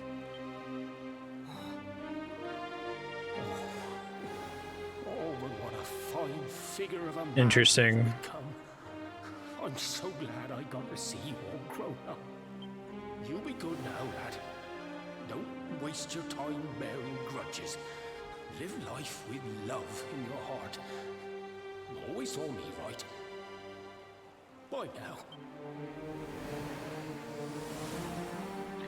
Interesting.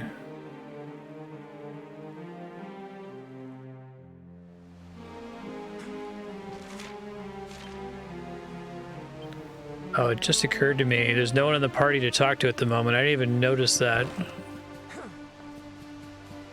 It's good shit.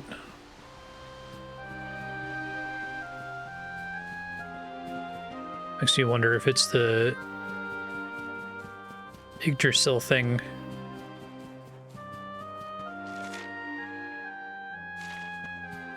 Well, let's go ahead and do this first.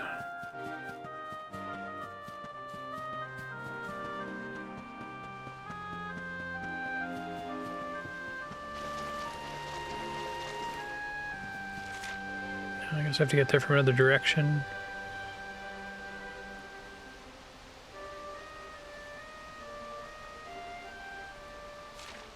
Center of cobblestone.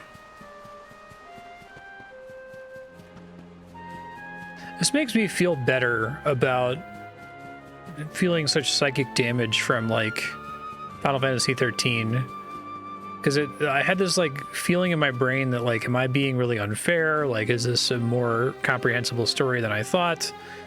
Am I being a snob and I need everything to be this like perfect masterpiece of storytelling? And I feel less like that's the case. So here it's just like, I just want it to make sense. To be comprehensible, you know? It doesn't have to be the greatest story ever told. This has to be good enough. This is actually more interesting than good enough. I'm really intrigued by this so far. I don't know where they're going with it. Thanks for getting Gemma's headscarf back for her. Come back and play anytime you like.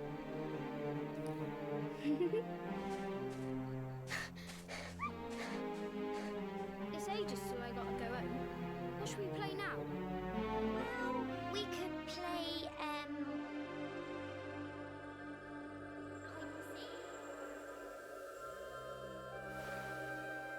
seek. Cool.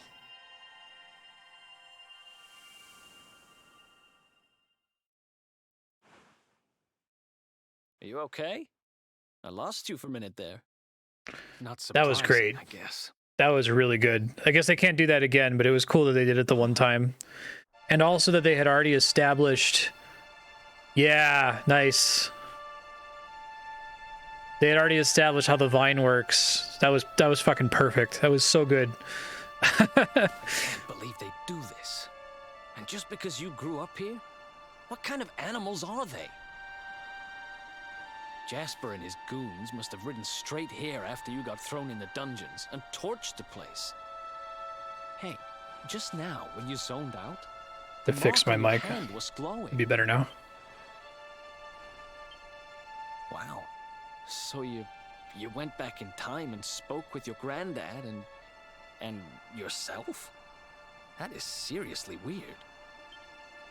Like, that scene would not have worked anywhere near as well if they hadn't already done the thing with the woodcutter guy. Show you the past. This would have felt like it came out of nowhere otherwise, right? Well, if what your granddad told you was right, then we need to head over to Cobblestone But Falls. there you could have conceivably guessed what Where was did you say it happening. was? East of the village?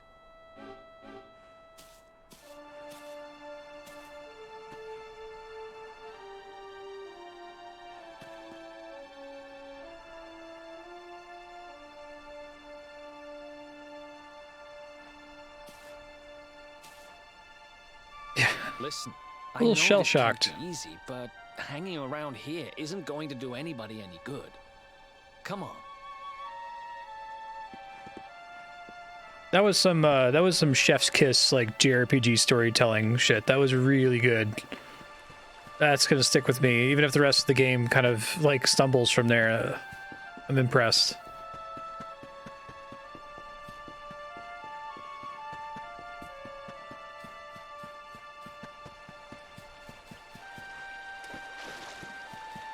Standalone priest guy here. Traveling priest. Yeah. I remember 8 being good too, but that's better than 8 even that 8 at its best.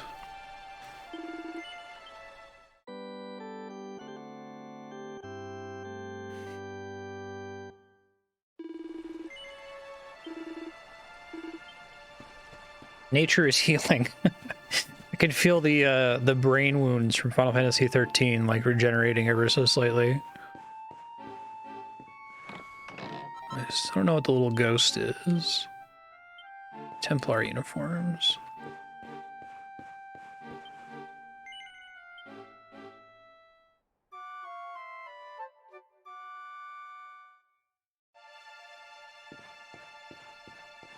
I guess those little extra attention to detail things all the stuff I mentioned, like not overly focusing on, oh, I bet the town has been destroyed, having one line, depending on the player to be aware of the JRPG trope of the hero's town getting burned down, right? Building the dread, making you go on another side quest before resolving it. Having the little event with the woodcutter so that you know how the vine works before you get here. Just coming in and being weirded out by nobody recognizing you. Starting to wonder, is this like time travel? Yeah, it's chef's kiss. It's super good.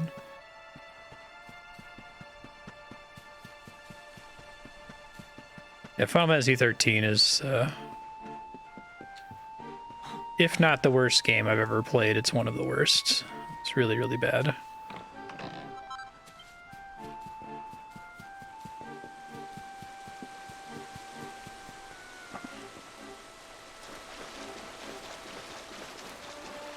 So we need to go to the waterfall, right?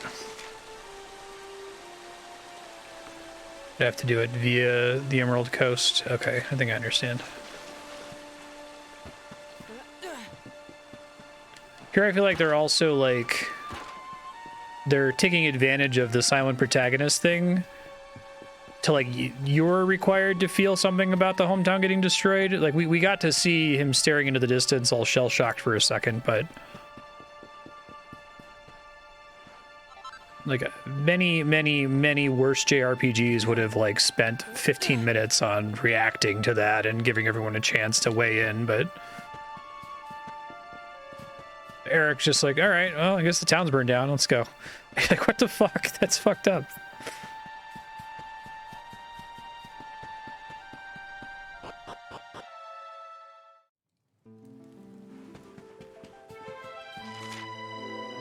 Yeah, I didn't even appreciate that, Spiky.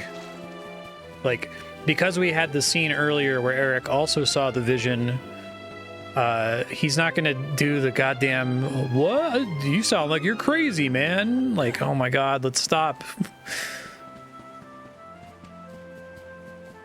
I think sometimes having your party members or whatever be incredulous in a story can be interesting, but the vast majority of the time in fiction, it's infuriating as an audience, I think. Something I really enjoy about, like, we've been watching Star Trek on the weekends, that generally when some crazy shit happens, all the characters are on board with it being crazy shit immediately and aren't like, are you crazy or something? What are you smoking? Oh my god, kill me. Like,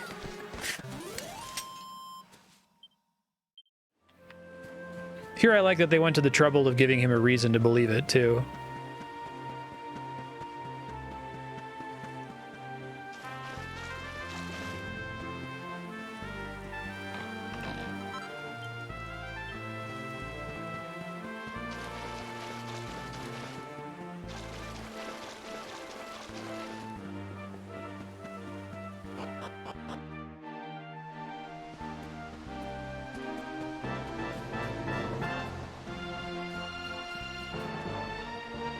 Yeah, you're probably better off for having bounced off it.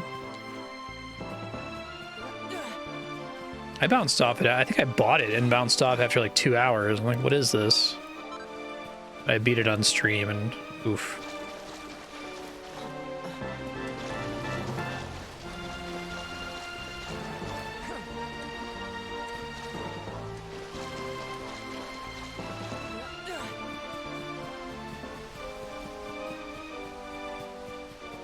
Oh wow, Dragon Quest IX, is that? I guess it's like a big problem.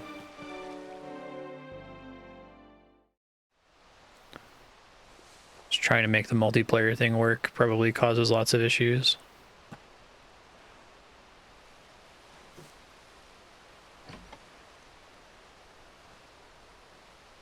Letters, huh? The top one there's seen better days, that's for sure. I'm gonna have to cite this in the future as a good example of how moving on and like not dwelling in like 40 minutes of cutscenes is better for the story. When finally you come to read this, I will almost certainly be long dead. You see, not long after you were born, our beloved kingdom of Dundrasil was attacked by an army of monsters. I was forced to flee with you in my arms, and expended the last of my strength in ensuring that you escaped to safety. If you are fortunate enough to have been found by some kindly soul, you must seek out the King of Heliodor when you come of age.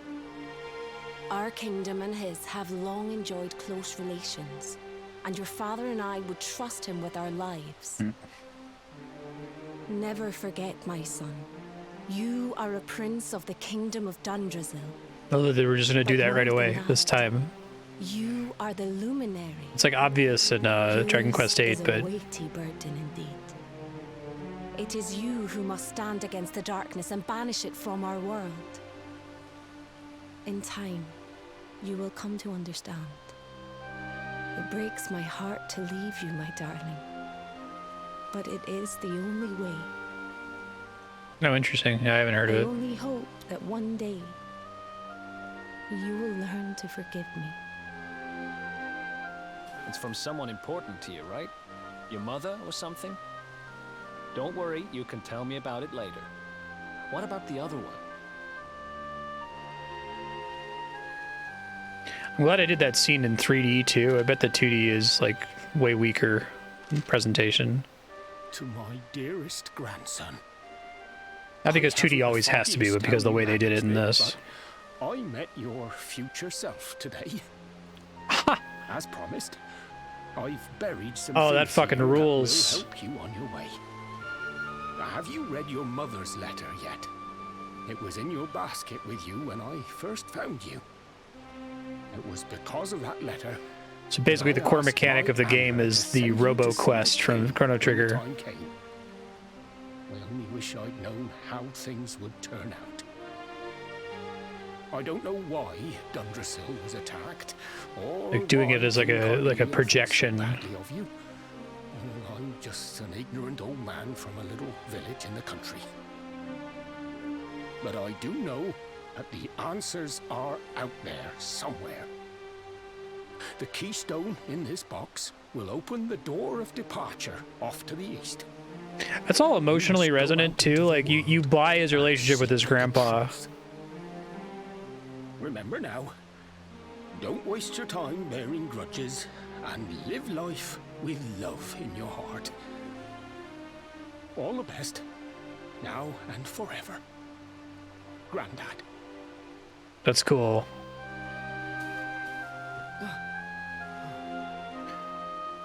Like, by not letting you have a relationship with the grandfather at the beginning of the game, but only seeing him in, like, the opening cutscene and then have people talk about him after the fact, it does the silent protagonist thing where you feel, and head out into the world, huh?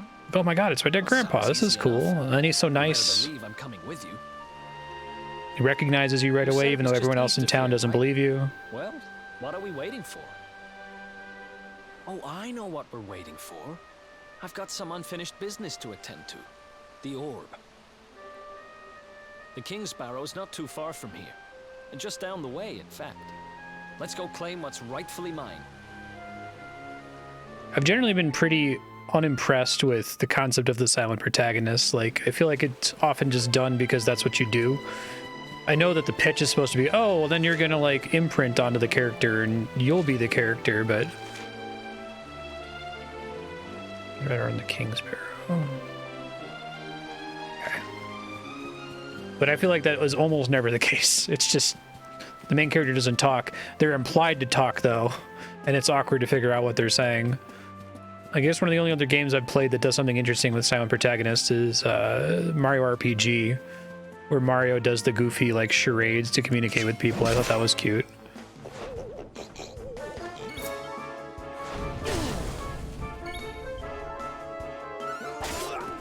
But this definitely feels like a story that would hit fundamentally different if the main character was chatty. Who else wants some?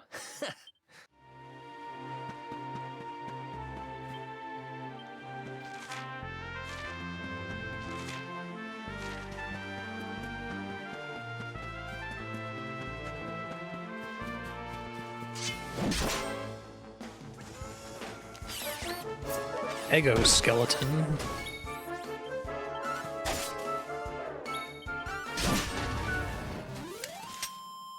Exoskeleton, excuse me, even better.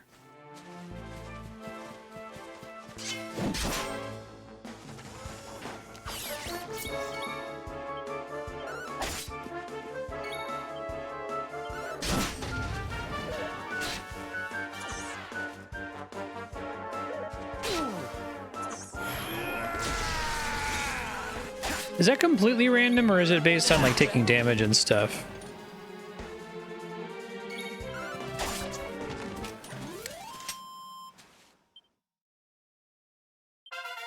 They do, yeah. It's pretty standard for a game like this. Like, what's your name? Marstead, huh?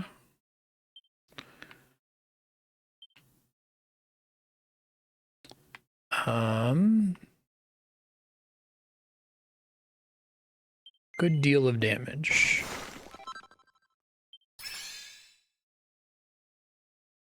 Edge of Sleep. Oh, that's interesting. So that's learned because he specifically has Cutting Edge and Eric specifically has the Sleep Dagger ability. Neat. Helicopter.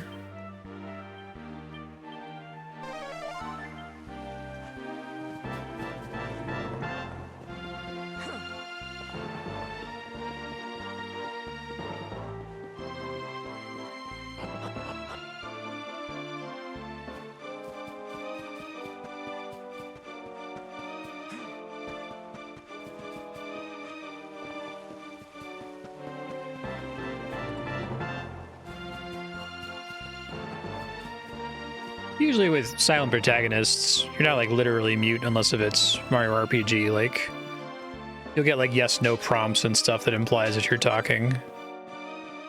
Or people generally don't comment on you being taciturn.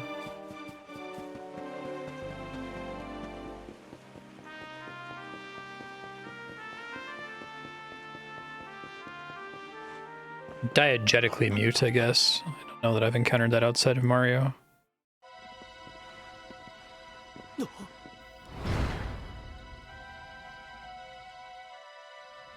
Damn. What the heck happened here? Who did this to them? Huh?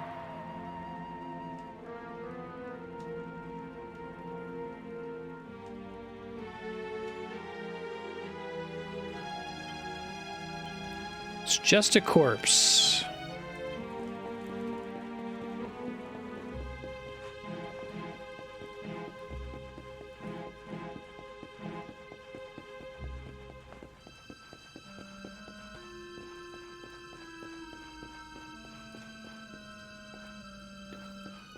Puzzle they solved before we got here.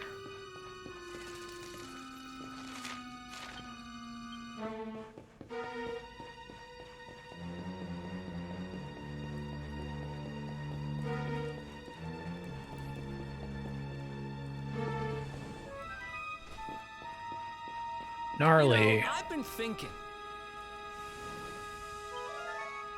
I don't get it.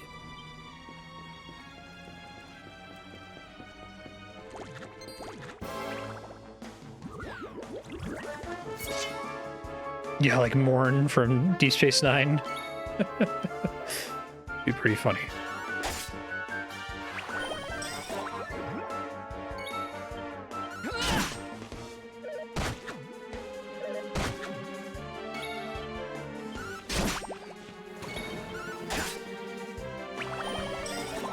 Of course you do.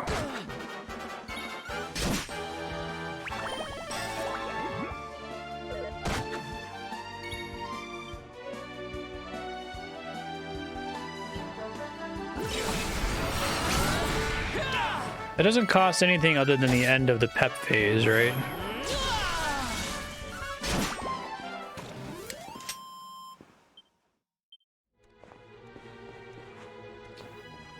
Right on. That's cool.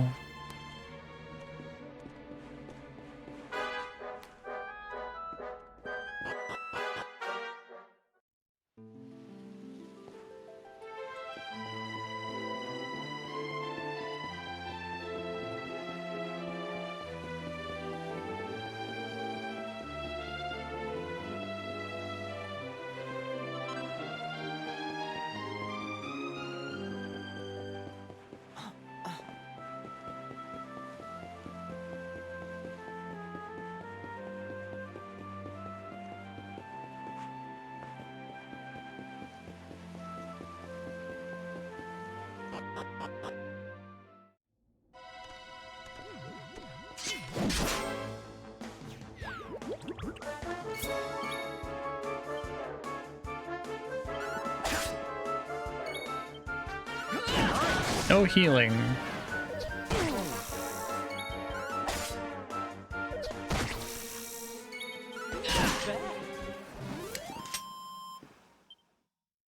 Nice. I'm sure this game is going to get more grindy whenever we get to a stage where metal slimes are available, but right now the rate of like XP growth and coin drops and crafting system and the leveling system all feel pretty reasonable to me, which is nice and quite surprising.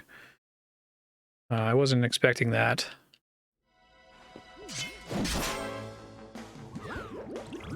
Let's do this. God damn it.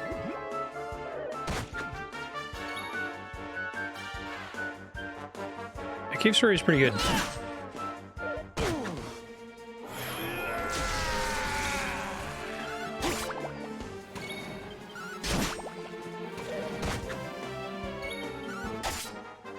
Okay, so it gives you a tell when Pep's about to end, it looks like. Starts flickering at least.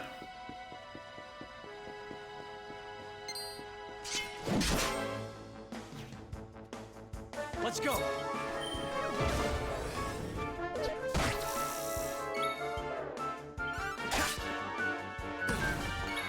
Shh.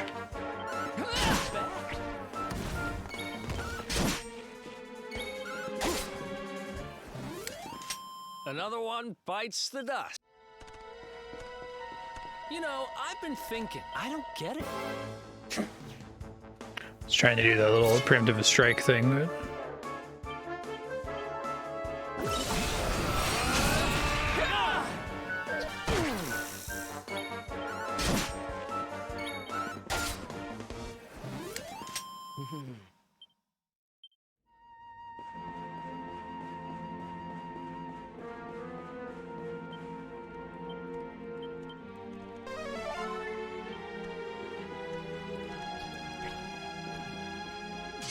This game doesn't result in a game over if you if the main character dies, does it?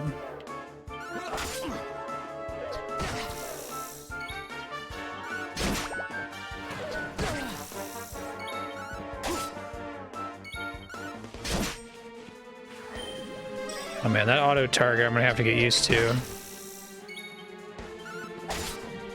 Cool.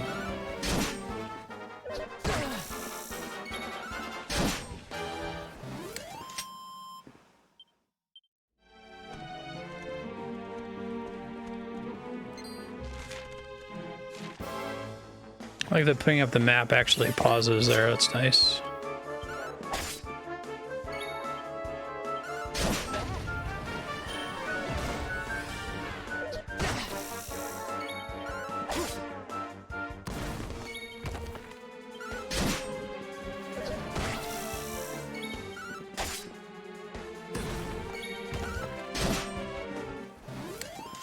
Another one bites the dust.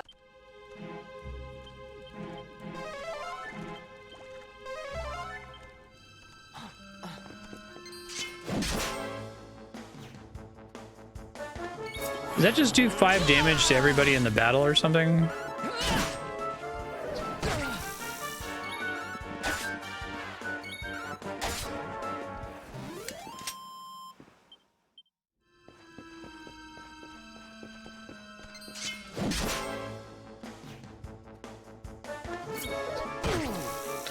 Gotta craft on command. I might want to try to make that Templar outfit.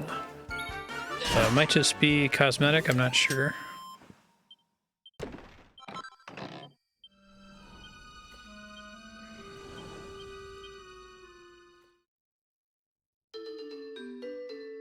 Level up. Interesting.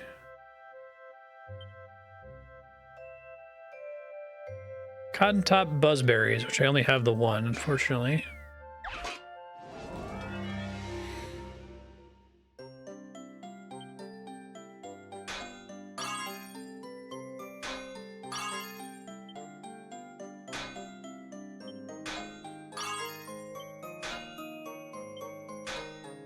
I feel they went to the trouble to make this little, like, model for all the different stuff you can craft.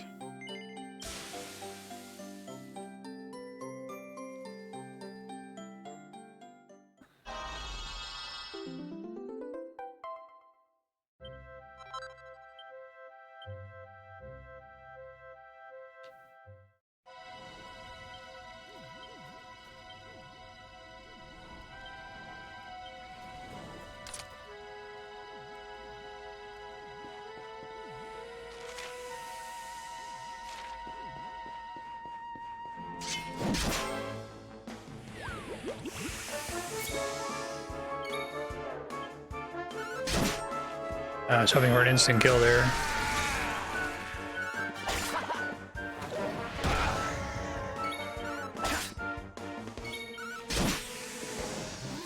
Go team. Who else wants some? Also, looks like they're giving you potentially way more, like MP healing? Maybe I'm misremembering, but I was under the impression that MP healing was kind of hard to come by in the other Dragon Quest games.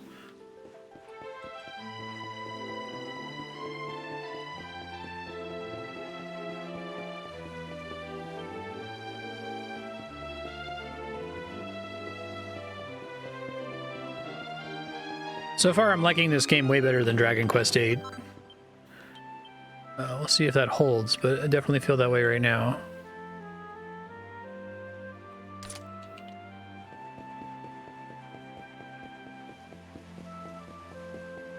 And I liked 8 a lot, so...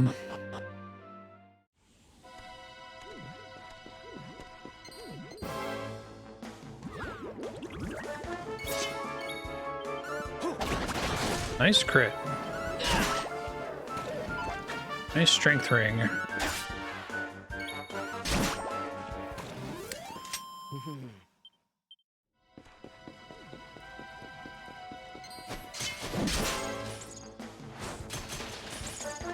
Mecha Minas.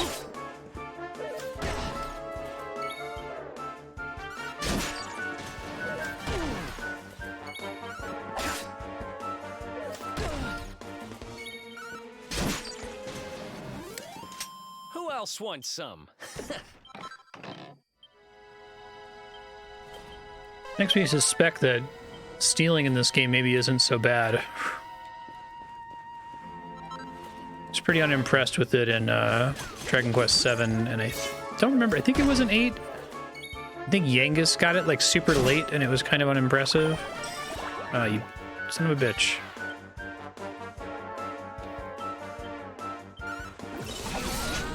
Nice.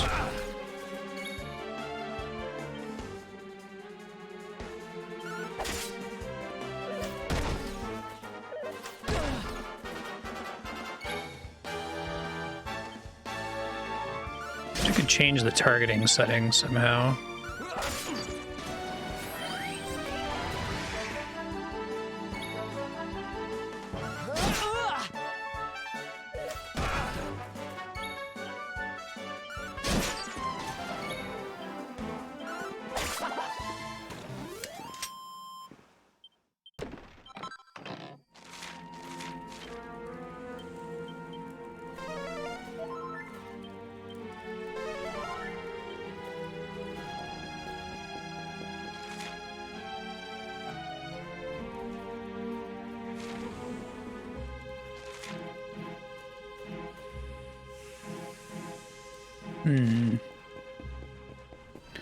There's a chest back here, which makes sense. Let's go. Ow, damn. That's pretty nasty. You want some?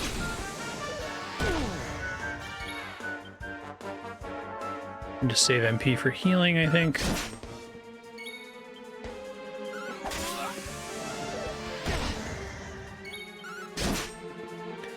Even just showing you the relative health values of enemies via yellow and orange names is a huge quality of life improvement, it feels like. Scorched Earth. Neat. So the thing I want over here is... I think this one, which is 10, so we can't get that for a minute. This one was 9. Oh, they both get full heals when they level up. Okay, well, that's pretty good. They should be aggressively using heal then.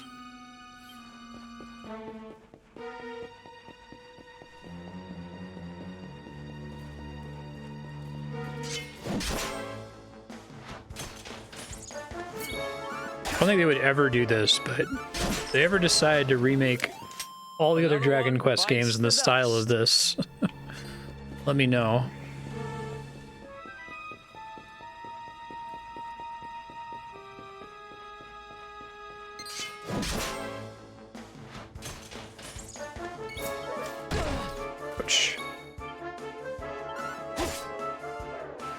Ah, bummer. I was hoping to kill him before he cast that.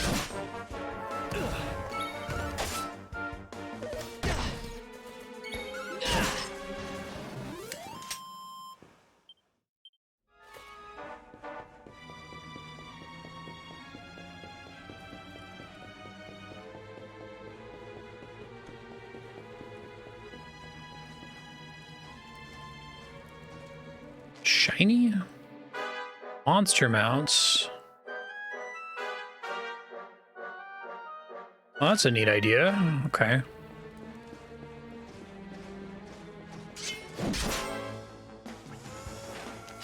Let's do this.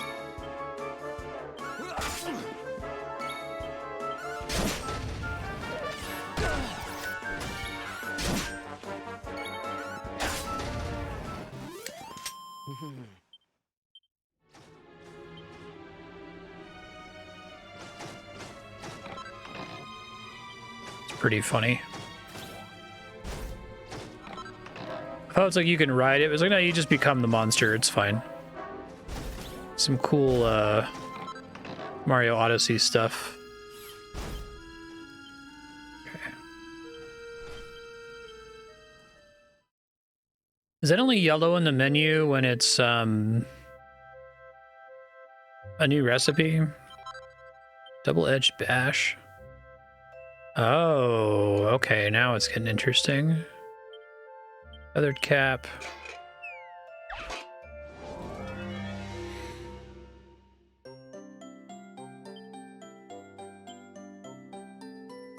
So it's only top and bottom, okay.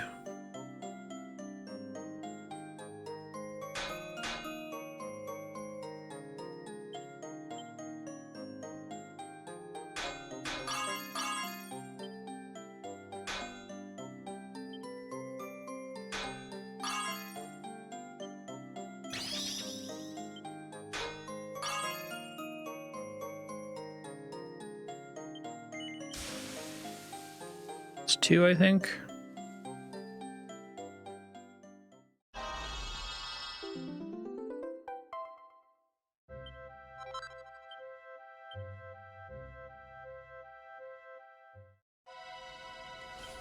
I like the idea of the perfectionist pearls as a way to incentivize you. I should make another one of those for him then. Can he just straight up not wear scale armor, or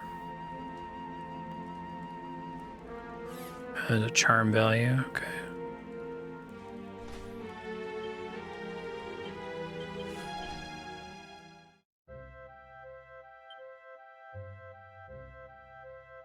Oops.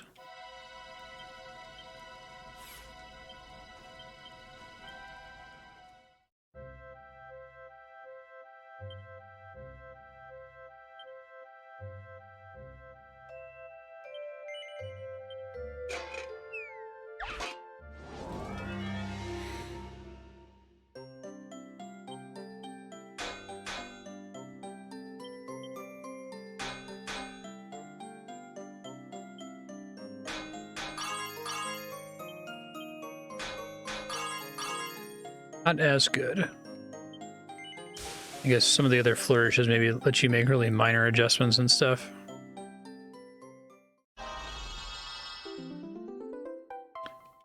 Guessing you probably only need to use that when you're gonna run out of focus. Because it's better to get more rolls for a chance for it to land in the critical zone. I'm guessing. That's strictly better.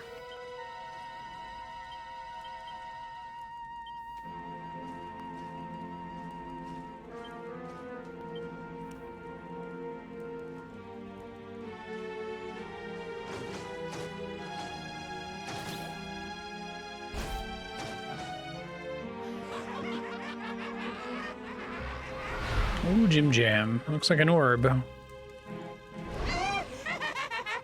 taking candy from a baby! This is going to get us into his good books! I just know it! We're sure to get a big reward!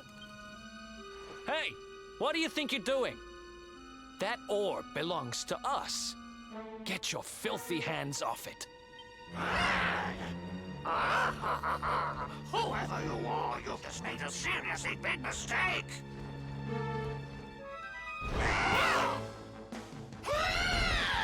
Grim Griffins. Let's do this.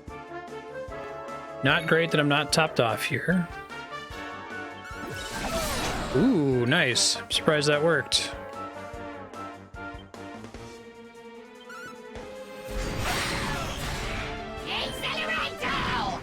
Oh, that's cool. He says the name of the spell.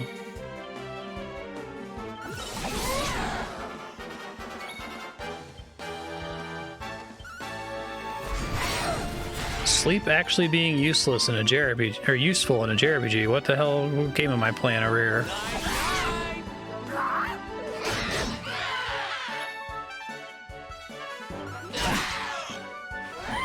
I'm trying to get rid of that guy if I can. Okay. Now I gotta heal.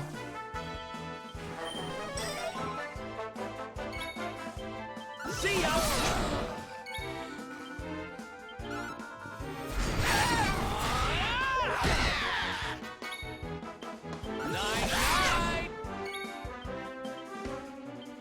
Not enough MP.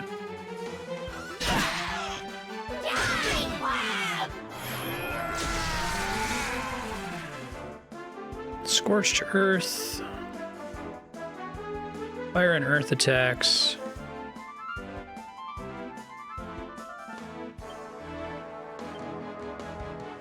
Here we go.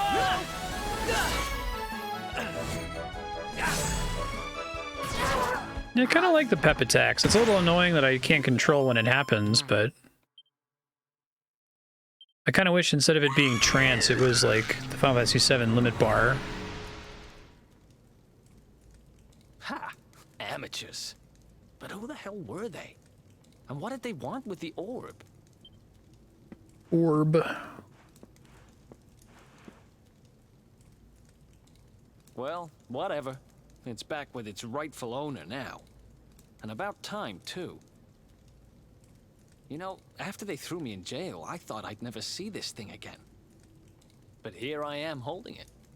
You're some kind of lucky charm, you know that?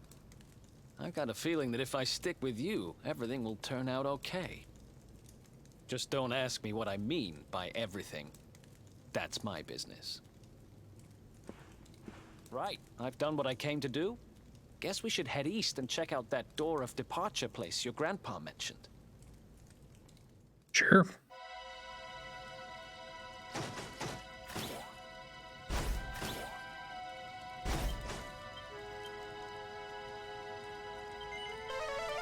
Glad that cost 0.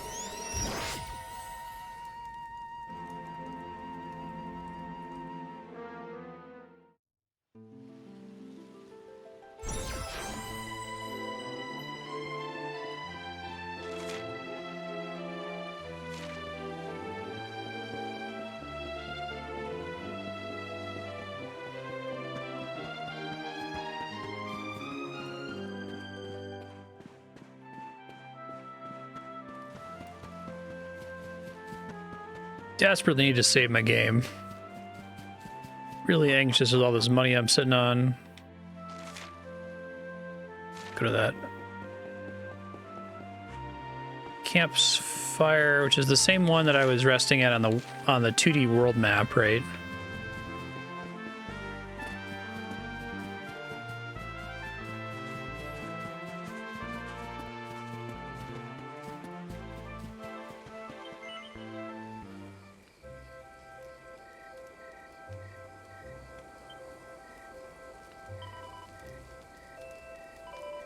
Let's rest first.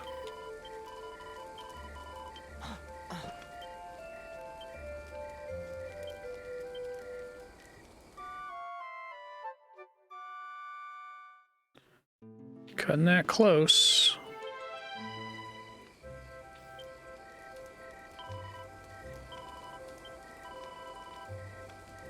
Nice of them to let you craft anywhere too. They could have just only let you do it from the campsite, which would have been kind of annoying.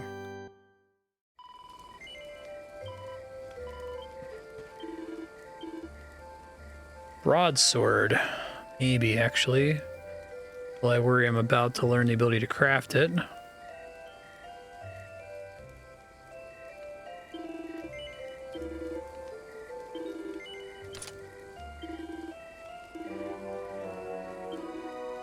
So it seems like the crafting system generally uses crafting materials and not other completed products. I'm wondering, the short version is I'm wondering if it would be safe for me to sell my copper broadsword or greatsword, or if that is likely to come up.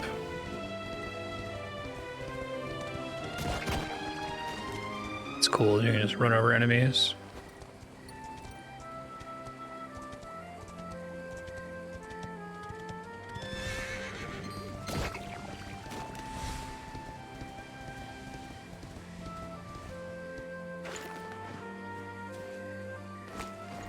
Bye, horse.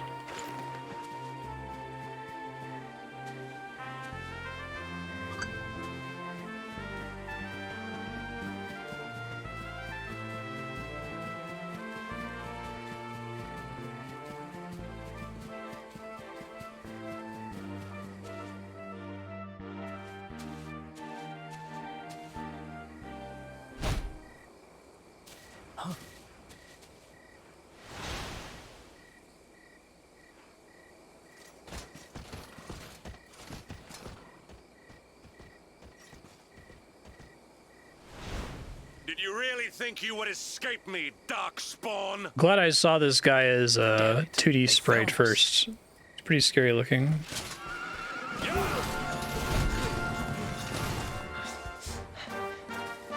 Well, don't just stand there. Come on.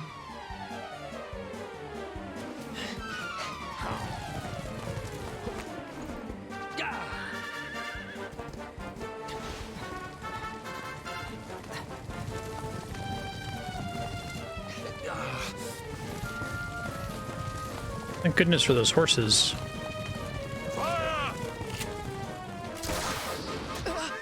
Damn, poor horse. Now, seize him. Here, take my hand.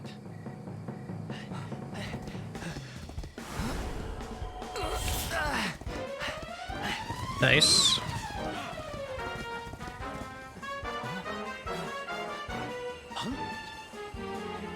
Quickly, the keystone.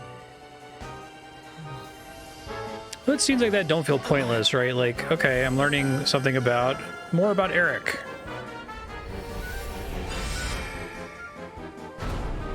And it's increasing the sense of peril. I guess he wouldn't have been able to do anything without the keystone, but...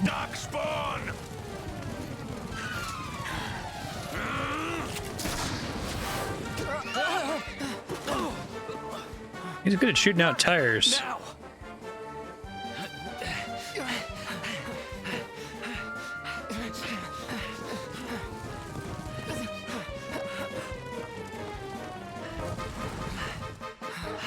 I forgot we had that cloak the whole time, that's right.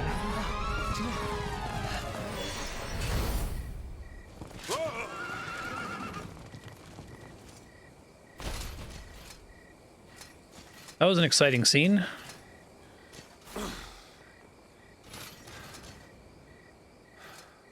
You think you have won? The game has not even begun.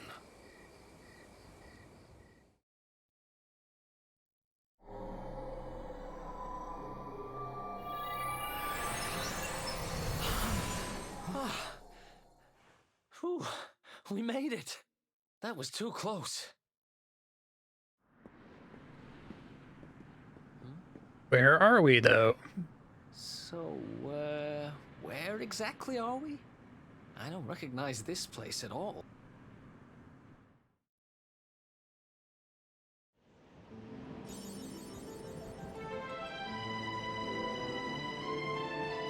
Hoto Step.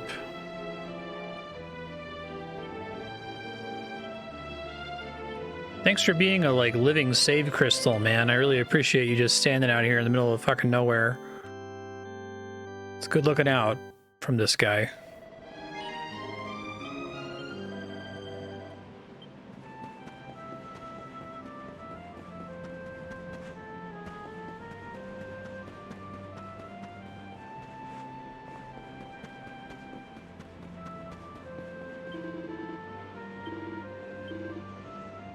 Broadsword, it's all fine.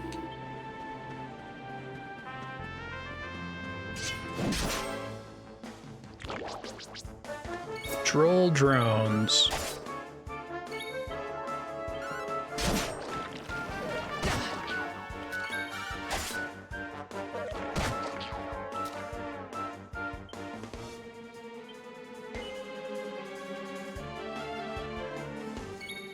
Wanted to see if there was a setting to change the auto targeting.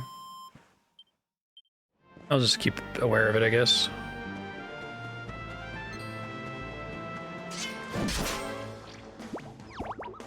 She slimes.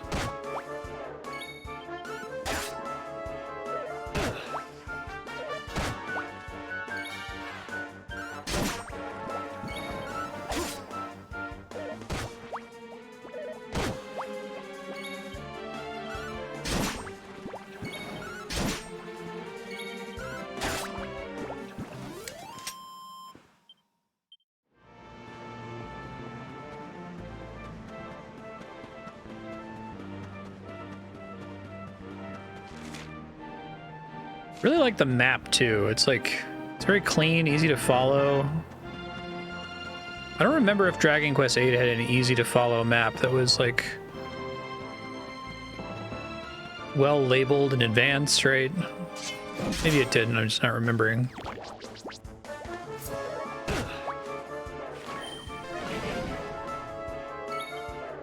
This game does not feel like walkthrough bait to me.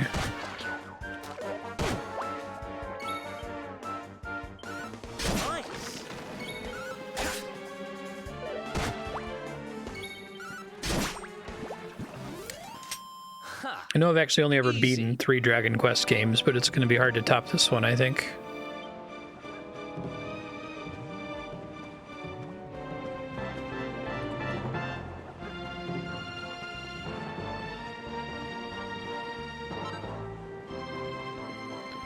Wormeline.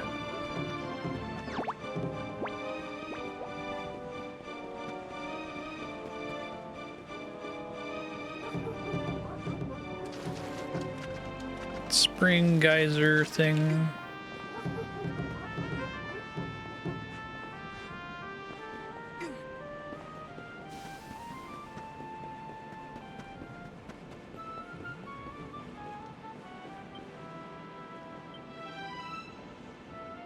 Sweaty oasis.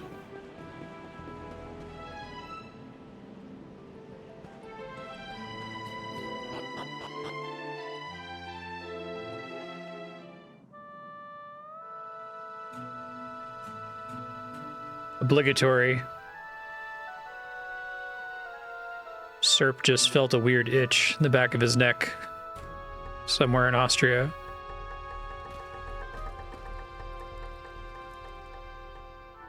Civilization at last. And I think it's safe to say we're not being followed anymore.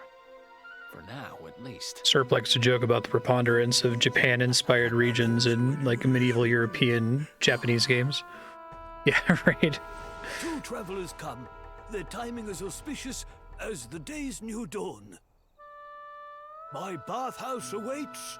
Savor This its guy steaming talking in embrace, haiku. as frogs do spring rain. He is, yeah.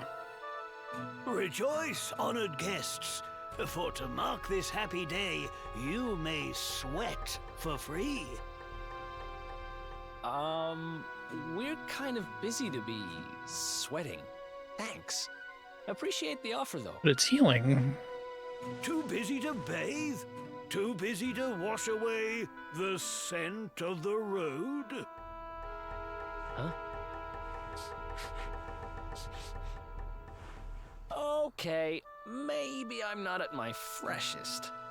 Fine. I'll visit your bathhouse if it means that much to you. Might as well go sweat off the journey while we have the chance. I'll see you in there, okay? The winds bring a guest.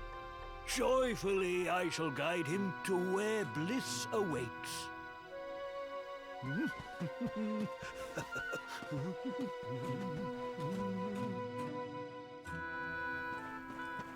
Hoto. Oh, they all talk in haiku. That was something I actually really liked about Final Fan or Dragon Quest VII, was that every town had a different like speaking pattern to them, politeness level or whatever.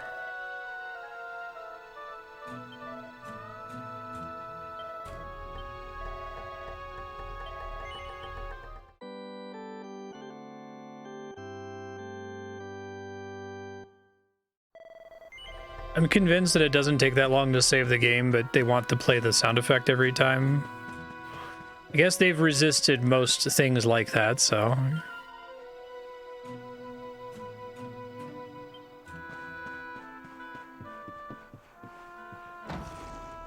Definitely bank if it'll let me.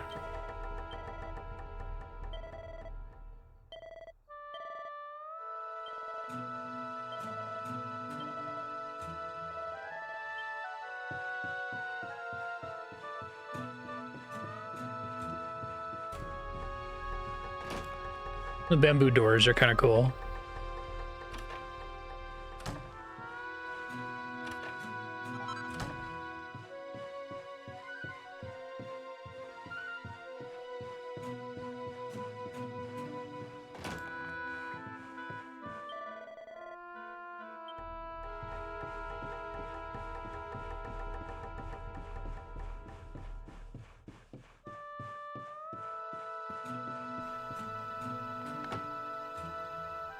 That's weird. Oh, it's day change, okay. Just standing in a weird spot for it, I guess. Because they have to do that because things change in the town depending on the time of day. Have to like look away so they don't all pop out.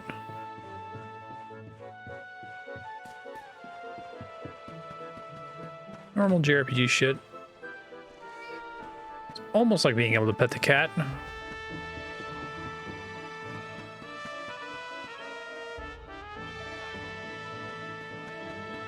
Didn't actually mean to dismiss that second message. It was just me moving the right stick or left stick slightly.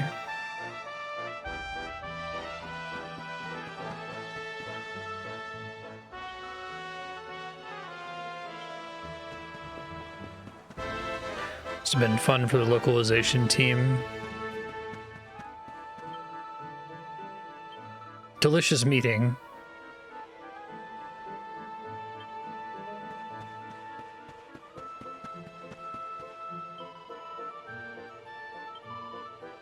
Tatsunaga.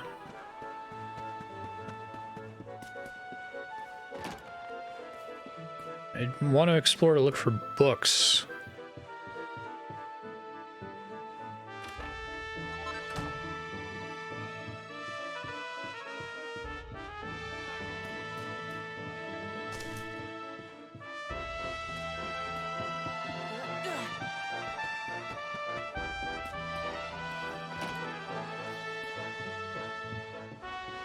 Recipe? Recipe? Recipe?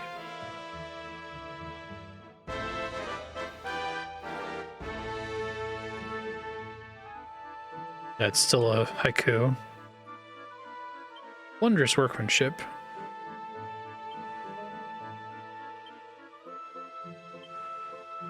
Smith without peer.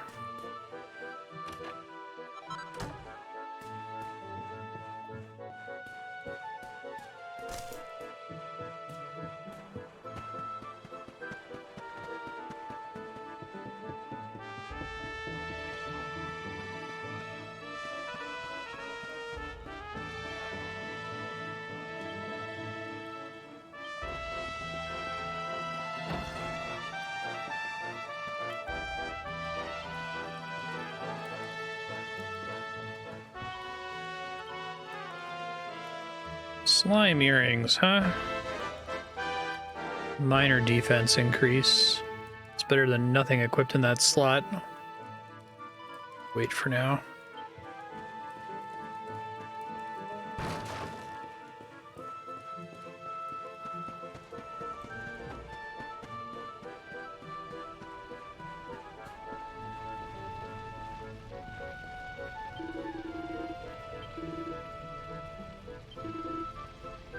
Need iron ore.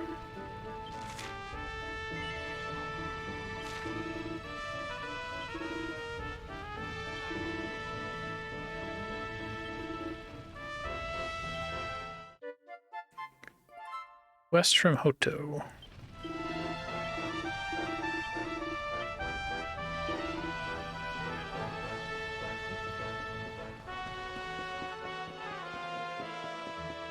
Yeah, I'm glad they put something back here.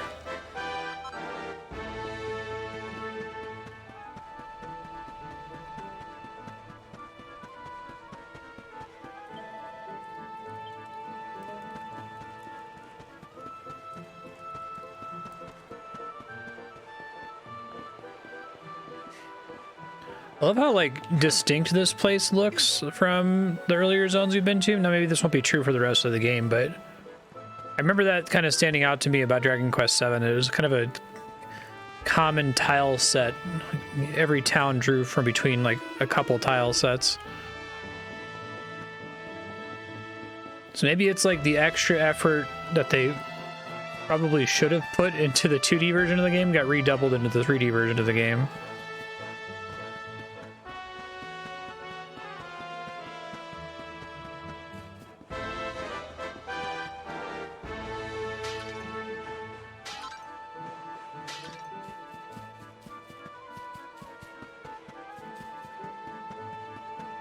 I bet I can change outfits now. It's kind of silly with the hair.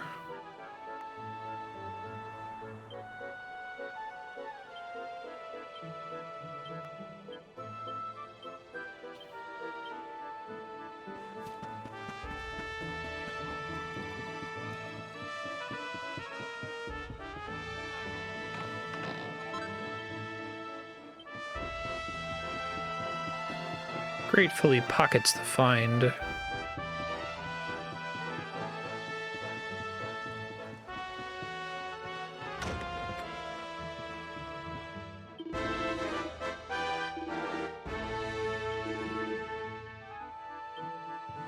Actually sounds familiar. I guess they're drawing on the common mythology.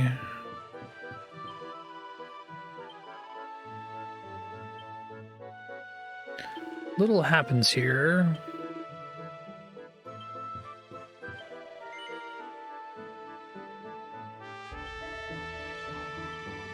Sauna awaits.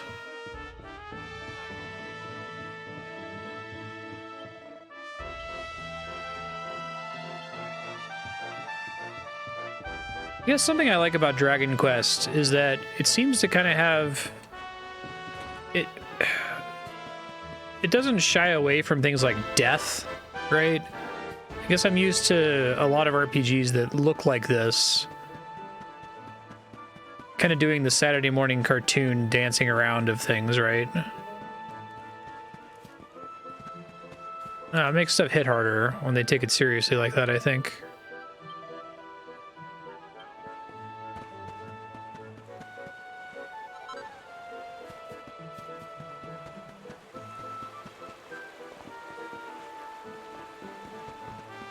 Like, I think the resulting game is still very accessible. It's not like it's like edgy and like super dark or something. It just treats the subject matter reasonably seriously.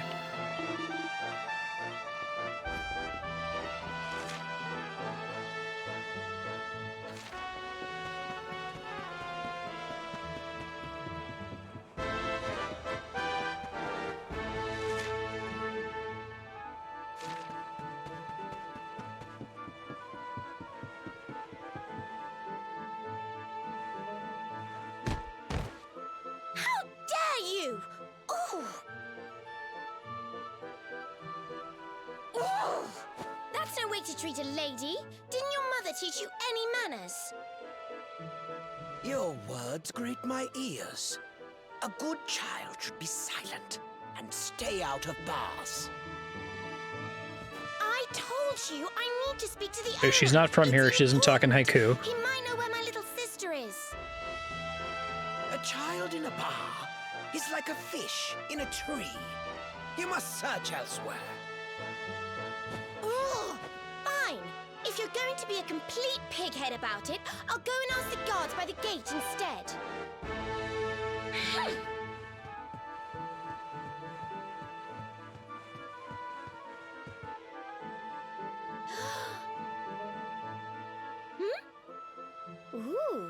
What do we have here? Well, are you going to tell me your name or not? What's up? I'm the Luminary. Could be worse, I suppose. Listen, you and I need to talk, but my little sister is missing, so I have to go and find her first.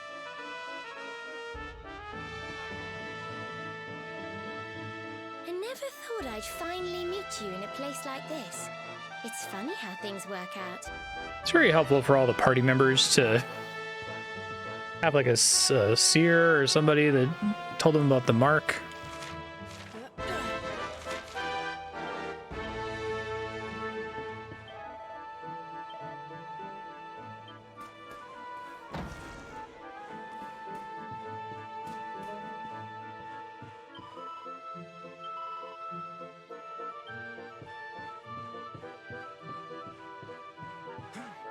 I think all of the haiku text is actually pretty good too.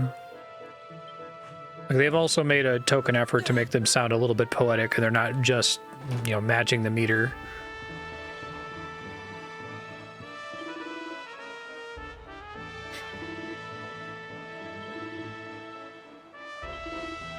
Forge a gold ring. Gold ring +1 or better. 24 carats of class.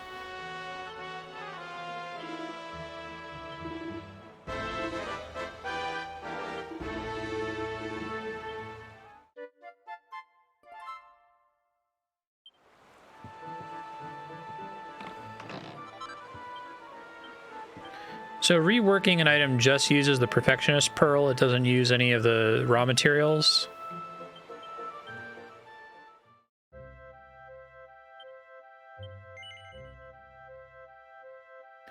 Boost defense by just a little bit.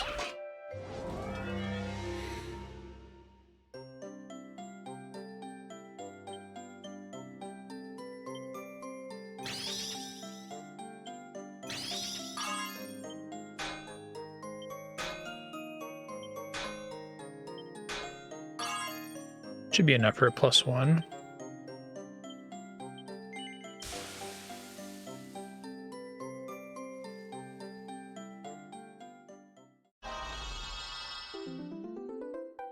I'm gonna go for another 10 minutes or so to make up for the power outage earlier.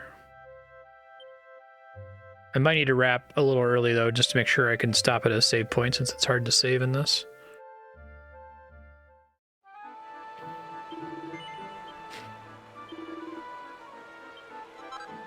Cruiserang, which I might go ahead and use once I get the dual wield ability.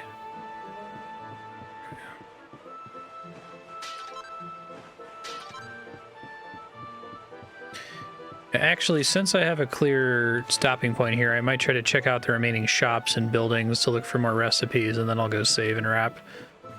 We'll just add plus 10 minutes next week or so. We'll see. I'm probably going to favor finding a save point within the last 15 to 20 minutes or so if possible, because I think we've had some sections of this game, like that dungeon, where I had like 40 minutes with no save, so play it somewhat safe. Did save my money for this place, although I did just buy that broadsword. Committed, made the idiot moron Dragon Quest mistake that I always make. Okay.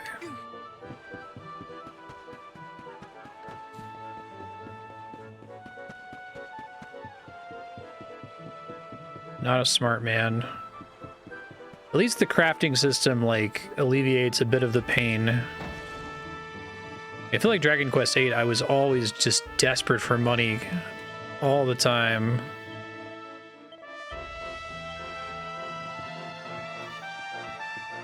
I'd get to a town and at best I could buy like a third of the things I wanted.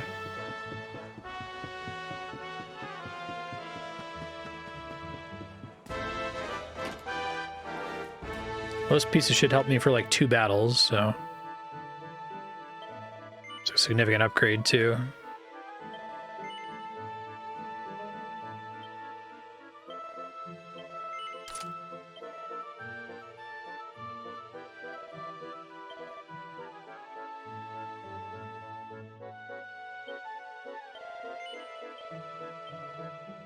What a scam.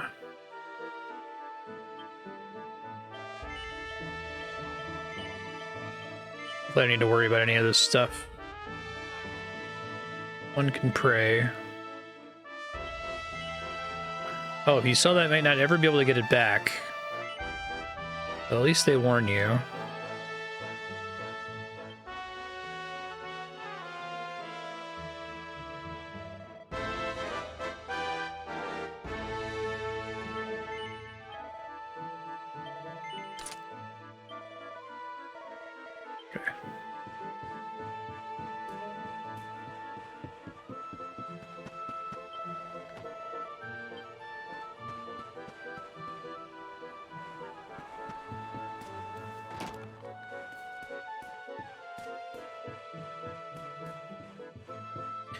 Recipe, recipe, recipe. Give me a recipe. I was about to say, though, if it's the, it's that claymore, I'll scream.